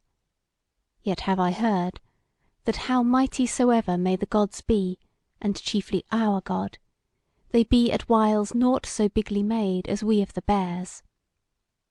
How this may be, I wot not. But if ye be not of the gods, or their kindred, then are ye mere aliens, and we know not what to do with aliens, save we meet them in battle, or give them to the God, or save we make them children of the Bear. But yet again, ye may be messengers of some folk who would bind friendship and alliance with us, in which case ye shall at the least depart in peace, and whiles ye are with us shall be our guests in all good cheer. Now therefore we bid you declare the matter unto us. Then spake the Maid: Father, it were easy for us to declare what we be unto you here present, but meseemeth ye who be gathered round the fire here this evening are less than the whole tale of the children of the Bear. So it is, maiden, said the elder, that many more children hath the Bear. This then we bid you, said the Maid, that ye send the tokens round and gather your people to you, and when they be assembled in the doom ring, then shall we put our errand before you, and according to that shall ye deal with us. Thou hast spoken well, said the elder, and even so had we bidden you ourselves.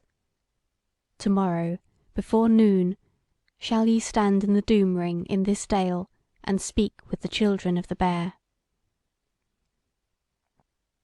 Therewith he turned to his own folk, and called out something, whereof those twain knew not the meaning, and there came to him, one after another, 6 young men, unto each of whom he gave a thing from out his pouch, but what it was Walter might not see, save that it was little and of small account.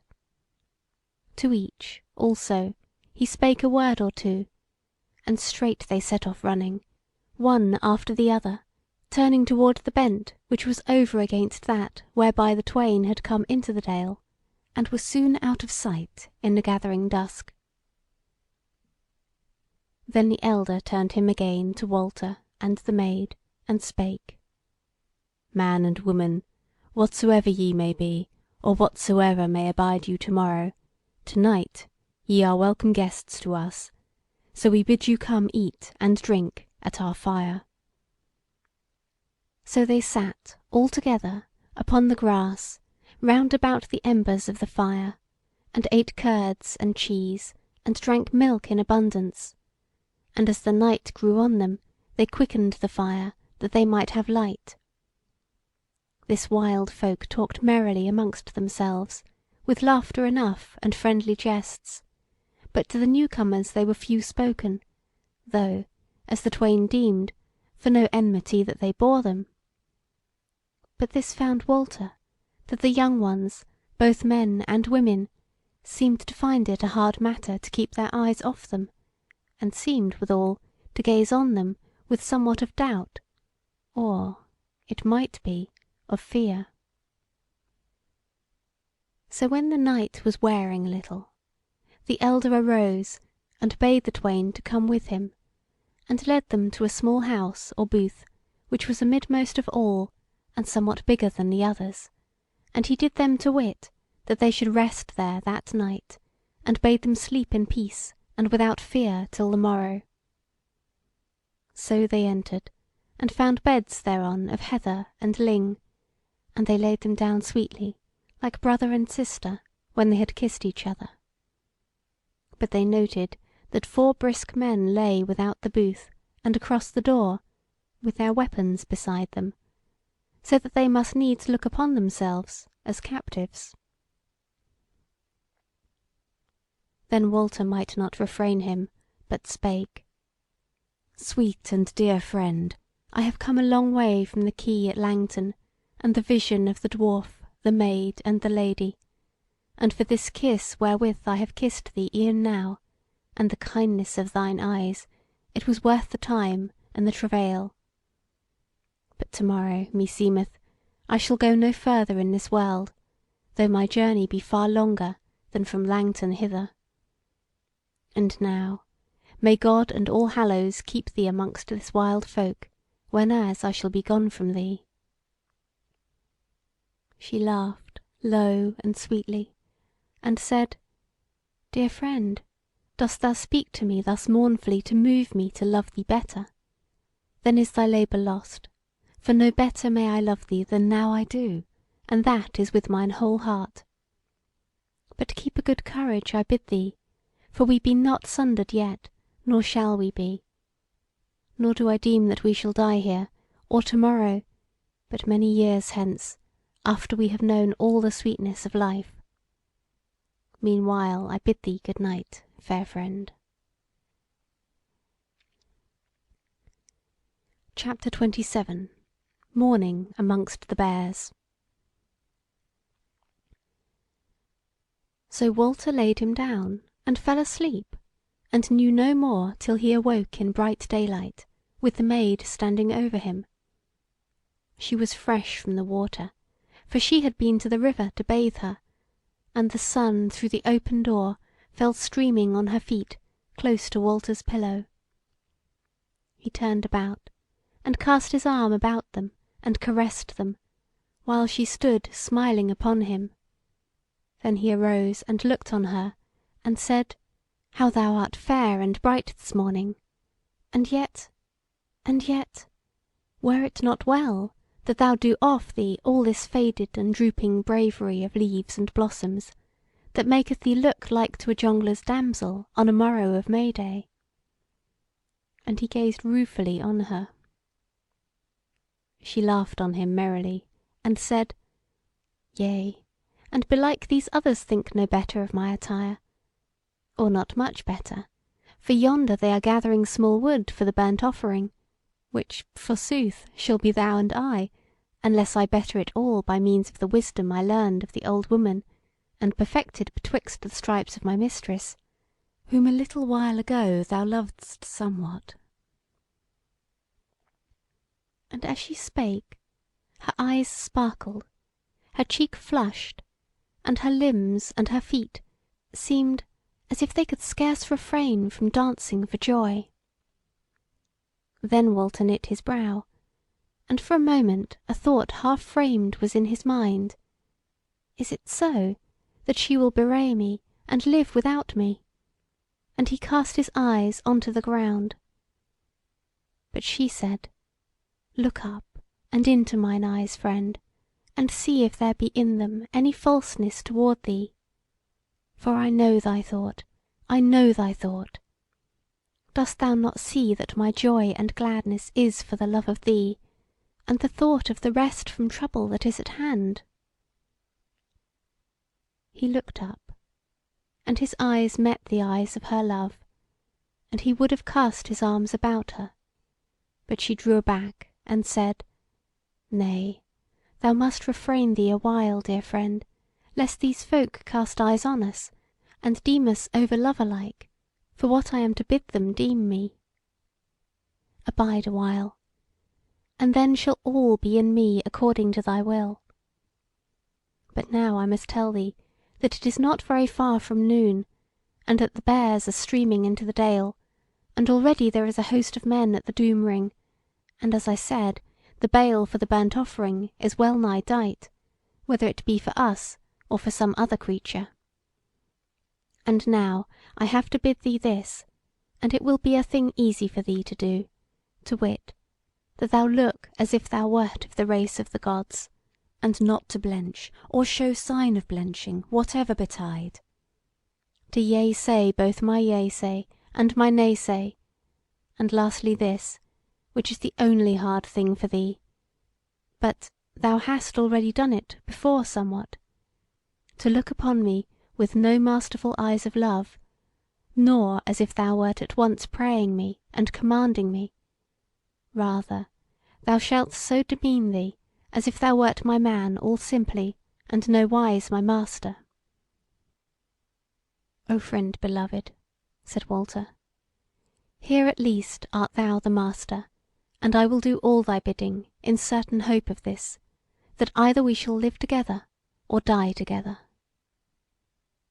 But as they spoke, in came the elder, and with him a young maiden, bearing with them their breakfast of curds and cream and strawberries, and he bade them eat. So they ate, and were not unmerry, and the while of their eating the elder talked with them soberly, but not hardly, or with any seeming enmity, and ever his talk gat on to the drought, which was now burning up the down pastures, and how the grass in the watered dales, which was no wide spread of land, would not hold out much longer unless the God sent them rain. And Walter noted that those two, the elder and the maid, eyed each other curiously amidst of this talk, the elder intent on what she might say, and if she gave heed to his words, while on her side the maid answered his speech graciously and pleasantly, but said little that was of any import. Nor would she have him fix her eyes, which wandered lightly from this thing to that, nor would her lips grow stern and stable, but ever smiled in answer to the light of her eyes, as she sat there, with her face as the very face of the gladness of the summer day. The Wood Beyond the World, by William Morris. Chapter 28. Of the New God of the Bears.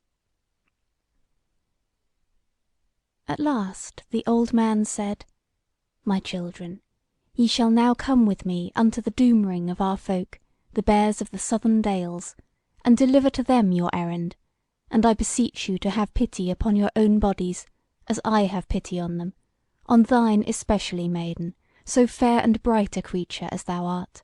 For so it is, that if ye deal us out light and lying words, after the manner of dastards, ye shall miss the worship and glory of wending away amidst of the flames, a gift to the God, and a hope to the people, and shall be passed by the rods of the folk, until ye faint and fail amongst them, and then shall ye be thrust down into the flow at the dale's end, and a stone-laden hurdle cast upon you, that we may thenceforth forget your folly.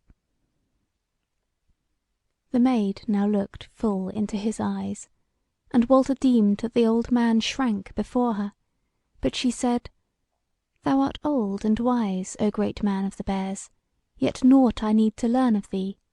Now lead us on our way to the stead of the errands. So the elder brought them along to the doom ring at the eastern end of the dale, and it was now all peopled with those huge men, weaponed after their fashion, and standing up, so that the grey stones thereof but showed a little over their heads. But amidmost of the said ring was a big stone fashioned as a chair, whereon sat a very old man, long hoary and white bearded, and on either side of him stood a great limbed woman, clad in war gear, holding each of them a long spear, and with a flint-bladed knife in the girdle, and there were no other women in all the moat. Then the elder led those twain into the midst of the moat, and there bade them go up on to a wide flat-topped stone 6 feet above the ground, just over against the ancient chieftain, and they mounted it by a rough stair and stood there before that folk, Walter in his array of the outward world, which had been fair enough of crimson cloth and silk and white linen, but was now travel-stained and worn, and the Maid with nought upon her, save the smock wherein she had fled from the golden house of the wood beyond the world, decked with the faded flowers which she had wreathed about her yesterday. Nevertheless, so it was that those big men eyed her intently, and with somewhat of worship. Now did Walter, according to her bidding, sink down on his knees beside her, and drawing his sword, hold it before him, as if to keep all interlopers aloof from the Maid. And there was silence in the moat, and all eyes were fixed on those twain. At last the old chief arose and spake: "Ye men, here are come a man and a woman, we know not whence, whereas they have given word to our folk, who first met them, that they would tell their errand to none save the mote of the people, which it was their due to do, if they were minded to risk it. For either they be aliens, without an errand hither, save it may be to beguile us, in which case they shall presently die an evil death, or they have come amongst us that we may give them to the God with flint edge and fire, or they have a message to us from some folk or other, on the issue of which lieth life or death. Now shall ye hear what they have to say concerning themselves and their faring hither. But meseemeth it shall be the woman who is the chief, and hath the word in her mouth. For lo you, the man kneeleth at her feet, as one who would serve and worship her. Speak out then, woman, and let our warriors hear thee." Then the Maid lifted up her voice, and spake out, clear and shrilling, like to a flute of the best of the minstrels: "Ye men of the children of the Bear, I would ask you a question, and let the chieftain who sitteth before me answer it." The old man nodded his head, and she went on: "Tell me, children of the Bear, how long a time is worn since ye saw the God of your worship made manifest in the body of a woman?" Said the elder: "Many winters have worn since my father's father was a child, and saw the very God in the bodily form of a woman." Then she said again: "Did ye rejoice at her coming, and would ye rejoice if once more she came amongst you?" "Yea," said the old chieftain, "for she gave us gifts, and learned us lore, and came to us in no terrible shape, but as a young woman as goodly as thou." Then said the Maid: "Now then is the day of your gladness come, for the old body is dead, and I am the new body of your God, come amongst you for your welfare." Then fell a great silence on the moat, till the old man spake, and said: "What shall I say and live? For if thou be verily the God, and I threaten thee, wilt thou not destroy me? But thou hast spoken a great word with a sweet mouth, and hast taken the burden of blood on thy lily hands. And if the children of the Bear be befooled of light liars, how shall they put the shame off them? Therefore I say, show to us a token, and if thou be the God, this shall be easy to thee, and if thou show it not, then is thy falsehood manifest, and thou shalt dree the weird. For we shall deliver thee into the hands of these women here, who shall thrust thee down into the flow which is hereby, after they have wearied themselves with whipping thee. But thy man that kneeleth at thy feet shall we give to the true God, and he shall go to her by the road of the flint and the fire. Hast thou heard? Then give to us the sign and the token."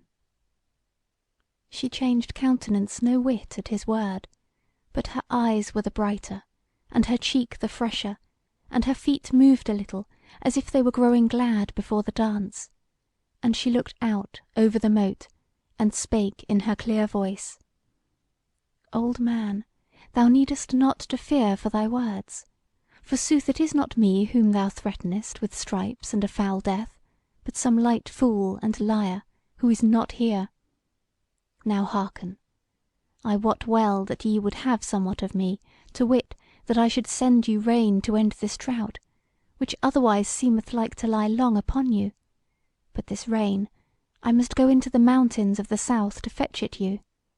Therefore shall certain of your warriors bring me on my way, with this, my man, up to the great pass of the said mountains, and we shall set thitherward this very day." She was silent a while, and all looked on her, but none spake or moved, so that they seemed as images of stone amongst the stones. Then she spake again, and said: "Some would say, men of the Bear, that this were a sign and a token great enough; but I know you, and how stubborn and perverse of heart ye be, and how that the gift not yet within your hand is no gift to you, and the wonder ye see not, your hearts trow not. Therefore look ye upon me as here I stand, I, who have come from the fairer country and the greenwood of the lands, and see if I bear not the summer with me, and the heart that maketh increase, and the hand that giveth." Lo then, as she spake, the faded flowers that hung about her gathered life and grew fresh again. The woodbine round her neck and her sleek shoulders knit itself together, and embraced her freshly, and cast its scent about her face. The lilies that girded her loins lifted up their heads, and the gold of their tassels fell upon her. The eyebright grew clean blue again upon her smock. The eglantine found its blooms again, and then began to shed the leaves thereof upon her feet. The meadow-sweet wreathed amongst it made clear the sweetness of her legs, and the mouse-ear studded her raiment as with gems. There she stood amidst of the blossoms, like a great orient pearl against the fretwork of the goldsmiths, and the breeze that came up the valley from behind bore the sweetness of her fragrance all over the Man Mote. Then indeed the Bears stood up, and shouted, and cried, and smote on their shields, and tossed their spears aloft. Then the elder rose from his seat, and came up humbly to where she stood, and prayed her to say what she would have done, while the others drew about in knots, but durst not come very nigh to her.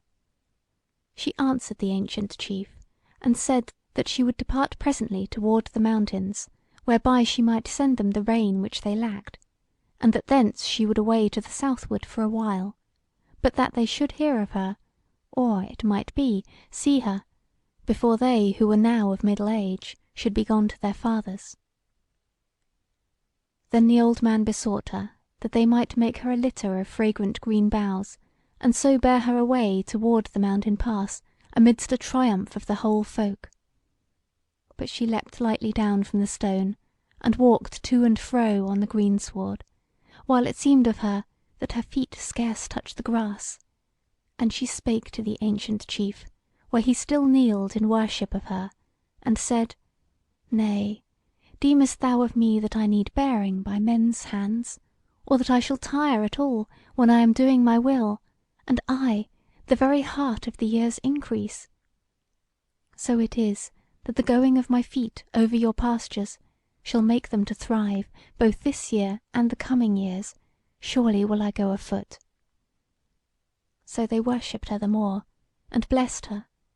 And then first of all they brought meat, the daintiest they might, for both her and for Walter.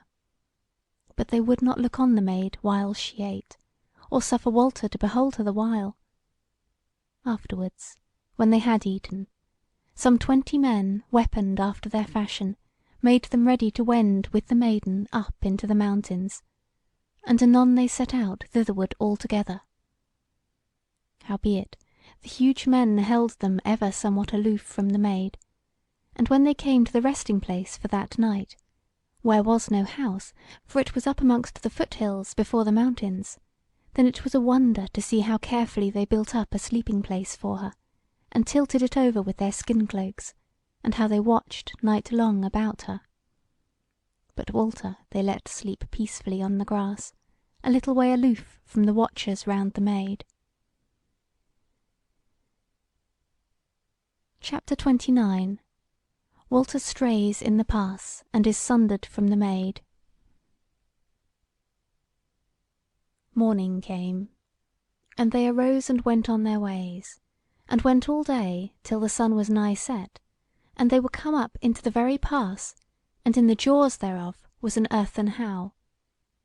There the maid bade them stay, and she went up unto the howe, and stood there and spake to them, and said, O men of the Bear, I give you thanks for your following, and I bless you, and promise you the increase of the earth. But now ye shall turn aback, and leave me to go my ways, and my man with the iron sword shall follow me. Now, maybe, I shall come amongst the Bear folk again before long, and yet again, and learn them wisdom, but for this time it is enough. And I shall tell you that ye were best to hasten home straightway to your houses in the downland dales, for the weather which I have bidden for you is even now coming forth from the forge of storms in the heart of the mountains. Now this last word I give you, that times are changed since I wore the last shape of God that ye have seen, wherefore a change I command you. If so be aliens come amongst you, I will not that ye send them to me by the flint and the fire. Rather, unless they be baleful unto you, and worthy of an evil death, ye shall suffer them to abide with you. Ye shall make them become children of the Bears, if they be goodly enough and worthy, and they shall be my children as ye be. Otherwise, if they be ill-favoured and weakling, let them live and be thralls to you, but not joined with you man to woman. Now depart ye with my blessing. Therewith she came down from the mound, and went her ways up the pass so lightly, that it was to Walter, standing amongst the Bears, as if she had vanished away. But the men of that folk abode standing and worshipping their God for a little while, and that while he durst not sunder him from their company. But when they had blessed him, and gone on their way backward, he betook him in haste to following the maid, thinking to find her abiding him in some nook of the pass. Howsoever, it was now twilight or more, and, for all his haste, dark night overtook him, so that perforce he was stayed amidst the tangle of the mountain ways. And moreover, ere the night was grown old, the weather came upon him on the back of a great south wind, so that the mountain nooks rattled and roared, and there was the rain and the hail, with thunder and lightning, monstrous and terrible, and all the huge array of a summer storm. So he was driven at last to crouch under a big rock, and abide the day. But not so were his troubles at an end, for under the said rock he fell asleep, and when he awoke it was day indeed, but as to the pass, the way thereby was blind with the driving rain and the lowering lift, so that though he struggled as well as he might against the storm and the tangle, he made but little way. And now once more the thought came on him, that the maid was of the Fays, or of some race even mightier, and it came on him now not as erst with half fear and whole desire, but with a bitter oppression of dread, of loss and misery, so that he began to fear that she had but won his love to leave him and forget him for a newcomer, after the wont of Fey women, as old tales tell. 2 days he battled thus with storm and blindness, and wan hope of his life, for he was growing weak and fordone. But the 3rd morning the storm abated, though the rain yet fell heavily, and he could see his way somewhat as well as feel it. Withal he found that now his path was leading him downwards. As it grew dusk, he came down into a grassy valley, with a stream running through it to the southward, and the rain was now but little, coming down but in dashes from time to time. So he crept down to the stream side, and lay amongst the bushes there, and said to himself that on the morrow he would get him victual, so that he might live to seek his maiden through the wide world. He was of somewhat better heart, but now that he was laid quiet, and had no more for that present to trouble him about the way, the anguish of his loss fell upon him the keener, and he might not refrain him from lamenting his dear maiden aloud, as one who deemed himself in the empty wilderness, and thus he lamented for her sweetness and her loveliness, and the kindness of her voice and her speech and her mirth. Then he fell to crying out concerning the beauty of her shaping, praising the parts of her body, as her face, and her hands, and her shoulders, and her feet, and cursing the evil fate which had sundered him from the friendliness of her and the peerless fashion of her. Chapter 30. Now they meet again. Complaining thus wise, he fell asleep from sheer weariness, and when he awoke it was broad day, calm and bright and cloudless, with the scent of the earth refreshed going up into the heavens, and the birds singing sweetly in the bushes about him. For the dale whereunto he was now come was a fair and lovely place amidst the shelving slopes of the mountains, a paradise of the wilderness, and naught but pleasant and sweet things were to be seen there, now that the morn was so clear and sunny. He arose, and looked about him, and saw where, 100 yards aloof, was a thicket of small wood, as thorn and elder and whitebeam, all wreathed about with the bines of wayfaring tree. It hid a bite of the stream, which turned round about it, and betwixt it and Walter was the grass short and thick and sweet, and all beset with flowers. And he said to himself that it was even such a place as wherein the angels were leading the blessed in the great painted paradise in the choir of the big church at Langton on Holm. But lo, as he looked he cried aloud for joy, for forth from the thicket onto the flowery grass came one like to an angel from out of the said picture, white clad and barefoot, sweet of flesh, with bright eyes and ruddy cheeks, for it was the Maid herself. So he ran to her, and she abode him, holding forth kind hands to him, and smiling, while she wept for joy of the meeting. He threw himself upon her, and spared not to kiss her cheeks and her mouth and her arms and her shoulders, and wheresoever she would suffer it, till at last she drew aback a little, laughing on him for love, and said, "Forbear now, friend, for it is enough for this time, and tell me how thou hast sped." "Ill, ill," said he. "What ails thee?" she said. "Hunger," he said, "and longing for thee."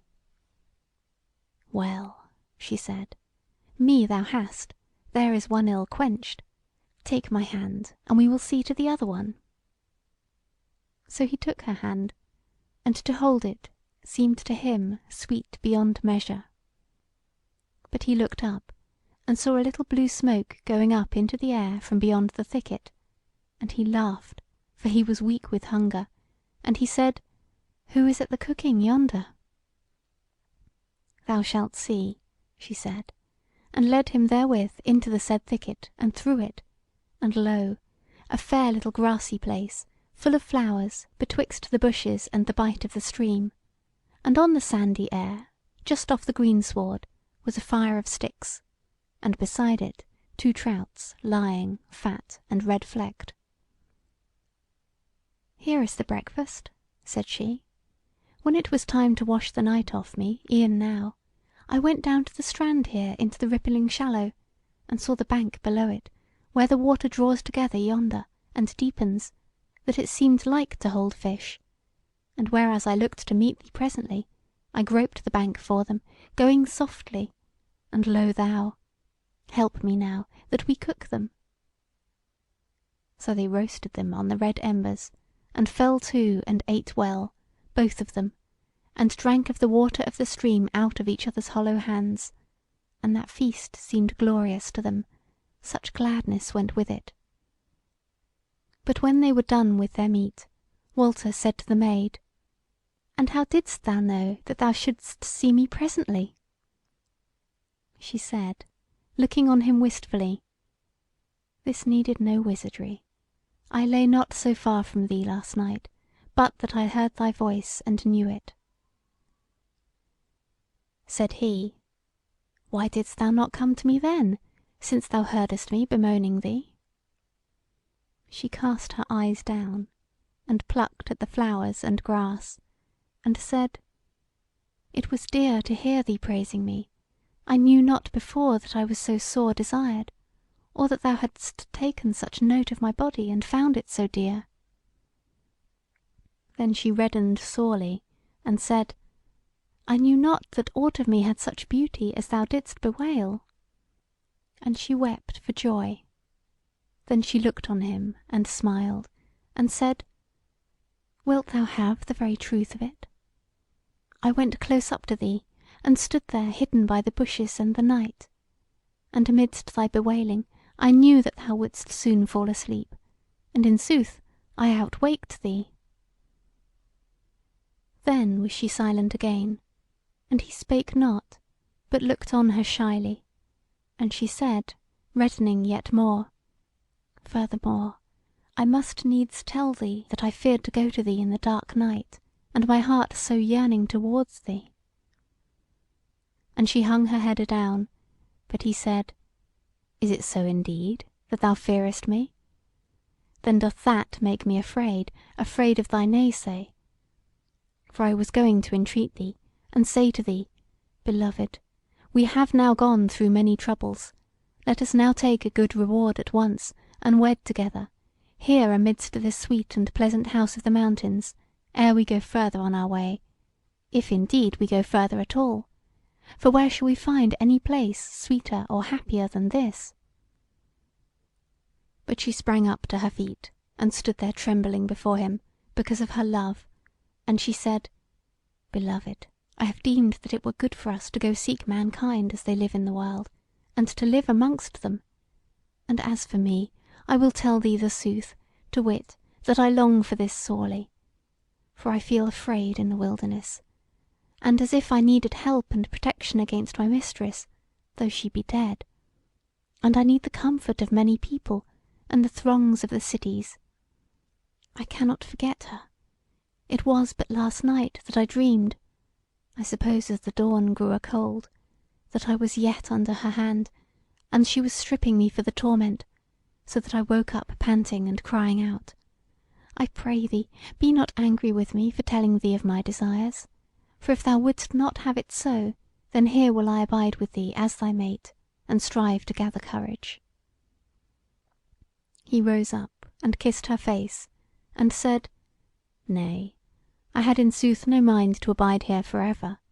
I meant but that we should feast a while here, and then depart. Sooth it is, that if thou dreadest the wilderness, somewhat I dread the city." She turned pale, and said, "Thou shalt have thy will, my friend, if it must be so. But bethink thee we be not yet at our journey's end, and may have many things and much strife to endure, before we be at peace and in welfare.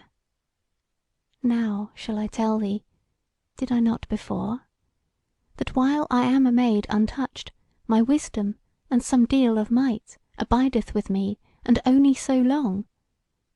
Therefore I entreat thee, let us go now, side by side, out of this fair valley, even as we are, so that my wisdom and might may help thee at need.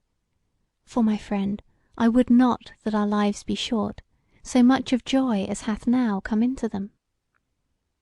"Yea, beloved," he said, "let us on straightway then, and shorten the while that sundereth us." "Love," she said, "thou shalt pardon me one time for all.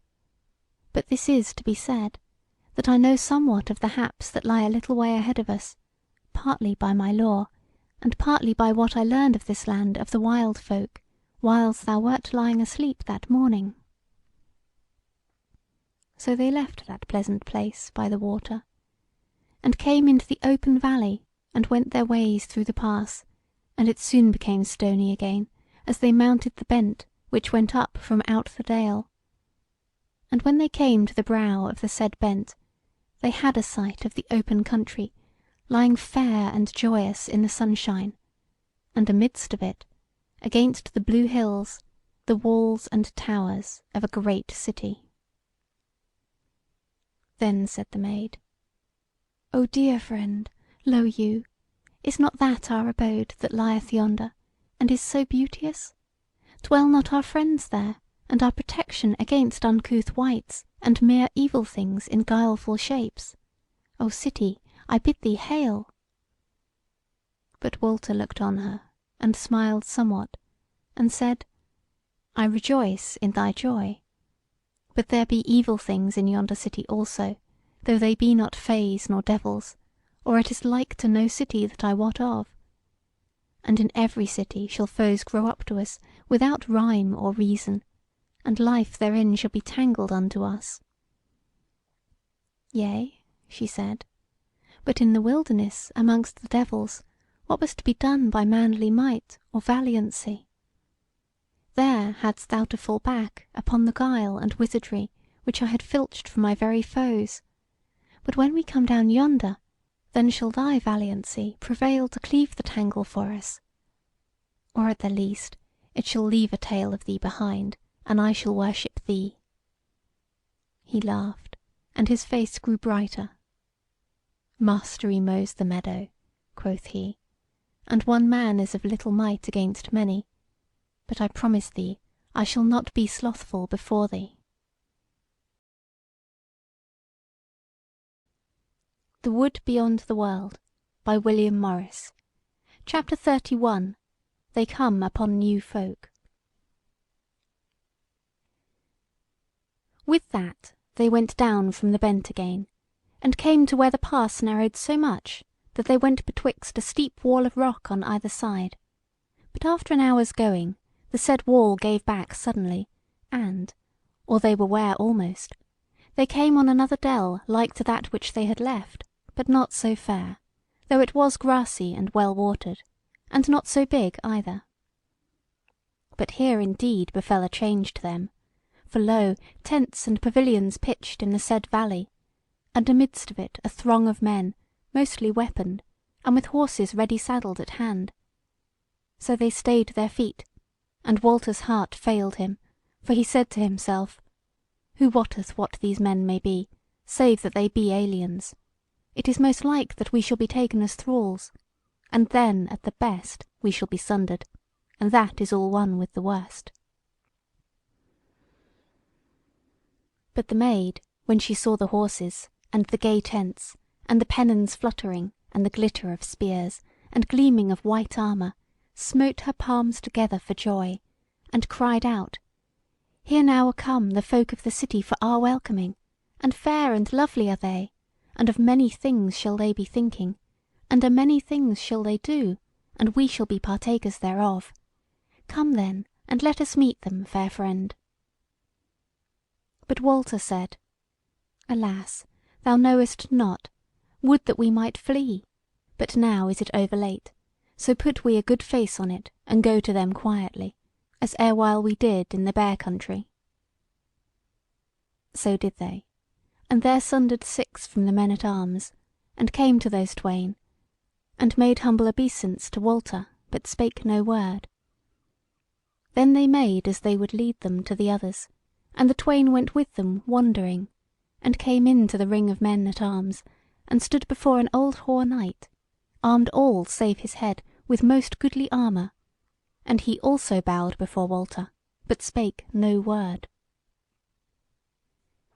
Then they took them to the master pavilion, and made signs to them to sit, and they brought them dainty meat and good wine. And the while of their eating arose up a stir about them, and when they were done with their meat, the ancient knight came to them, still bowing in courteous wise, and did them to wit by signs that they should depart. And when they were without, they saw all the other tents struck, and men beginning to busy them with striking the pavilion, and the others mounted and ranked in good order for the road. And there were 2 horse litters before them, wherein they were bidden to mount, Walter in one, and the Maid in the other, and no otherwise might they do.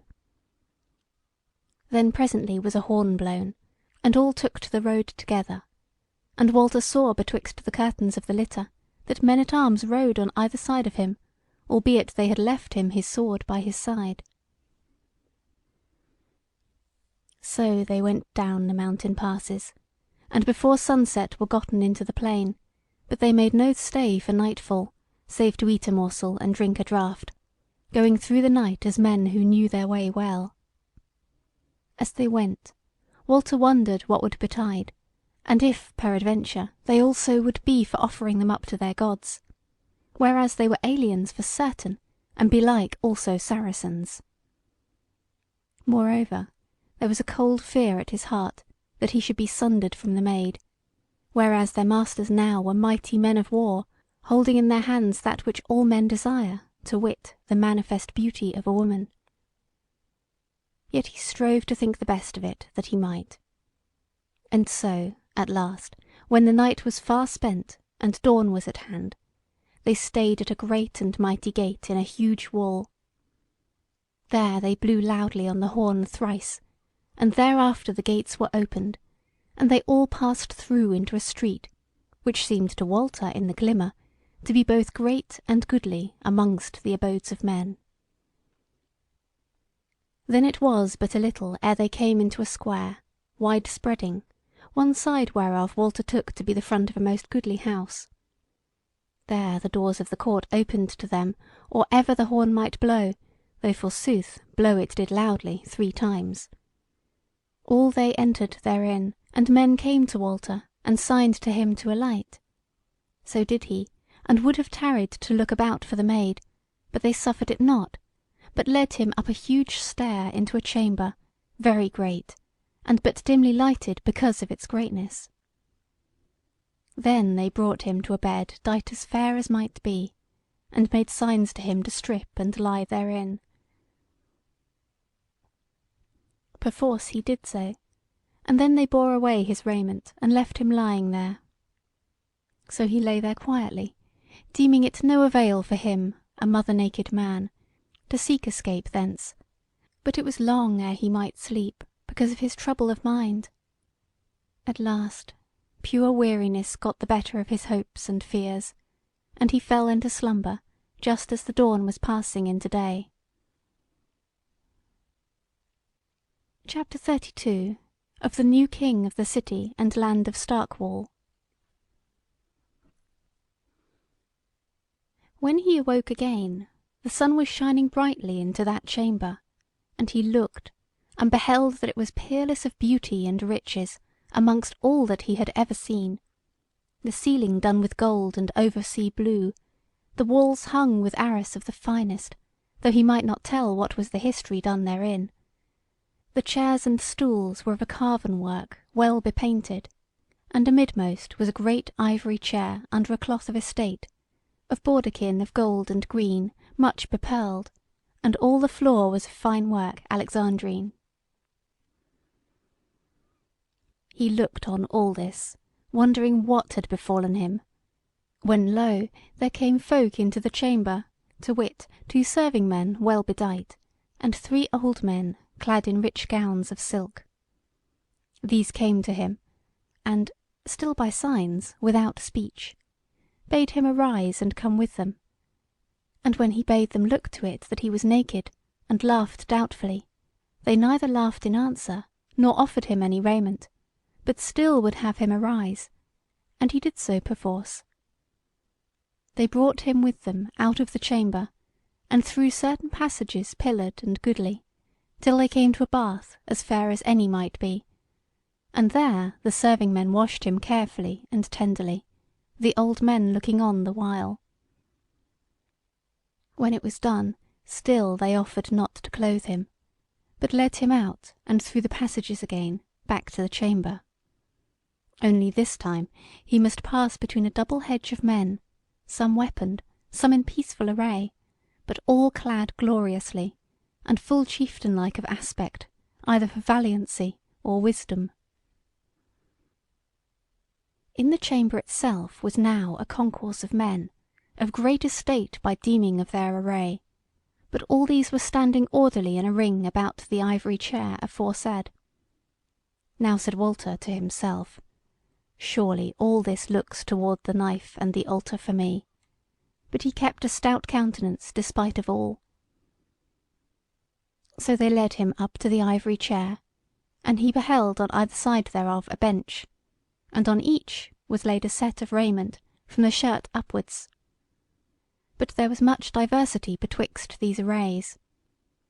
For one was all of robes of peace, glorious and begemmed, unmeet for any save a great king, while the other was war-weed, seemly, well-fashioned, but little adorned, nay, rather worn and bestained with weather, and the pelting of the spear-storm. Now those old men signed to Walter to take which of those raiments he would, and do it on. He looked to the right and the left, and when he had looked on the war-gear, the heart arose in him, and he called to mind the array of the Goldings in the forefront of battle, and he made one step toward the weapons, and laid his hand thereon.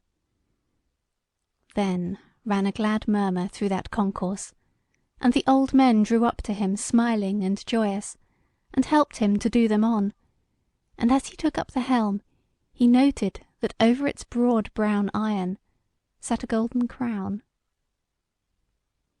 So when he was clad and weaponed, girt with a sword, and a steel axe in his hand, the elders showed him to the ivory throne, and he laid the axe on the arm of the chair, and drew forth the sword from the scabbard, and sat him down, and laid the ancient blade across his knees.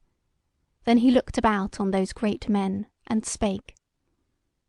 How long shall we speak no word to each other, or is it so that God hath stricken you dumb? Then all they cried out with one voice, All hail to the King of battle! Spake Walter, If I be king, will ye do my will as I bid you? Answered the elder, Naught have we will to do, Lord, save as thou biddest. Said Walter, Thou then, wilt thou answer a question in all truth? Yea, Lord, said the elder, if I may live afterward. Then said Walter, The woman that came with me into your camp of the mountain, what hath befallen her? The elder answered, Naught hath befallen her, either of good or evil, save that she hath slept, and eaten, and bathed her. What then is the king's pleasure concerning her? That ye bring her hither to me straightway, said Walter. Yea, said the elder, and in what guise shall we bring her hither? Shall she be arrayed as a servant or a great lady? Then Walter pondered a while, and spake at last. Ask her what is her will herein, and as she will have it, so let it be. But set ye another chair beside mine, and lead her thereto. Thou, wise old man, send one or two to bring her in hither, but abide thou, for I have a question or two to ask of thee yet. And ye lords, abide here the coming of my she-fellow, if it weary you not. So the elder spake to 3 of the most honourable of the lords, and they went their ways to bring in the maid. CHAPTER 33. Concerning the fashion of king-making in Starkwall. Meanwhile the king spake to the elder, and said, Now tell me whereof I am become king, and what is the fashion and cause of the king-making, for wondrous it is to me, whereas I am but an alien amidst of mighty men.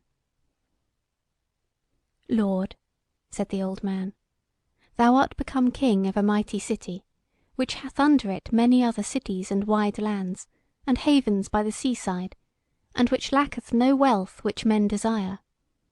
Many wise men dwell therein, and of fools not more than in other lands.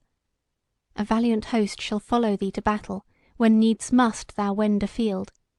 A host not to be withstood, save by the ancient God-folk, if any of them were left upon the earth, as belike none are. And as to the name of our said city, it hight the city of the Starkwall, or more shortly, Starkwall. Now, as to the fashion of our king-making, if our king dieth, and leaveth an heir male, begotten of his body, then is he king after him. But if he die, and leave no heir, Then send we out a great lord, with knights and sergeants, to that pass of the mountain whereto ye came yesterday. And the first man that cometh unto them they take and lead to the city, as they did with thee, lord. For we believe and trow that of old time our forefathers came down from the mountains by that same pass, poor and rude, but full of valiancy, before they conquered these lands and builded the stark wall. But now, furthermore, when we have gotten the said wanderer, and brought him home to our city, we behold him mother naked, all the great men of us, both sages and warriors. Then, if we find him ill-fashioned and counterfeit of his body, we roll him in a great carpet till he dies, or whiles, if he be but a simple man, and without guile, we deliver him for thrall to some artificer amongst us, as a shoemaker, a wright, or what not, and so forget him. But in either case we make as if no such man had come to us, and we send again the lord and his knights to watch the pass, for we say that such a one the fathers of old time have not sent us. But again, when we have seen to the newcomer that he is well fashioned of his body, all is not done, for we deem that never would the fathers send us a dolt or a craven to be our king. Therefore we bid the naked one take to him which he will of these raiments, either the ancient armour, which now thou bearest, lord, or this golden raiment here. And if he take the war gear, as thou takedst it, king, it is well. But if he take the raiment of peace, then hath he the choice either to be thrall of some good man of the city, or to be proven how wise he may be, and so fare the narrow edge betwixt death and kingship. For if he fall short of his wisdom, then shall he die the death. Thus is thy question answered, king, and praise be to the fathers that they have sent us one whom none may doubt, either for wisdom or valiancy.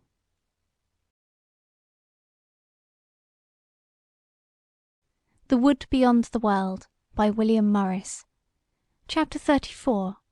Now cometh the maid to the king. Then all they bowed before the king, and he spake again. What is that noise that I hear without, as if it were the rising of the sea on a sandy shore, when the south-west wind is blowing? Then the elder opened his mouth to answer, but before he might get out the word, there was a stir without the chamber door, and the throng parted, and lo, amidst of them came the maid, and she yet clad in nought save the white coat wherewith she had won through the wilderness, save that on her head was a garland of red roses, and her middle was wreathed with the same. Fresh and fair she was, as the dawn of June, her face bright, red-lipped, and clear-eyed, and her cheeks flushed with hope and love. She went straight to Walter where he sat, and lightly put away with her hand the elder who would lead her to the ivory throne beside the king. But she knelt down before him, and laid her hand on his steel-clad knee, and said, O my lord, now I see that thou hast beguiled me, and that thou wert all along a king-born man, coming home to thy realm. But so dear thou hast been to me, and so fair and clear, and so kind withal do thine eyes shine on me from under the grey war-helm, that I will beseech thee not to cast me out utterly, but suffer me to be thy servant and handmaid for a while. Wilt thou not? But the king stooped down to her, and raised her up, and stood on his feet, and took her hands and kissed them, and set her down beside him, and said to her, Sweetheart, this is now thy place till the night cometh, even by my side. So she sat down there, meek and valiant, her hands laid in her lap, and her feet one over the other, while the king said, Lords, this is my beloved and my spouse. Now, therefore, if ye will have me for king, ye must worship this one for queen and lady, or else suffer us both to go our ways in peace. Then all they that were in the chamber cried aloud, The queen, the lady, the beloved of our Lord. And this cry came from their hearts, and not their lips only, for as they looked on her, and the brightness of her beauty, they saw also the meekness of her demeanour, and the high heart of her, and they all fell to loving her.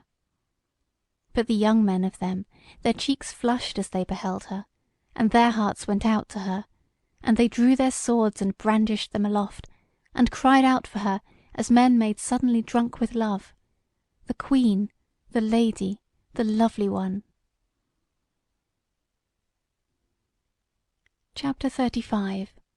Of the King of Starkwall and his Queen.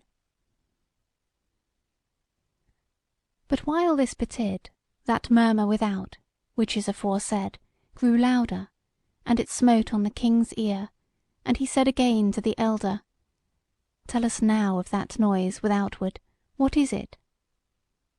Said the elder, If thou, King, and the Queen, wilt but arise and stand in the window, and go forth into the hanging gallery thereof, then shall ye know at once what is this rumour, and therewithal shall ye see a sight meet to rejoice the heart of a king new come into kingship. So the King arose and took the Maid by the hand, and went to the window and looked forth, and lo! the great square of the place all thronged with folk as thick as they could stand, and the more part of the carles with a weapon in hand, and many armed right gallantly. Then he went out into the gallery with his Queen, still holding her hand, and his lords and wise men stood behind him. Straightway then arose a cry, and a shout of joy and welcome that rent the very heavens, and the great place was all glittering and strange with the tossing up of spears and the brandishing of swords, and the stretching forth of hands. But the Maid spake softly to King Walter, and said, Here then is the wilderness left behind a long way, and here is warding and protection against the foes of our life and soul. O blessed be thou and thy valiant heart. But Walter spake nothing, but stood as one in a dream, and yet, if that might be, his longing toward her increased manifold. But down below, amidst of the throng, stood two neighbours somewhat anigh to the window, and quoth one to the other, See thou, the new man in the ancient armour of the Battle of the Waters, bearing the sword that slew the foeman king on the day of the doubtful onset. Surely this is a sign of good luck to us all. Yea, said the second, he beareth his armour well, and the eyes are bright in the head of him. But hast thou beheld well his she-fellow, and what the like of her is? I see her, said the other, that she is a fair woman, yet somewhat worse clad than simply. She is in her smock, man, and were it not for the balusters, I deem ye should see her barefoot. What is amiss with her? Dost thou not see her? Said the second neighbour, that she is not only a fair woman, but yet more, one of those lovely ones that draw the heart out of a man's body, one may scarce say for why. Surely Starkwall hath cast a lucky net this time. And as to her raiment, I see of her that she is clad in white, and wreathed with roses, but that the flesh of her is so wholly pure and sweet, that it maketh all her attire but a part of her body, and halloweth it, so that it hath the semblance of gems. Alas, my friend, let us hope that this Queen will fare abroad unseldom amongst the people. Thus then they spake. But after a while the King and his mates went back into the chamber, and he gave command that the women of the Queen should come and fetch her away, to attire her in royal array. And thither came the fairest of the honourable damsels, and were fain of being her waiting women. Therewithal the King was unarmed, and dight most gloriously, but still he bore the sword of the King's slaying, and sithence were the King and the Queen brought into the great hall of the palace, and they met on a dais, and kissed before the lords and other folk that thronged the hall. There they ate a morsel, and drank a cup together, while all beheld them, and then they were brought forth, and a white horse of the goodliest, well bedight, brought for each of them. And thereon they mounted and went their ways together, by the lane which the huge throng made for them, to the great church, for the hallowing and the crowning. and they were led by one squire alone, and he unarmed, for such was the custom of Starkwall when a new king should be hallowed. So came they to the great church, for that folk was not miscreant, so to say. And they entered it, they two alone, and went into the choir. And when they had stood there a little while, wondering at their lot, they heard how the bells fell a-ringing tunefully over their heads, and then drew near the sound of many trumpets blowing together, and thereafter the voices of many folk singing.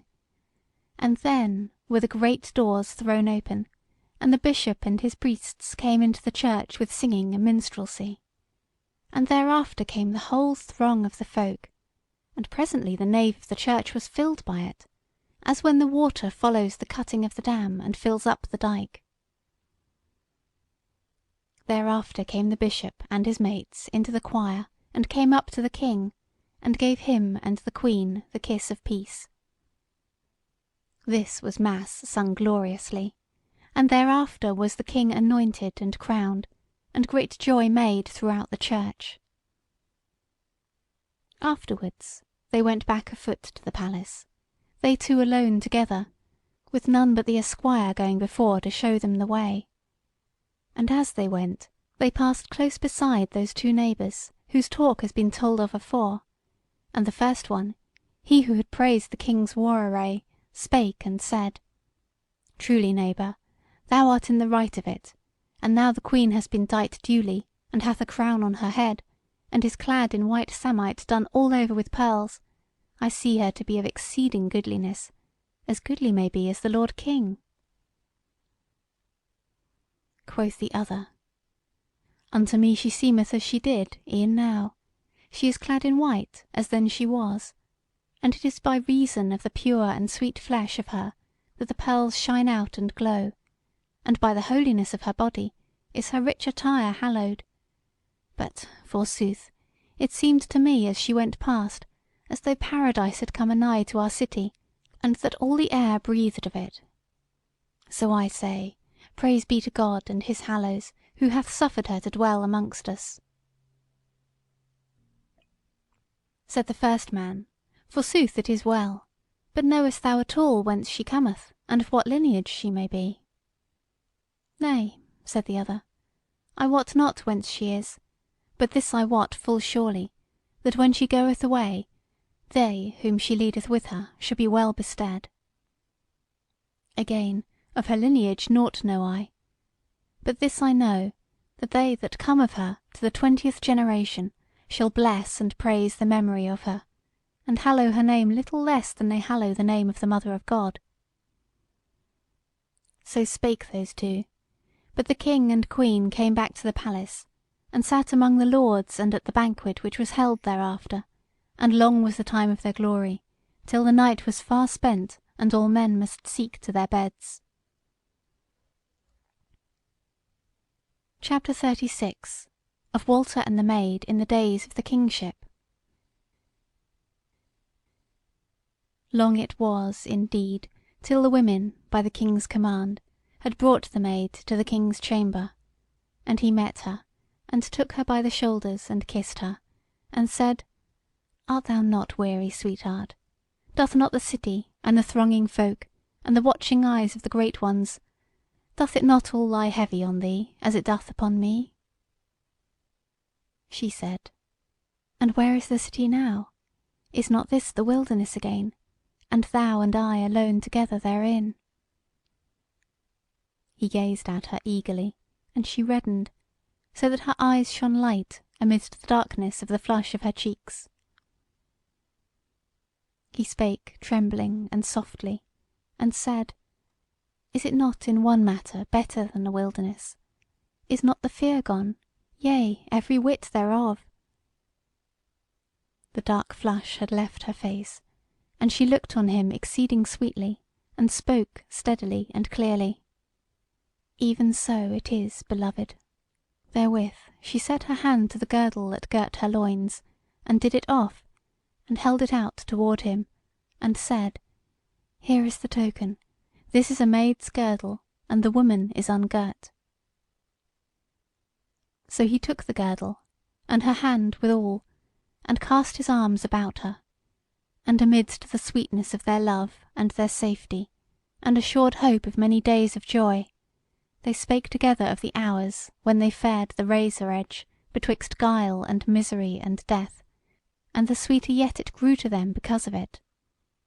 And many things she told him ere the dawn of the evil days bygone, and the dealings of the mistress with her, till the grey day stole into the chamber to make manifest her loveliness, which, forsooth, was better even than the deeming of that man amidst the throng whose heart had been so drawn towards her.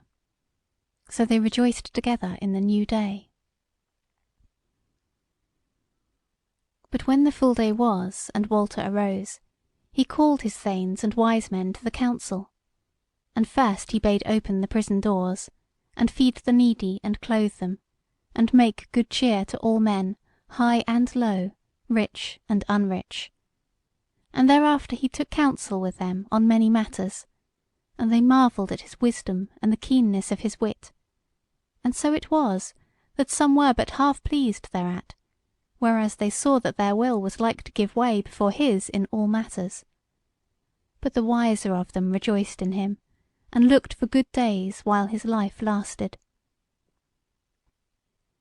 Now of the deeds that he did, and his joys and his griefs, the tale shall tell no more, nor of how he saw Langton again, and his dealings there. In Starkwall he dwelt, and reigned a king, well beloved of his folk, sorely feared of their foemen. Strife he had to deal with, at home and abroad, but therein he was not quelled till he fell asleep fair and softly, when this world had no more of deeds for him to do. Nor may it be said that the needy lamented him, for no needy had he left in his own land, and few foes he left behind to hate him. As to the maid, she so waxed in loveliness and kindness, that it was a year's joy for any to have cast eyes upon her in street or on field. All wizardry left her since the day of her wedding, yet of wit and wisdom she had enough left and to spare, for she needed no going about and no guile any more than hard commands to have her will done. So loved she was by all folk, forsooth, that it was a mere joy for any to go about her errands. To be short, she was the land's increase, and the city's safeguard, and the bliss of the folk. Somewhat, as the days passed, it misgave her that she had beguiled the Bear folk to deem her their god, and she considered and thought how she might atone it. So the second year after they had come to Starkwall, she went with certain folk to the head of the pass that led down to the Bears, and there she stayed the men-at-arms, and went on further with 20 of husbandmen, whom she had redeemed from thraldom in Starkwall. And when they were hard on the dales of the Bears, she left them there, in a certain little dale, with their wains and horses and seed corn and iron tools, and went down all bird alone to the dwelling of those huge men, unguarded now by sorcery, and trusting in nought but her loveliness and kindness. Clad she was now, as when she fled from the wood beyond the world, in a short white coat alone, with bare feet and naked arms, but the said coat was now embroidered with the imagery of blossoms in silk and gold, and gems, whereas now her wizardry had departed from her. So she came to the Bears, and they knew her at once, and worshipped and blessed her, and feared her. But she told them that she had a gift for them, and was come to give it, and therewith she told them of the art of tillage, and bade them learn it. And when they asked her how they should do so, she told them of the men who were abiding them in the mountain dale, and bade the Bears take them for their brothers and sons of the ancient fathers, and then they should be taught of them. This they behight her to do, and so she led them to where her freedmen lay, whom the Bears received with all joy and loving kindness, and took them into their folk. So they went back to their dales together, but the maid went her ways back to her men-at-arms and the city of Starkwall. Thereafter she sent more gifts and messages to the Bears, but never again went herself to see them, for as good a face as she put on it that last time, yet her heart waxed cold with fear, and it almost seemed to her that her mistress was alive again, and that she was escaping from her and plotting against her once more. As for the bears, they throve and multiplied, till at last strife arose great and grim betwixt them and other peoples, for they had become mighty in battle. Yea, once and again they met the host of Starkwall in fight, and overthrew and were overthrown. But that was a long while after the Maid had passed away. Now of Walter and the Maid is no more to be told, saving that they begat between them goodly sons and fair daughters, whereof came a great lineage in Starkwall, which lineage was so strong and endured so long a while, that by then it had died out, folk had clean forgotten their ancient custom of king-making. So that after Walter of Langton there was never another king that came down to them, poor and lonely, from out of the mountains of the Bears.